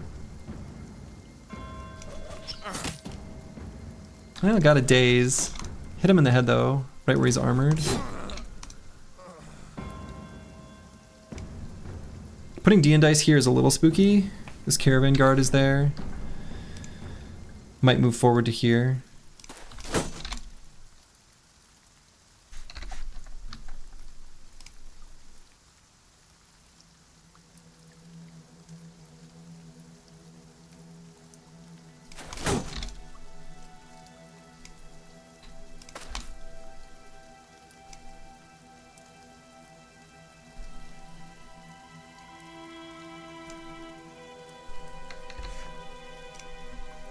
Instead of Gabe does have 9, so maybe I can push forward and attack. Feels kind of bad. But I don't want him to stay clumped up, so if anything, if they push up this direction, I guess that's fine, so that they don't get the adjacency bonus. They can engage Rail Tracer to an extent, and that's fine. Ooh, that was a very lucky and very good hit.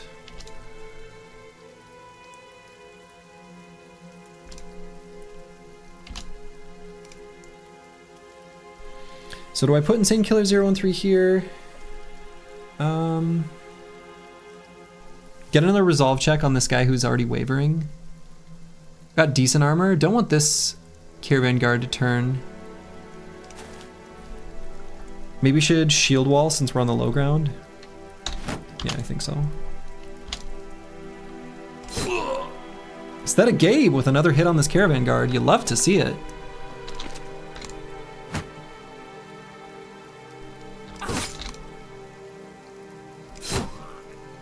Holy buckets. Look at us nailing these 30%. Okay. All right. Just like we drew it up.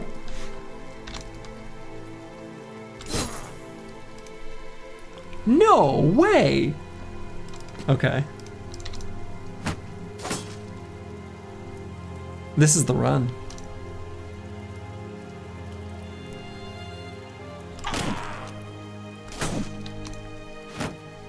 We're hitting so many low percentage attacks. Like, seriously.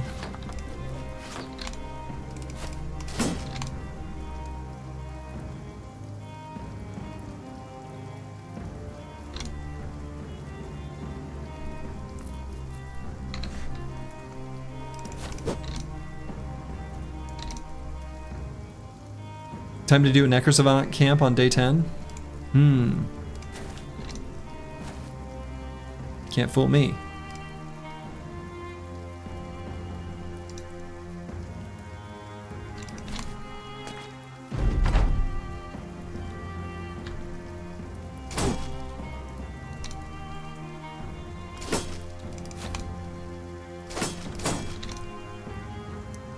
They are so close to all being dead.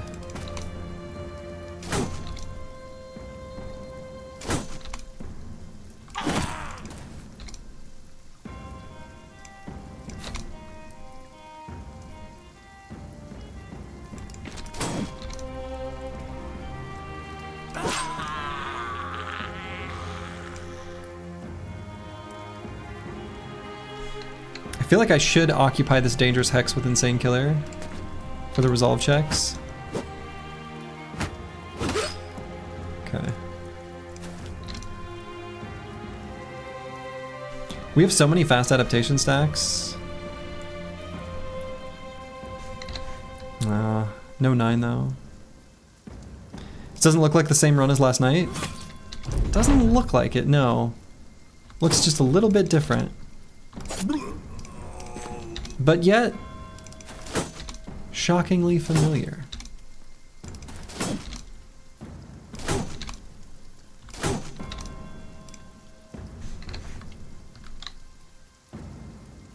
Not gonna get arming sorted in the head.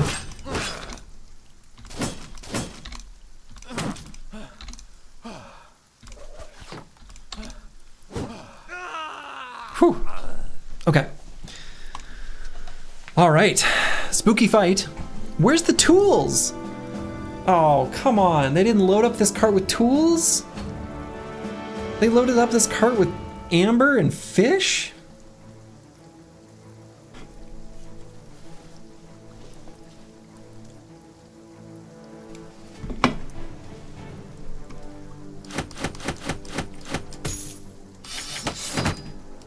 Disappointing. Amber and fish.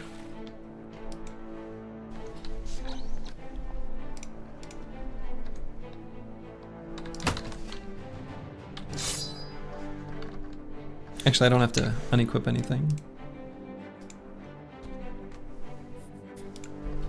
Good eating, bad repairing. I guess. We got ourselves a helmet, so that's nice. There's a theory where the Necromancer's curse doesn't really kill our bros, but just reincarnates them in a parallel universe, which explains why each and every run is the run, because it's a single, continuous, multi-dimensional run. Furious Sheep 49? You're right. You're right. However, this one isn't just the run, it's like the real run. This is the particular universe where we break the curse. It happens right here.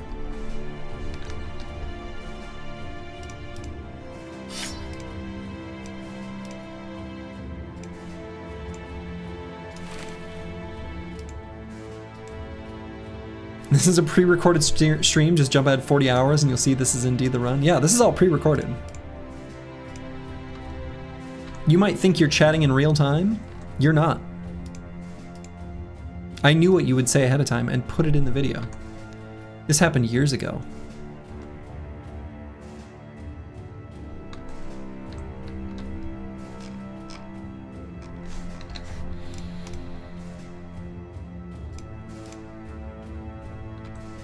The lore of the Slurgy multiverse is expansive and has it exactly 19 volumes. He wins and the story concludes in the 19th run, known to fans as the run. Yes. Yes. Exactly. The Necromancer visible in front of us right now. I mean, someone presses the new run button and then the bros reappear.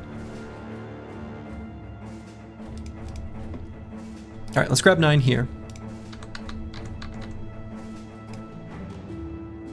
Eagledub, future banner. Let's see. Let's grab the melee skill because it's valuable now.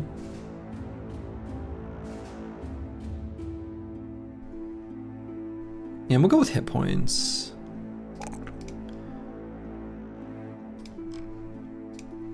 So let's actually go ahead. Well, no, we'll grab 9.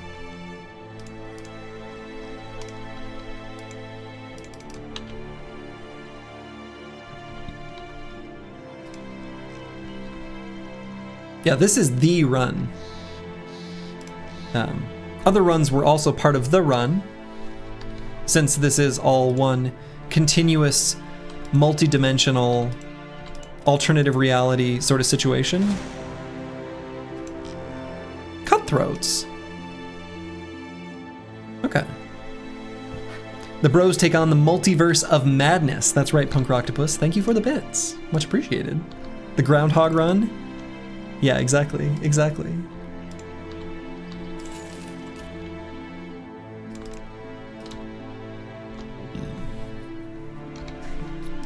Okay.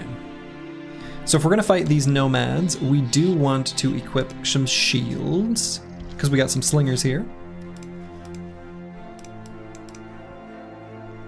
So on more than just LV Trisha,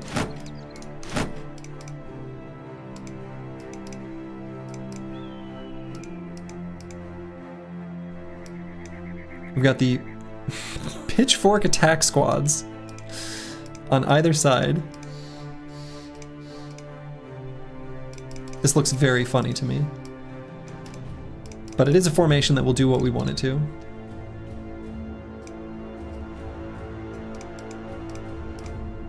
Okay.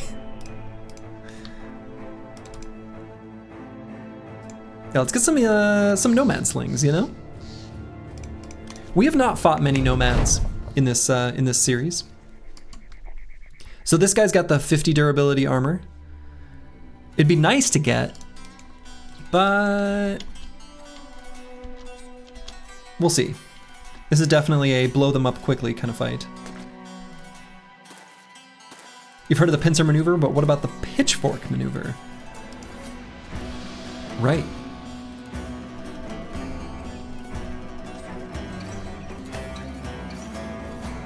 Let's see, do I attack?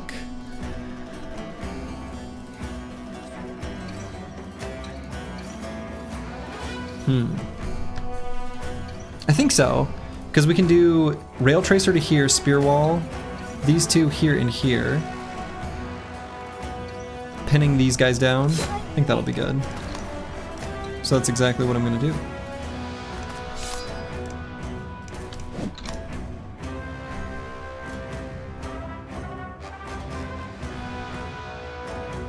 Pitchfork is the best tool for the fields of battle. Agreed.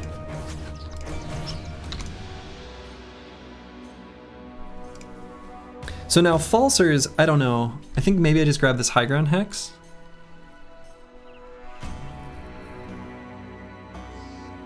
We just prevent them from running around and flanking. He's got pretty good defenses, pretty good stats. So I'm gonna go up here, pull out the buckler.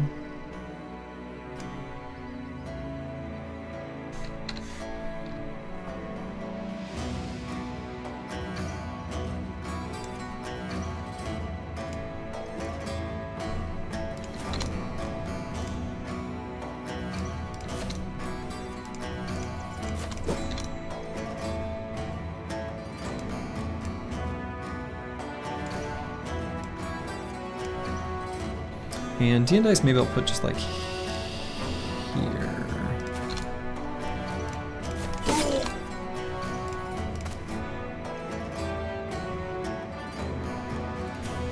And since I'm not shield walling there, do I shield wall here? No,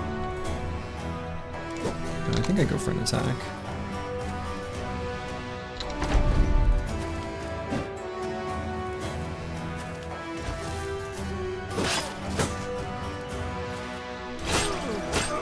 Oh my goodness. Alright. So, Insane Killer is in an insanely bad situation. He has not yet procced 9. So we've got that going for us, which is nice. Now Zeldust got engaged on, he does not have 9. So this is actually almost more dangerous here.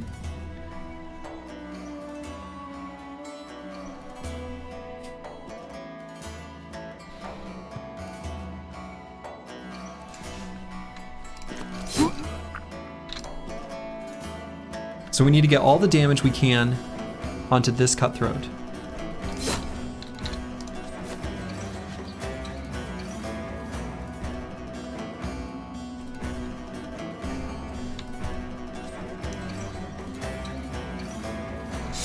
Let's just go here and engage in melee.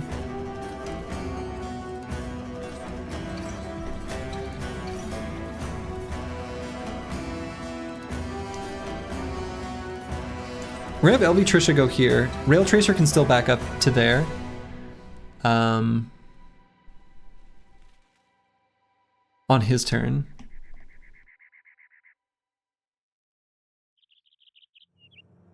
So LV Trisha can get a stun and will.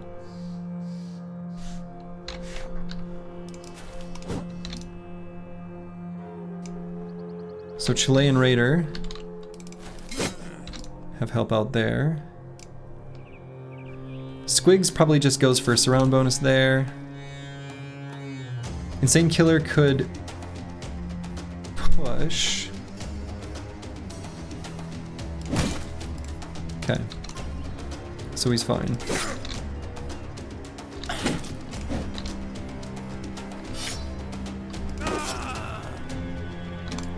Fast adaptation.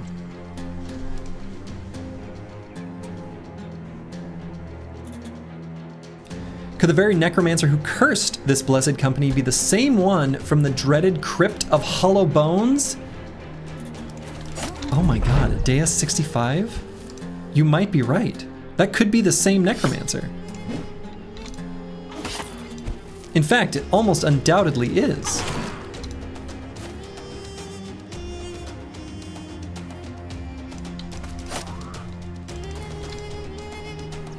Oh man.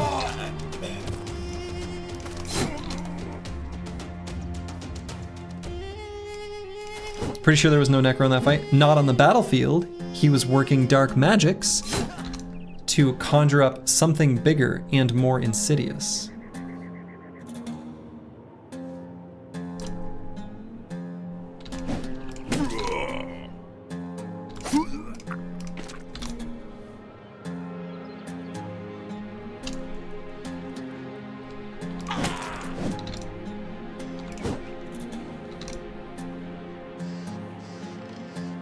Okay, so actually we could still die here.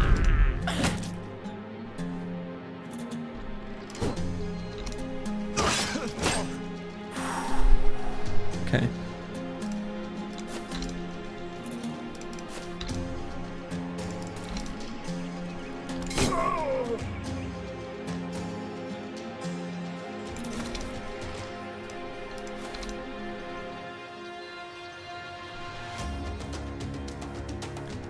Deep face cut, cut arm sinew. Not a good way to be.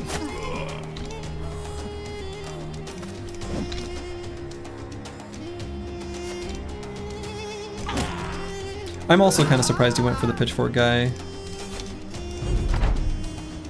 And that armor's not gonna be good for daggering down. Woo! Wow. Wow, wow, wow, wow, wow, wow, wow, wow, wow.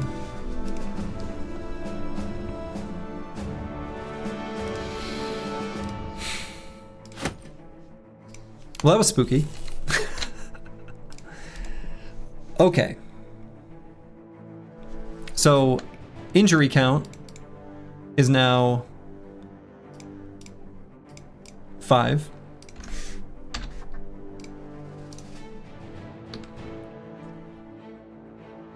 Might not even have enough meds to take care of it right now.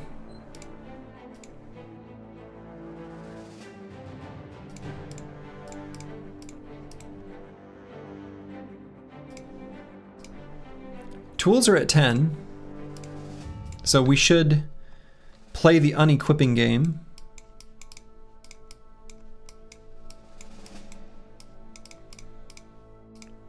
Gonna have these bros with injuries in the back line.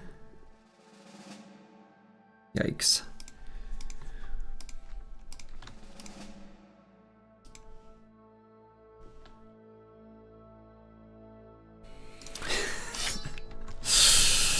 Big yikes. No, I kind of want to fix up that boar spear. The durability on that's really going to matter. An afternoon slurgy has appeared. This run is going great. Hey, good night, salty cheese biscuit.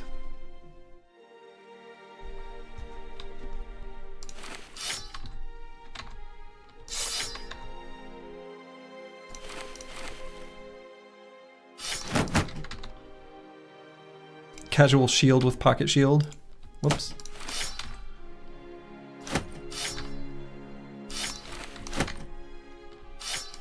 Okay, once we've unequipped the things we don't want to repair, half of our team is naked. On the plus side, we nearly have enough tools to fix up what remains. Let's just take a leisurely stroll down this road. And gain some hit points back, you know? We'll gain some hit points back. We'll feel better about ourselves.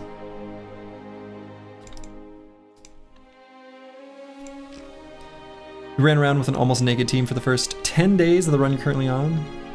You refuse to repair the shitty armors, as you should. Can't be wasting tools on such precious resources.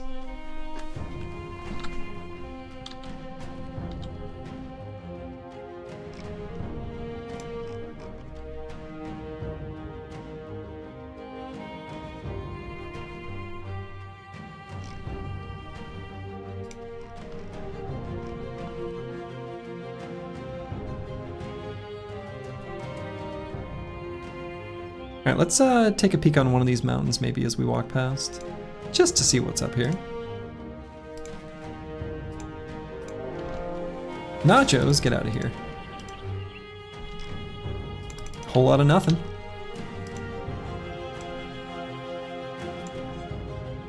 I don't think 7 nachos would fight us.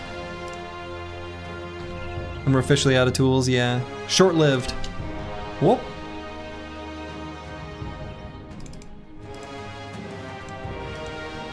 Nacho's getting wrecked there.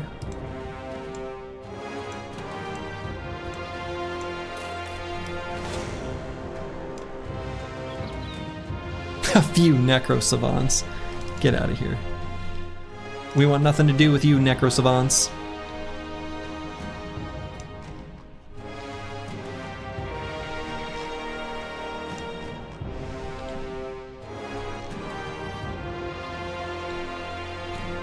I don't really want to pass through this mini forest passage at night. You wonder what run will... Oh, like what day number? It's a good question. I would have to like want to fight them. That'll take a little bit. All right. So, we're officially out of tools. So we can re-equip stuff.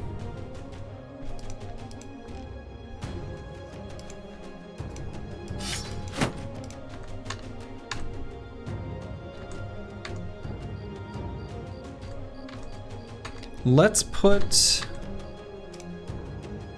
the shield on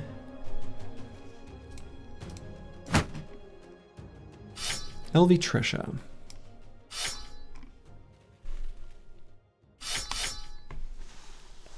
You meant run number, but that was silly since obviously 19 is the run. Oh yeah, 19 is the run. Isn't it odd that the same tools are presumably broken when used to mend a cotton shirt in a similar fashion to plate armor and mail hauberks? What are the bros doing with these tools? Great question. And it is a question, the answer to which I don't have.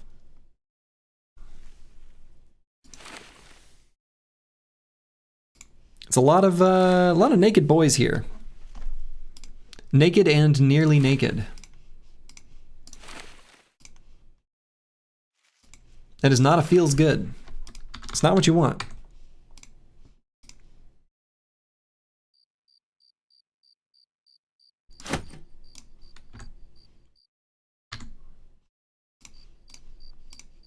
But we've got like nomad slings, so that's cool, you know?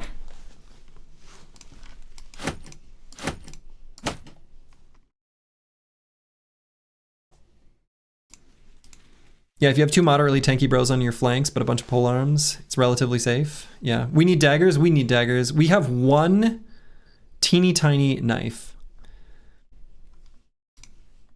Which, you know, that just ain't cutting it. That's not enough.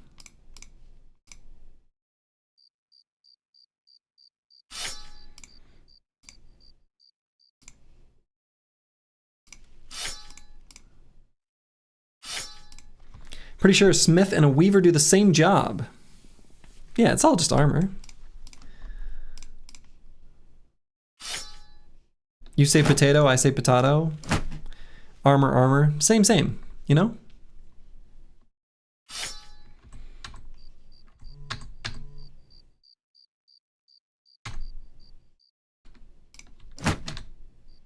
So let's put one of these guys on. No, this one, arming sword. Oh boy. A cook and a farmer are basically the same job too, yeah. And the fisherman, all the same job.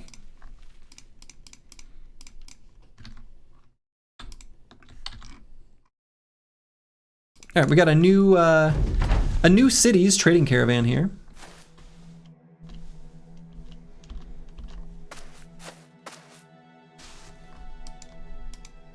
They are all concentrated up there for some reason.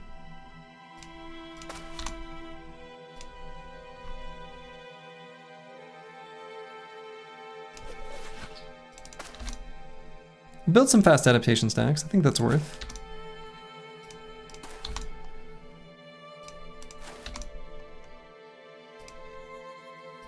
They call you the butcher for you bring in the strange meat. Oh my.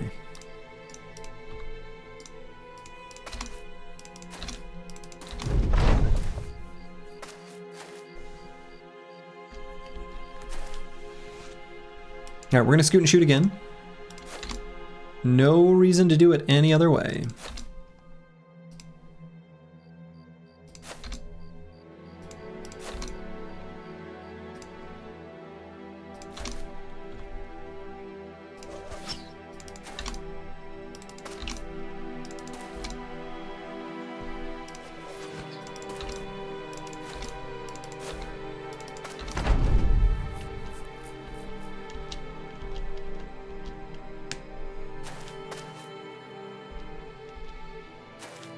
If they refuse to engage, then I refuse to engage.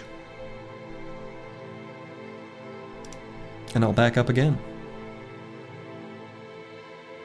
Let's make sure this guy doesn't. I don't think he will. Oh, whoa, I'm in the second half of the round? Uh-oh. This guy that slow? I guess that's fine.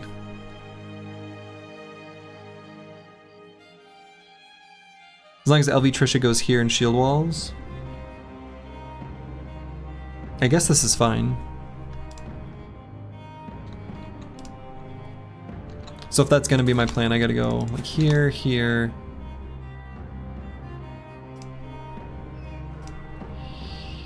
I guess I can stay here.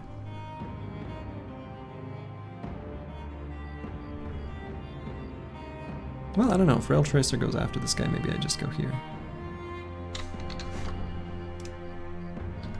Yeah, that's fine.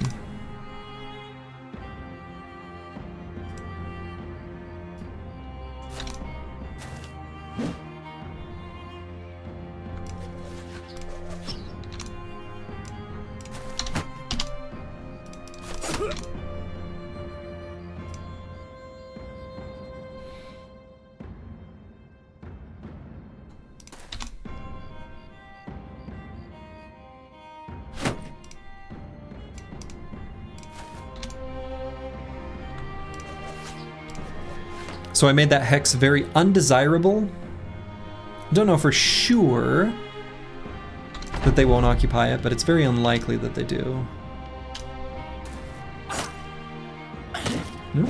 He decided he's fine with it. Should be able to take him out though.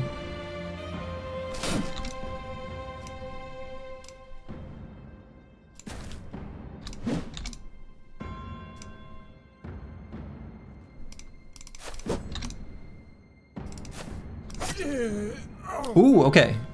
Got him in the head. Might get that armor.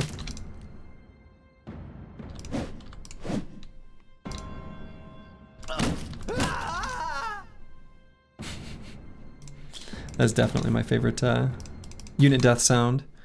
So do I push D and dice forward? I guess not. 2 attacks technically could be lethal. Oh, I guess not, because he's not double gripping.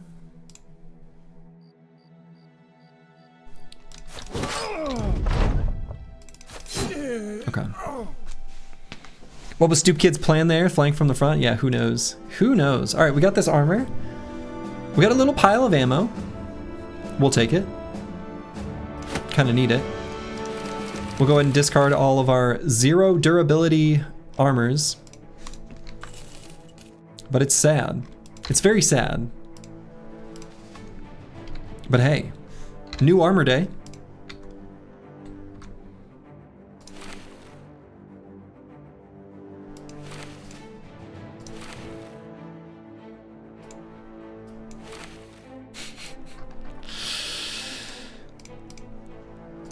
It's rough going here. It really is.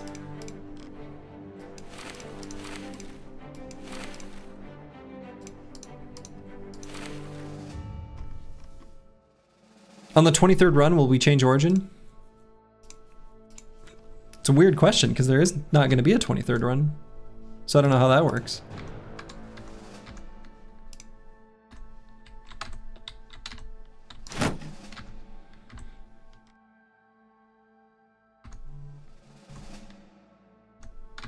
Okay.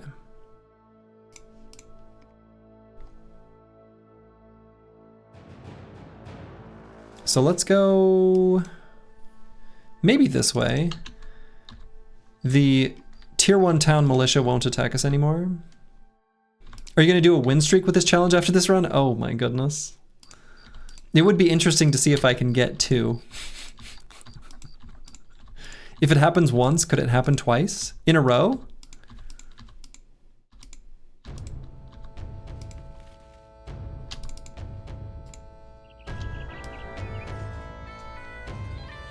Got some footprints here. 8 nomads, many cutthroats, and an outlaw. I think we lost strength from the previous time we fought nomads. Speaking of origin, what made you choose peasant militia instead of manhunters? Mostly because of the front-loaded difficulty instead of the back-ended difficulty. I think manhunters would be much easier to get going, but much more difficult in the legendary locations. I don't know.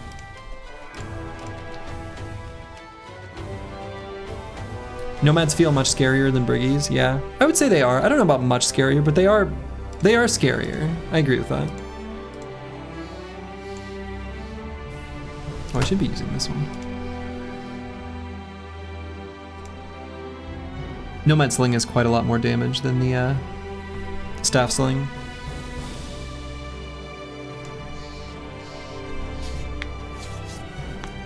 Yeah, I don't think I fight this. We lost too many armors. So unfortunately, that fight is not our fight. There are 2 different slings? Yeah.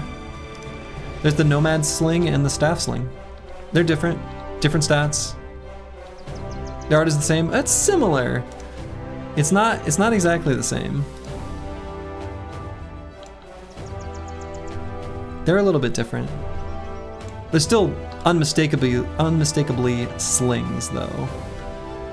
All right, based on these footprints, that is not a caravan. Man, and here's one of these merc companies that we just simply cannot fight right now, which sucks. But I accept it. Also, our injuries are up. We're now at 6. Yikes.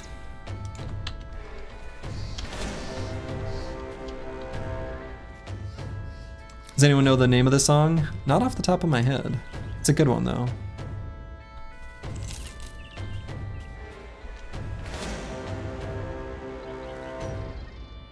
Okay, a few thugs and a poacher? Now that's fine.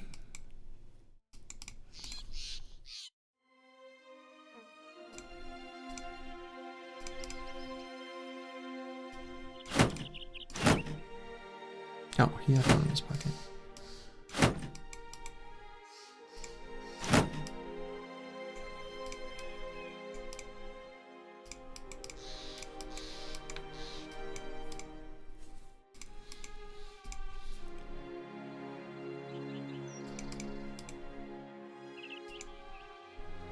Run 19, the staying power, you love it. Thanks, Winnie G.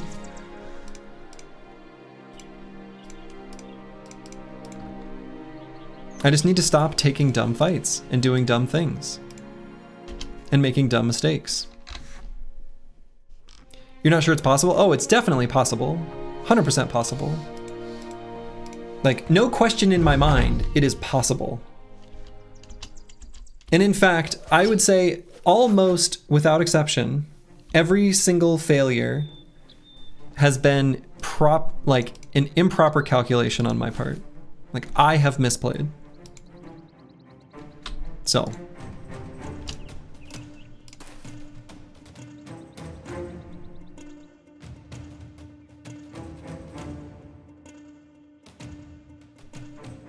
What's this guy doing up there? What's he doing?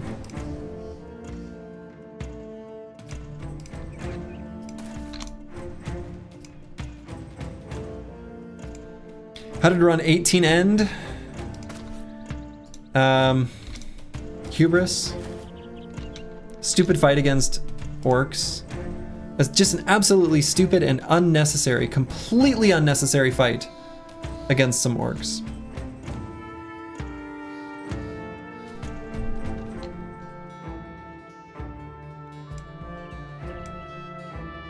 Hey, thanks, Winnie G. Yeah, I mean, this is definitely doable. Like, as painful as it may seem, it is absolutely 100% possible to do this. I would not keep doing it if I did not believe that it was reasonably possible. It is absolutely possible to do this.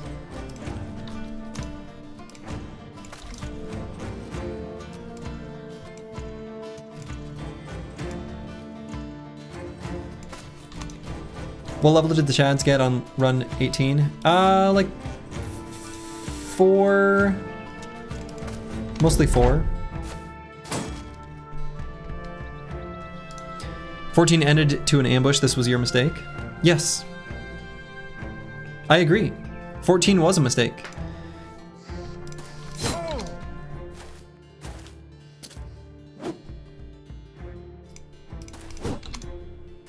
I mean, it was lack of game knowledge. Like, I didn't know that that ambush was even possible, but because it is possible, it is my mistake. I don't think there's any other correct interpretation.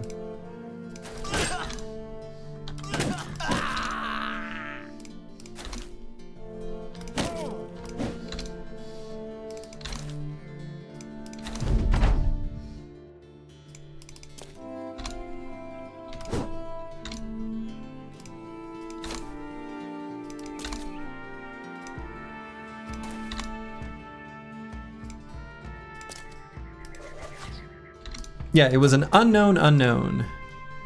Exactly. But regardless, it was definitely a mistake. All right, is there anyone in particular I want this kill to go to? Guess not.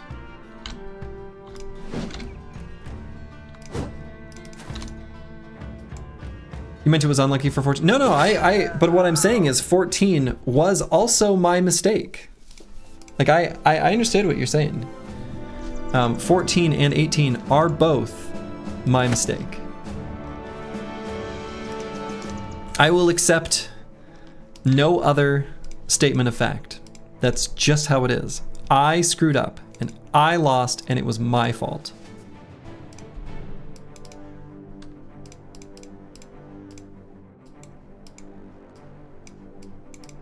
There is no other interpretation of events that is valid. That's just how it is.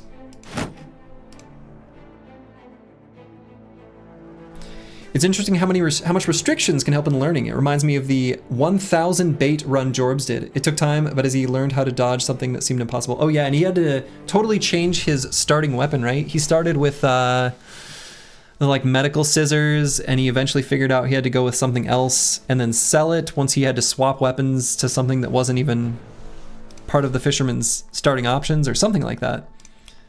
I also loosely followed that, but It's like just a random video I saw a long time ago. Maybe Slurgy secretly likes Expedition 33 and is going for that number? That's your conspiracy theory? Haven't played it. Looks fun.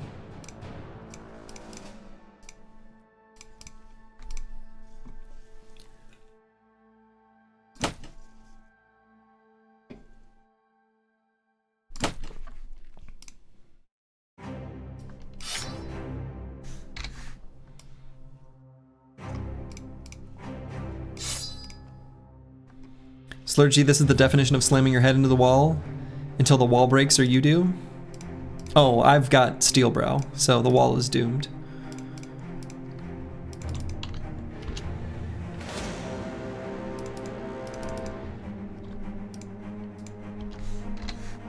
Yeah, I think he needed to find the thing that makes rerolling cheaper. He had to get a cursed version of the scope or something.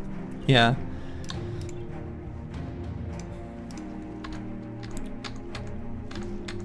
But yeah, I could see the similarities between this challenge and what Jorbs did. I really could. I really do.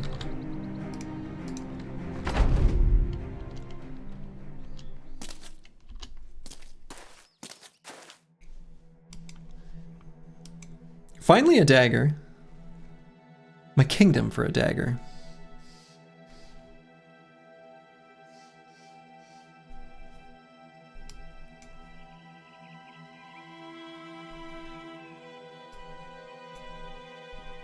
I don't think I even scoot and shoot. I think I just shoot.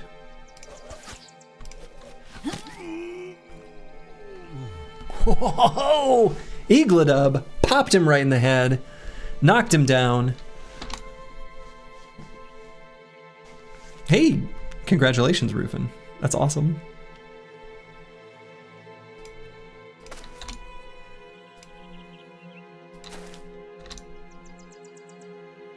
That's right, razzle dazzle. Let's see if Zeldis can do the same thing. All right, well.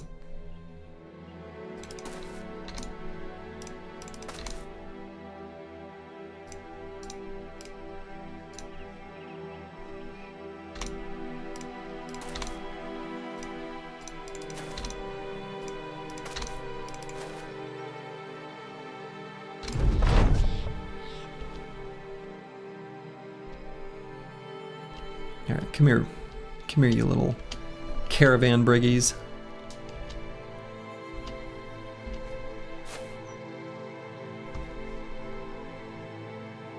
Okay, so he moved forward. He did end his turn.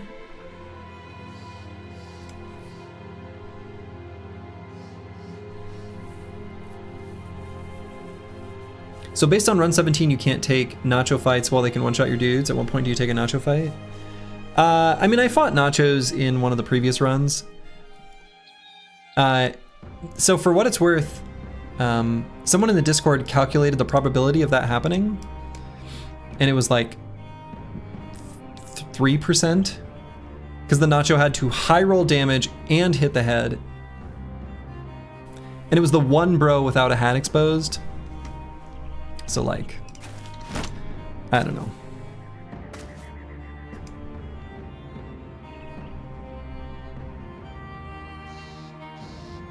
Right, there's very, very low incentive to taking nacho fights. That's absolutely true.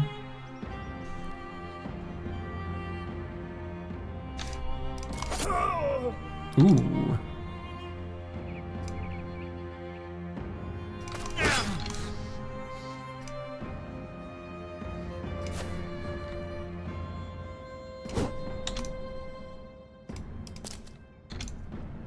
Slurgy's luck in nacho fights is bad. They are kind of my arch nemesis, aren't they? I suppose I can't put Chilean Raider here, since he's like naked.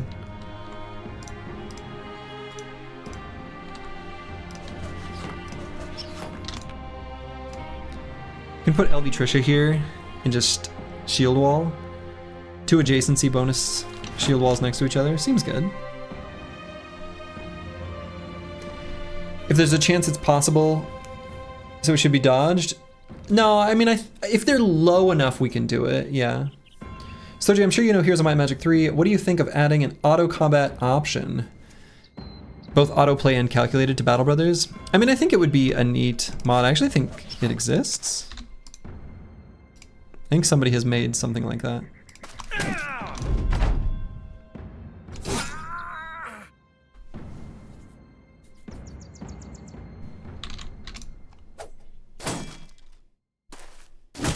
What we need are Briggies to walk up to us and have the desire for greater glory, you know?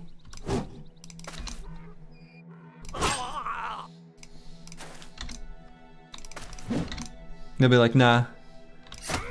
How about a new brigand bro to join your team, you know?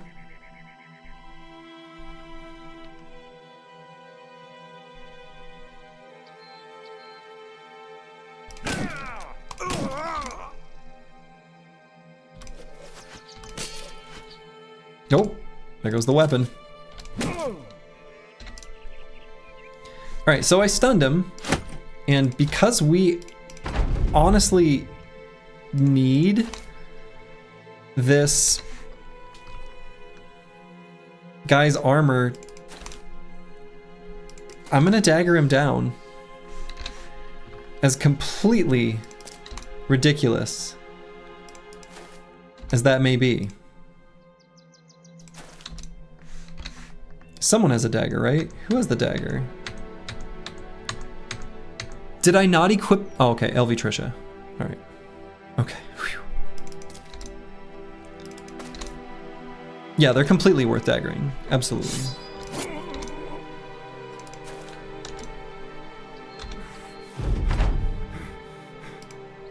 Plus, then we get a beat up on some donkeys.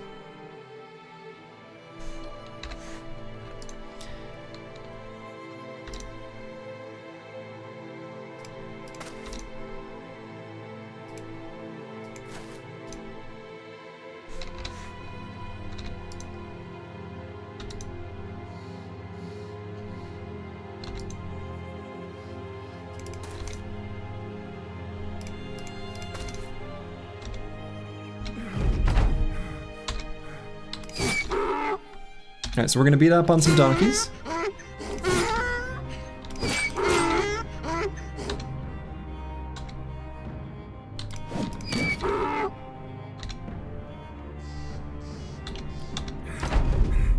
Runs number 6 and 16 were the best so far. Hopefully next deep run is the one.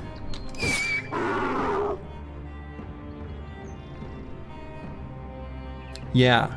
This is the run. I feel it.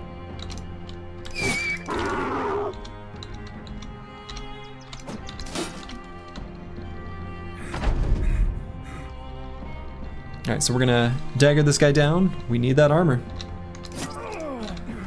And we will have it.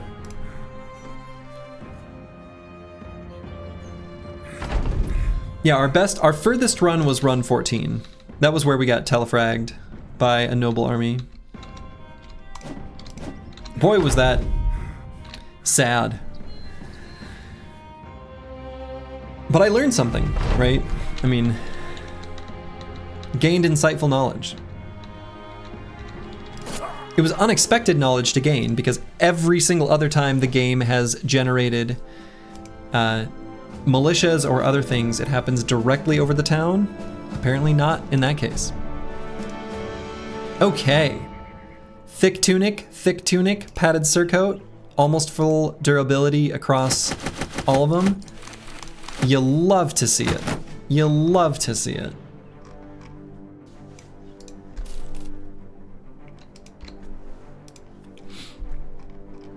So we actually have armors we can put on. This is great news.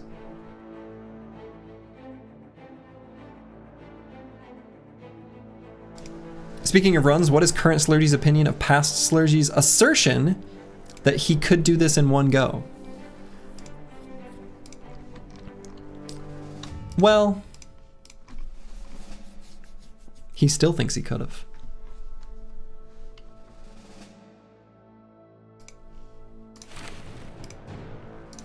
Past Slurgy simply made too many mistakes.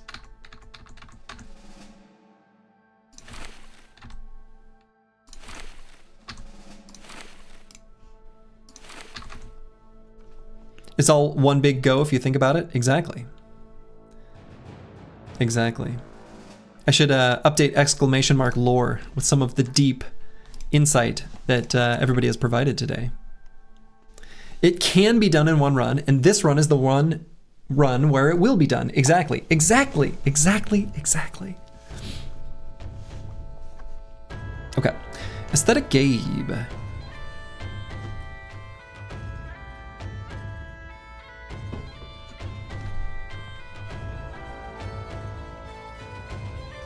I think I skipped the one melee defense. This bro's destiny is not to be like a fatigue neutral kind of brother. We're going with a never give up strategy. We're going with a never give up strategy, yes. And we're gonna take Gifted for additional hit chance. D and dice. Since this is gonna be the Sensor brother, I'm gonna greed a little bit and greed fatigue.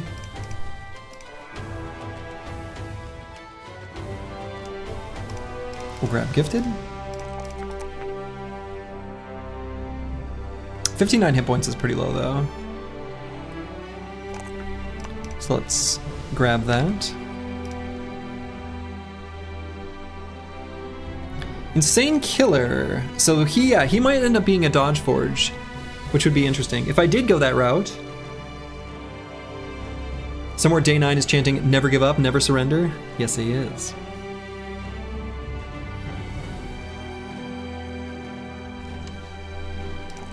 Okay.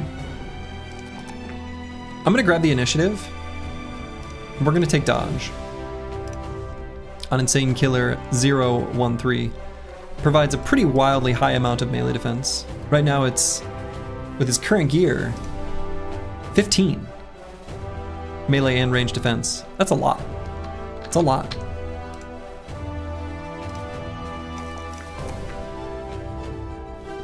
Not delusional. Grab Gifted.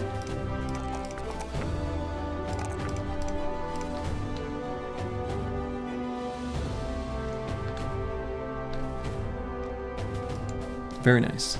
So, let's continue on this road, I suppose.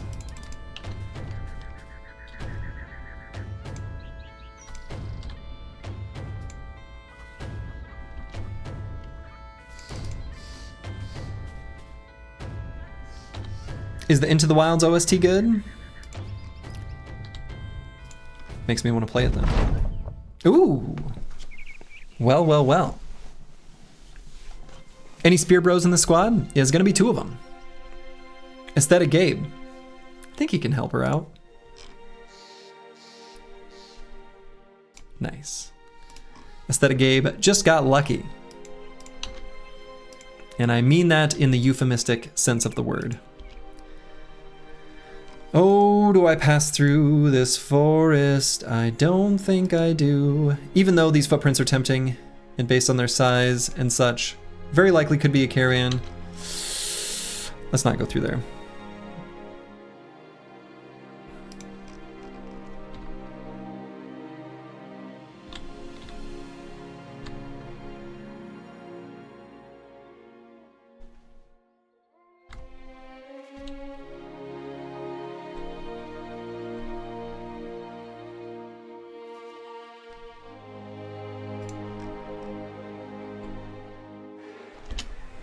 There we go.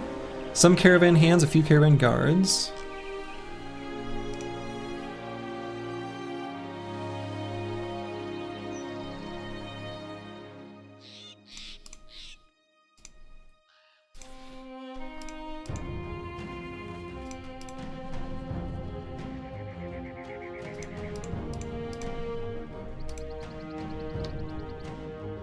Okay.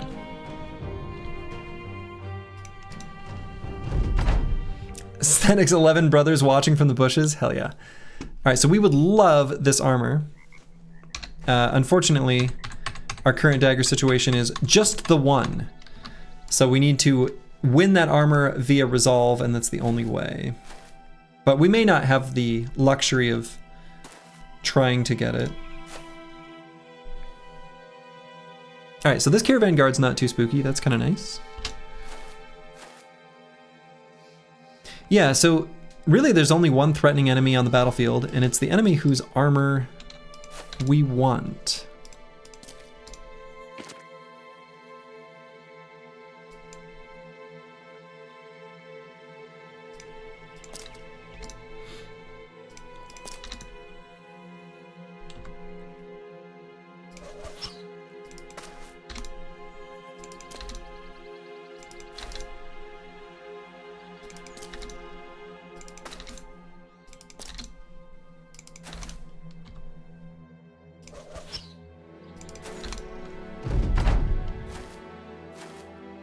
Oh, get over here, you nerds. Don't camp the high ground. There we go, there we go. Oh my, so this caravan moved up. This caravan guard moved up really aggressively. Why would he do that? Why would he do that? Why would he do that? Might just be able to kill him on this turn? That's so weird.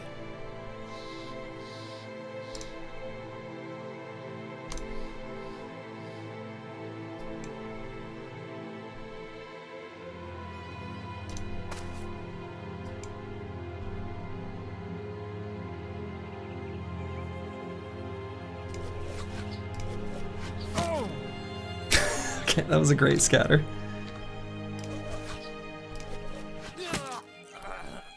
All right, dude, these slings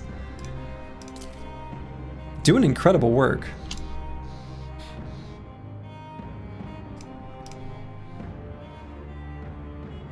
Could put squigs on this high ground hex. Joke1GR, thank you for the sub. Much appreciated. Okay, we can put pink unicorn lover here. I think that's fine.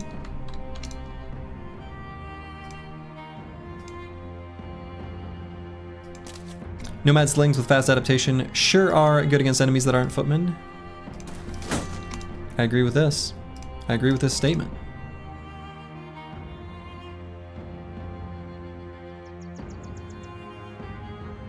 I think I can take that hex right there.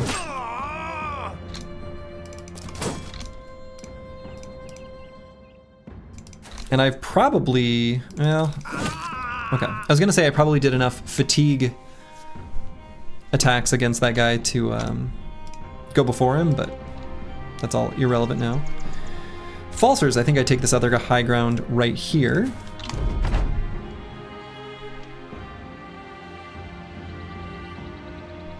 I don't want this caravan hand to take that hex and be able to attack Insane Killer. I guess I could take the high ground. Maybe that's a bad idea though.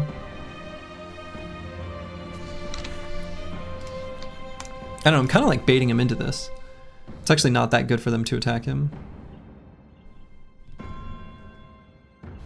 Slings should be more powerful in this game. In Antiquity, some slings units were more regarded than bows. Yeah, I think that's...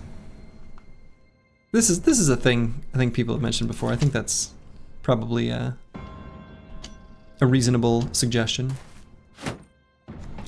Hey Slurge, you finally caught me online. Been watching YouTube uploads because I stream during your nighttime sleep. Truly appreciate the vibes and interesting content you share. Well, hey, I'm very glad that you found it.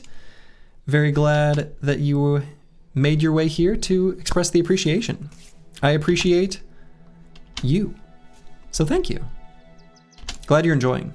It's been a fun journey. Despite the pain that it may seem that I'm experiencing.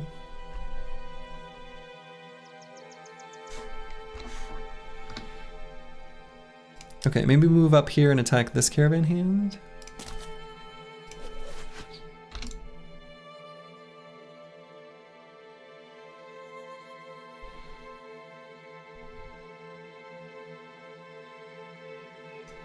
Maybe I just go here? With LV Trisha? Sure. Excellent. Pain is part of it all. Thank you. Yes, pain is part of it. pretty big part, it turns out. And I think I chill right there. No reason for me to push at this caravan guard.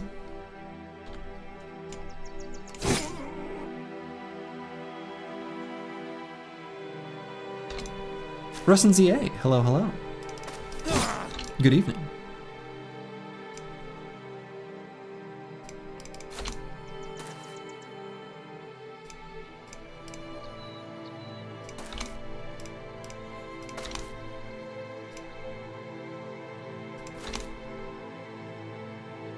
I do have this net, but yeah, not much of a meaningful way to use it.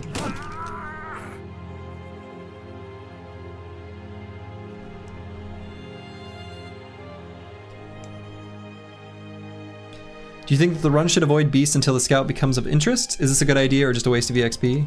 Yeah, I think largely we're gonna wait on beast fights. For the most part, they just don't provide anything of value.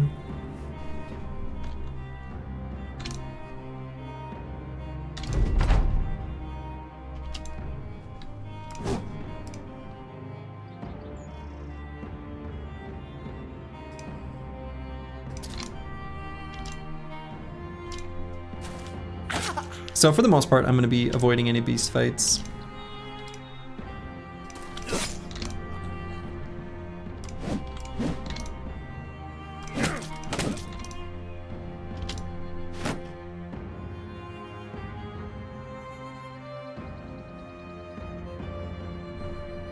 Yeah, Scout's valuable, though I don't know that the Scout is that valuable. Like, Scout is just like a nice to have.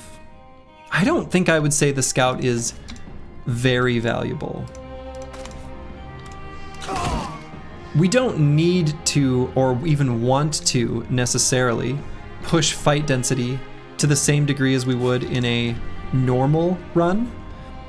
So I kind of think Scout might kind of be an old habit trap.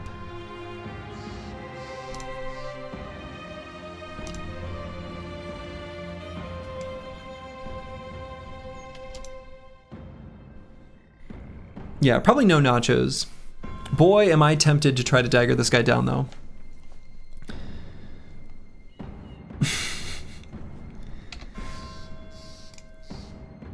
So Rail Tracer's got a dagger beneath him. The other dagger is on LV Trisha. Let's see what happens when we get the surrounds.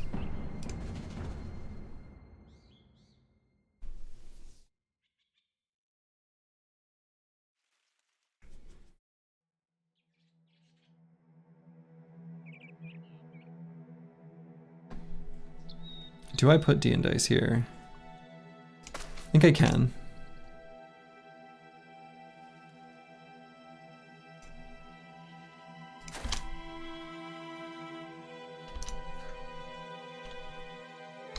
Could go for a stun.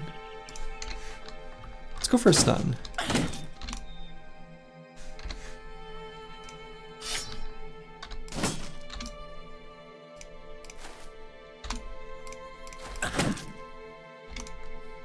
Excuse me, we're going for a stun.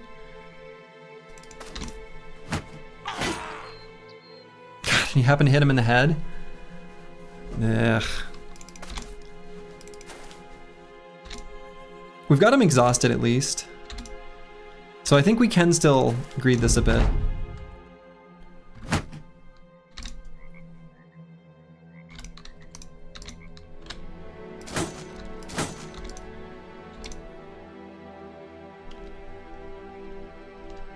Stun. Stun. Stun. Stun. Stun.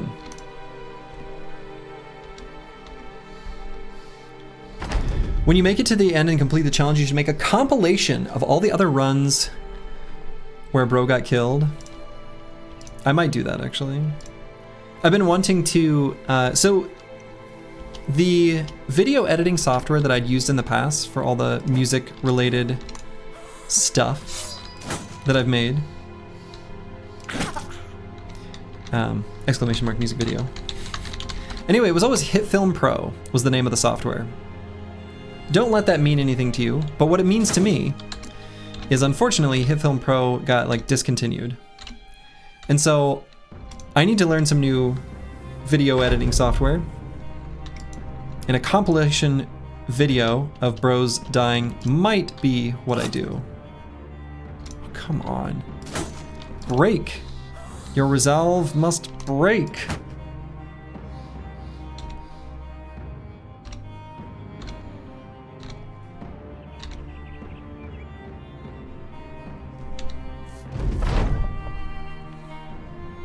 At some point I kind of have to stop doing this.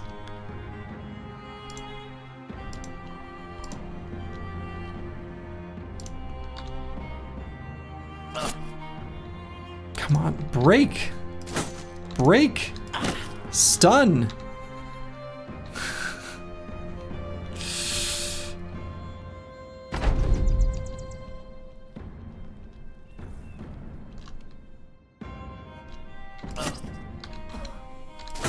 Break? God. Didn't get his armor in the end. Ended up destroying it with stuns slowly taking it out. Still didn't, oh, I was gonna say didn't get the knife. We did get the knife because we picked up the knife. So, I guess that's nice. Yeah, he died from stun attacks. But, I mean, we need more knives. We need more knives. That's just the way it is. Got the best weapon, the spear. Well, the spear was the one we already had. The zoning bro, that was the one we dropped to pick up the knife. Yeah, 2 hours later. That was definitely a 2 hours later situation. This run is full of those. Yeah, we have no tools. We can equip whatever it is we want. You just got here? Yeah. Fair enough. Also, hello, the zoning bro. Alright, 7%, probably should replace that. Sling. Honestly, probably should pocket slings. Boy, we are desperate. Okay, I'm gonna use the restroom real quick. I'll be right back.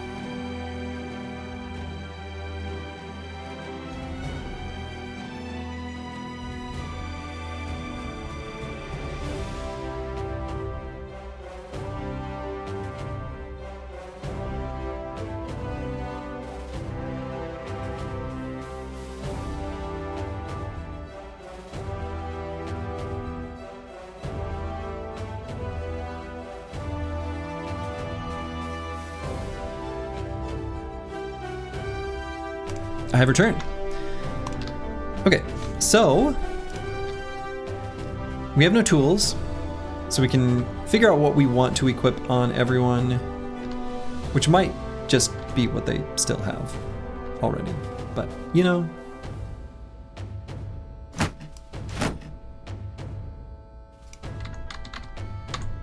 We can always pocket those shields as we need them.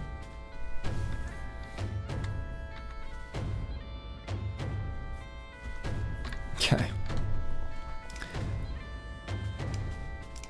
Just finished watching the music video. What a treat. Hey, Bow and Doll, glad you enjoyed. It was a fun one to figure out and a fun one to record. All right, so Squigs is going to be a really interesting character. Like, really interesting.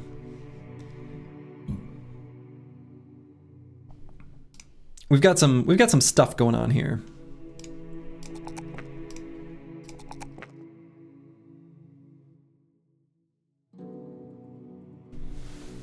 I want to try to greet out Berserk and Frenzy because this bro has such an insane amount of fatigue, just insane secondary skills in general.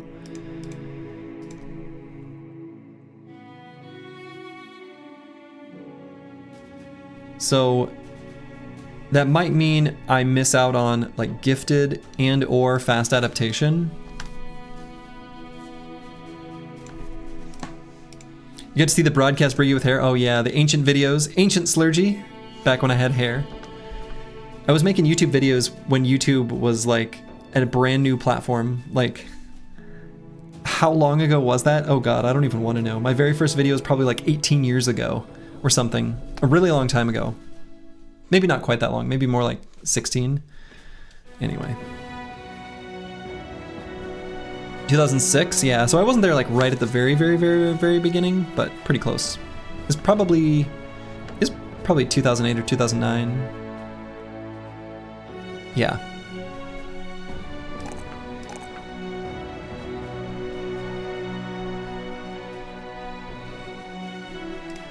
Also kind of means I want to, let's see.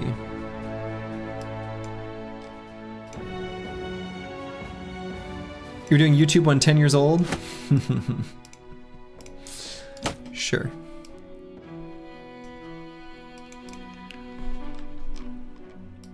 Something like that.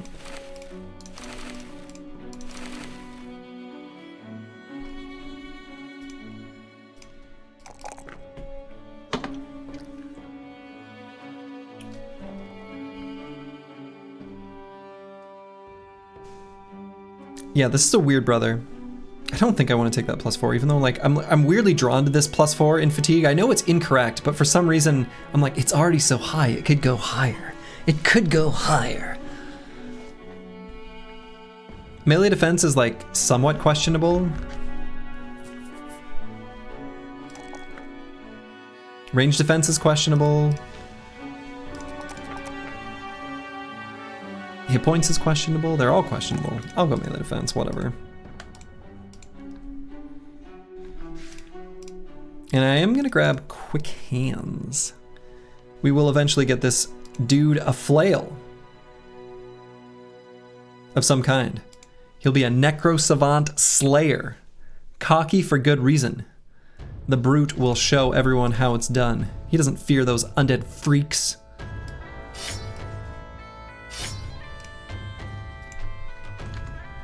Necro savants, of course, do not have. Actually, you know what might be interesting?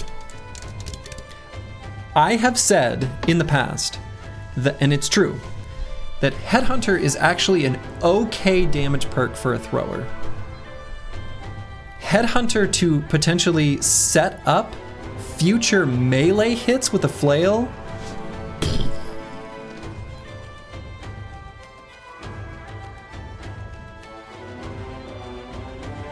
Could happen. We've got a special snowflake here, and I should make sure that he knows how special he is. Anyway.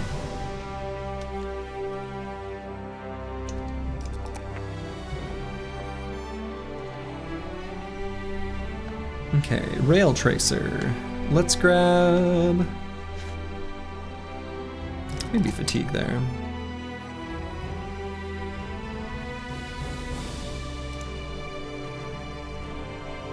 You have to question Stochi, I know your girlfriend liked the mustache, but with the fedora? Well, the fedora was actually kind of before that became a meme. And it was my great-grandfather's fedora. So.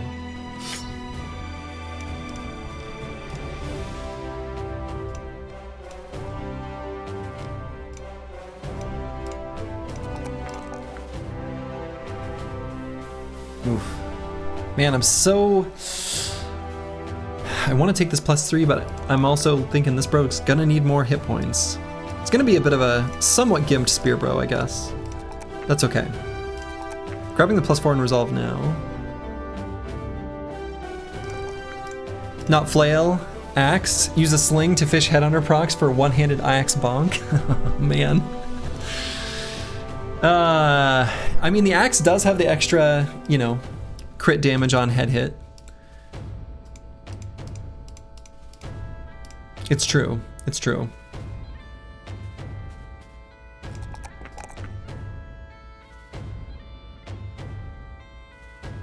Let's see. Pink Unicorn Lover. Let's grab the resolve and we'll do gifted. I think we just need more hit points.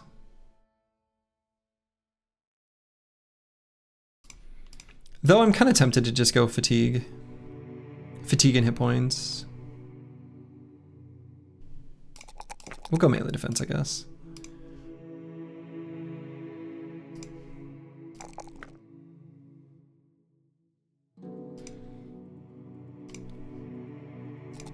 Zeldust is going to be one of our throw tank kind of things that we've done in the past. And so this bro will be grabbing rotation. We'll be able to put them in the front line of the formation. So range defense would be pretty nice on this brother. We're not going to have a range defense banner after all. Because where's our banner? Yeah, I don't know, maybe still. Regardless, I think I like range defense. And then we'll go range skill and let's get some resolve. Could also be convinced to grab dodge on this brother.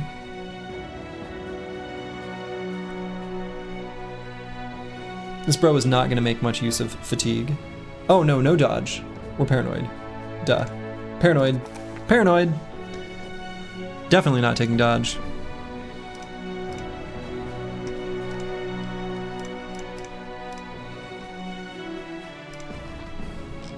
Okay, so where to now? Let's go...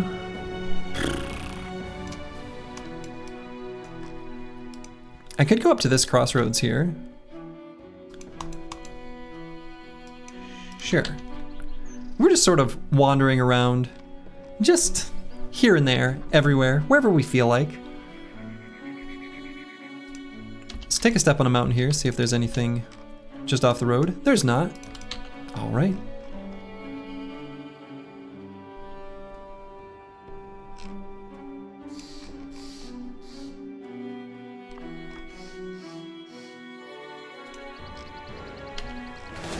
Peasants getting chased by briggies. Ooh, okay, that's a briggy fight that's actually pretty okay. I'm not gonna chase the peasants right now because the briggies are so much more valuable. 7 thugs, 1 raider, that's actually a really good fight. We're hoping this can be an opportunity for us to get more daggers. We need more daggers. The team just does not have enough daggers.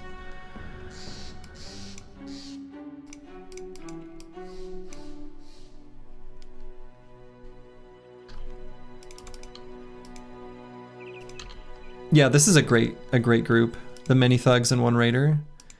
Because you can get the, use the thugs as a tool to bring the raider down in, you know, resolve. Unfortunately, this terrain is, oh, well, not too bad. All right, so there's our raider friend.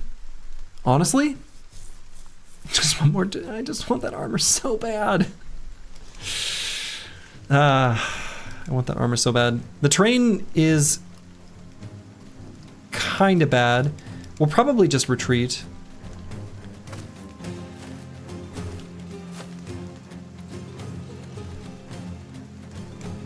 Yeah, thugs do have nice armors. Like, honestly, the blotched gambeson, these are super good.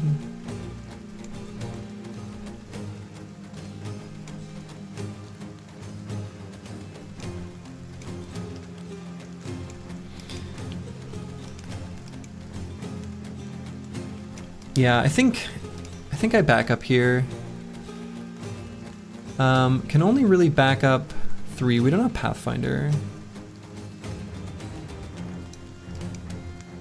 In this run, any 60 plus armor is crazy valuable. Yeah, for sure, for sure. So maybe I go down and to the left 3 hexes with everyone. We'll just stay in formation, kind of riding this spot.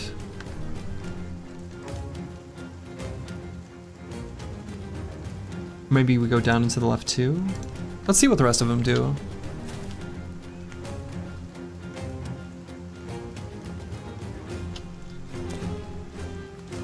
Alright, that's basically all of them. All of them except for that guy. So yeah, I am gonna do down into the left too. Also means we can shrink.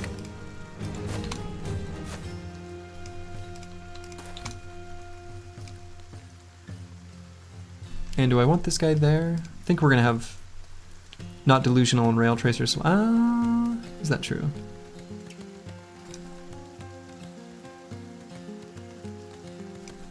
No, we're just gonna send not delusional to here.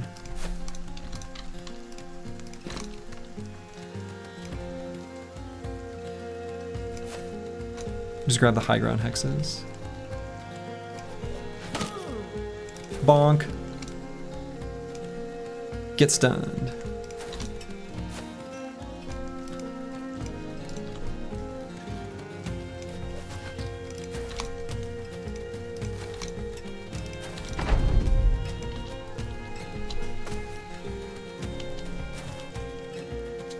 Excellent. They're moving forward quite aggressively. This guy should be pretty easy to take out.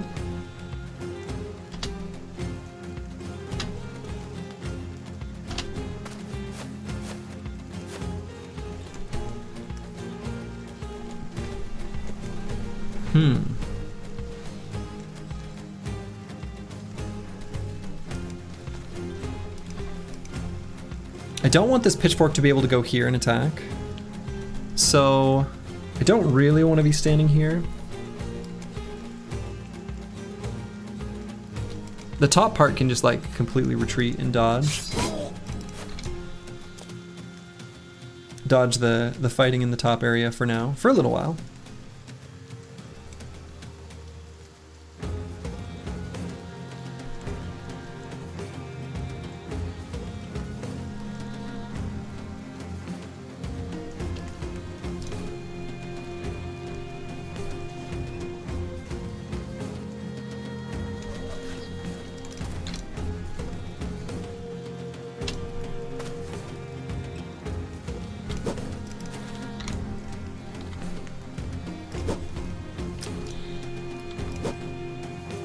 Dang it.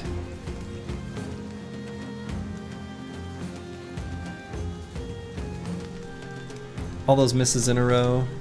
That's too bad. And D and Dice doesn't even have a helmet on. I don't like that at all. I don't like this guy there.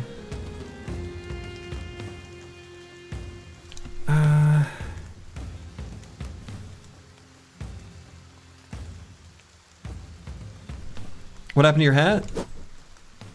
Good question. Back away, nerd.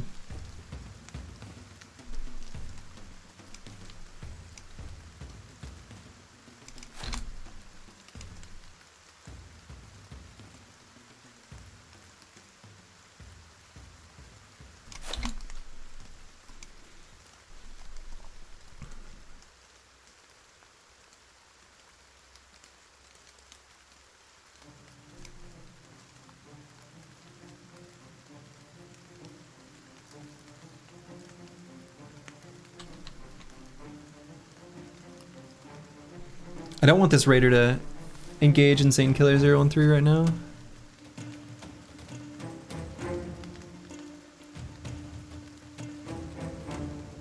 Maybe staggered, right? Yeah, an Insane Killer 013 is fast. We're fine. I guess I'll just shield wall here. It's kind of weak. So then do I do 2 attacks with EELI now? I guess I do. 5% chance to hit? That's pretty bad. It's up a mountain, so I guess I'll forgive him. So do I go here with Falsers? I don't think so. Man.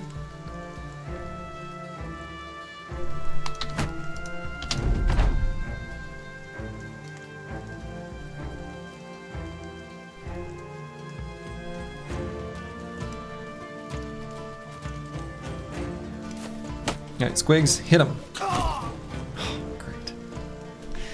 Shield raised, my lord. Yes, my lord. Okay, so this thug with the pitchfork, he waited. Interesting. Let's go here and wait. What happened to the run yesterday? Oh, it wasn't the run. Hardy one. This one is the run. Common mistake.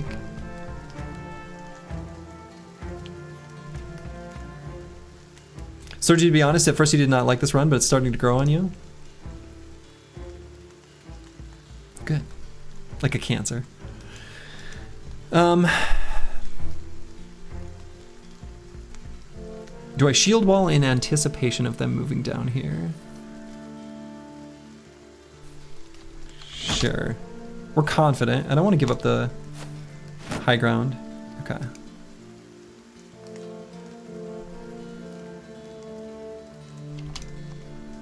What did you miss? Nothing. You're here just in time. You're here for the run, Antiwian. Congrats. You've done it. You've made it. This is the run.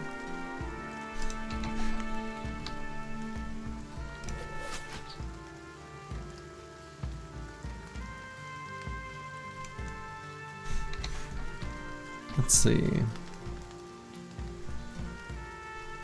Yeah, Sergi got cocky. Well, it's not even exactly cocky, just dumb.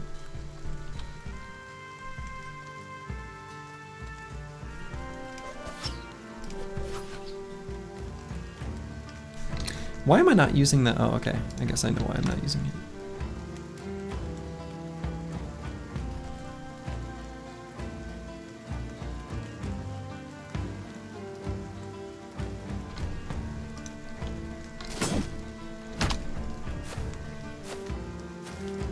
Oh, he had that maneuver, huh?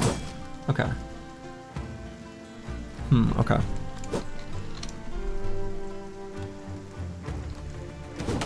Get out of there.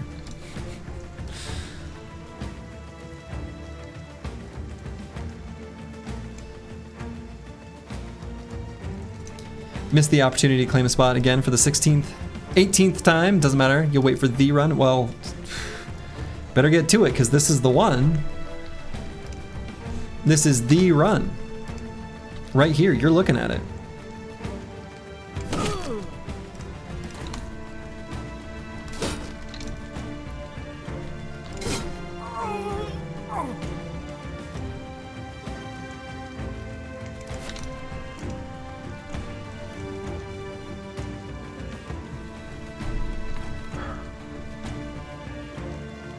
I still have dreams of getting this guy's armor.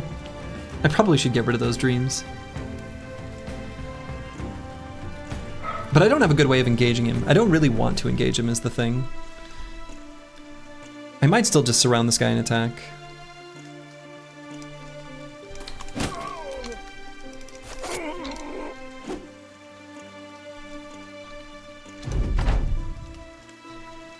Peasant Militia feels true to the identity when it's literally an army of pitchfork holding farmhands. Yeah. It's true.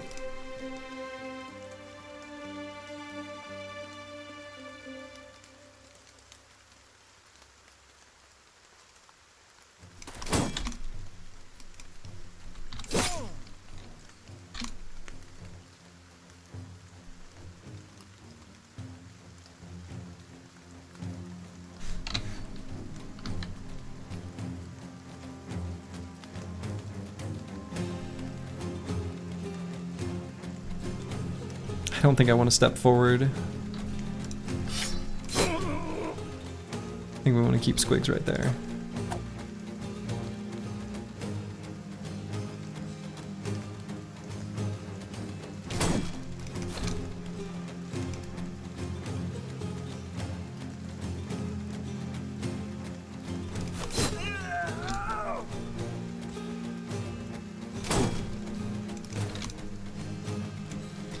To be honest, isn't peasant literally everyone who isn't noble? So even a squad of well-trained mercenaries could be called a group of peasants? I mean, sure, but I think it's, there's like peasant, and then there's like peasant, you know? And we're the second one.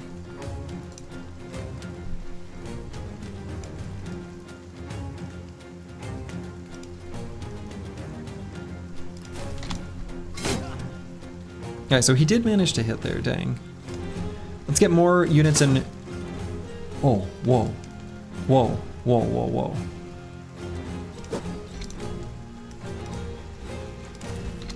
I did not even see that thug with the axe. Whoa, whoa, whoa.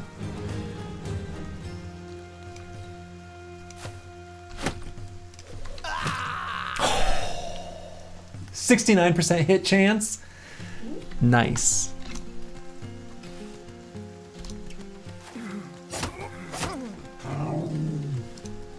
Hey Mango, do you need to sit up here? Okay, hello. Hey bud. I know why he's here. I know why he's whimpering. We all know the reason. It's because it's 3 minutes past when I normally feed them. That's why. He's desperate. He's hungry. He's hungry. He knows exactly the time of day. He's a smart dog. He's a smart guy.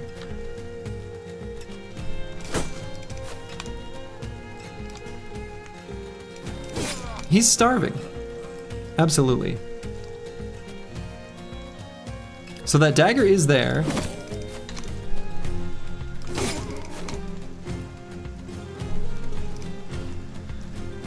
This guy's gonna run away. Funny guy 2121. Thank you for the sub.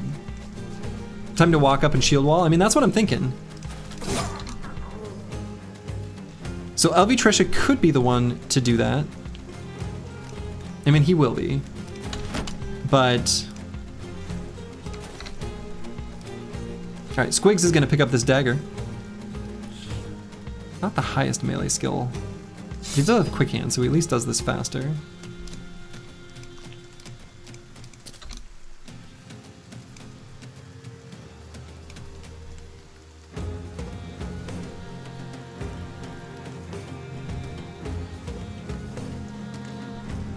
Wait a moment on Rail Tracer.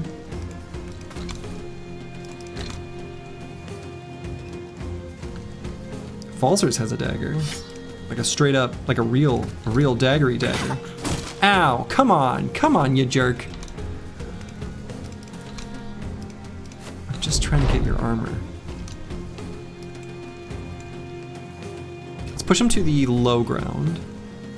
Oh, so I can't from here. Oh wait, no, I can. Okay, we'll try again.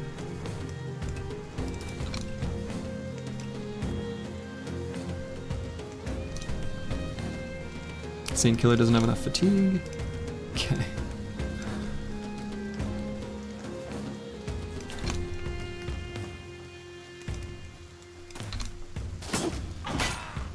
Come on! Oh, he's already destroyed. Yeah, I don't know.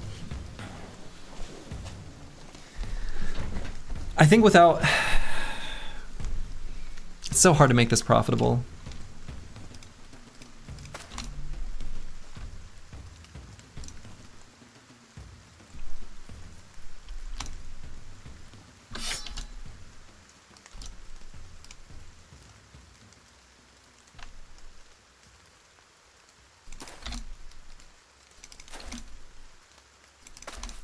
It's easier once our stats get higher.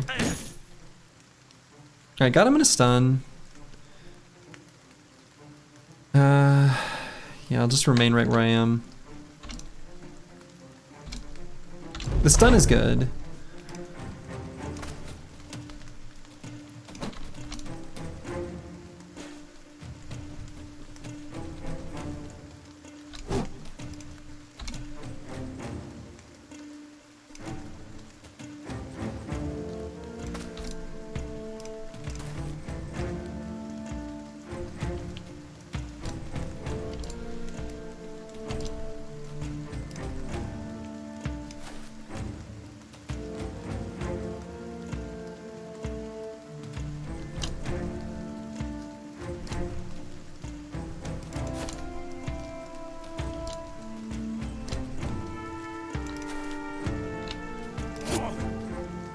Come on. Break. Break.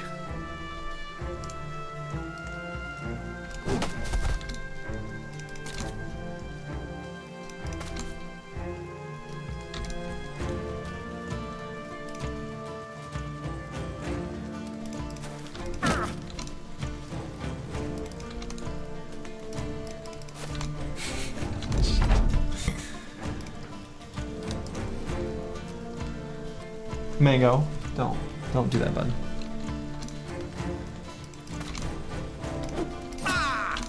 Okay. Finally got him breaking.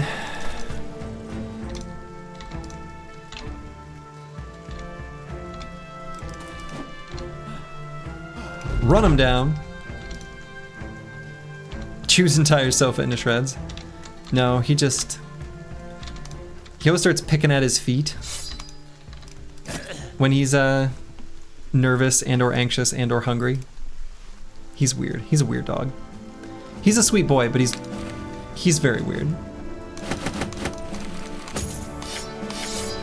Okay, I mean, that was pretty good. That was a pretty good result. We got the things we needed. We got the things we wanted. We got some armors. And we've got a situation for the Slurgy of tomorrow.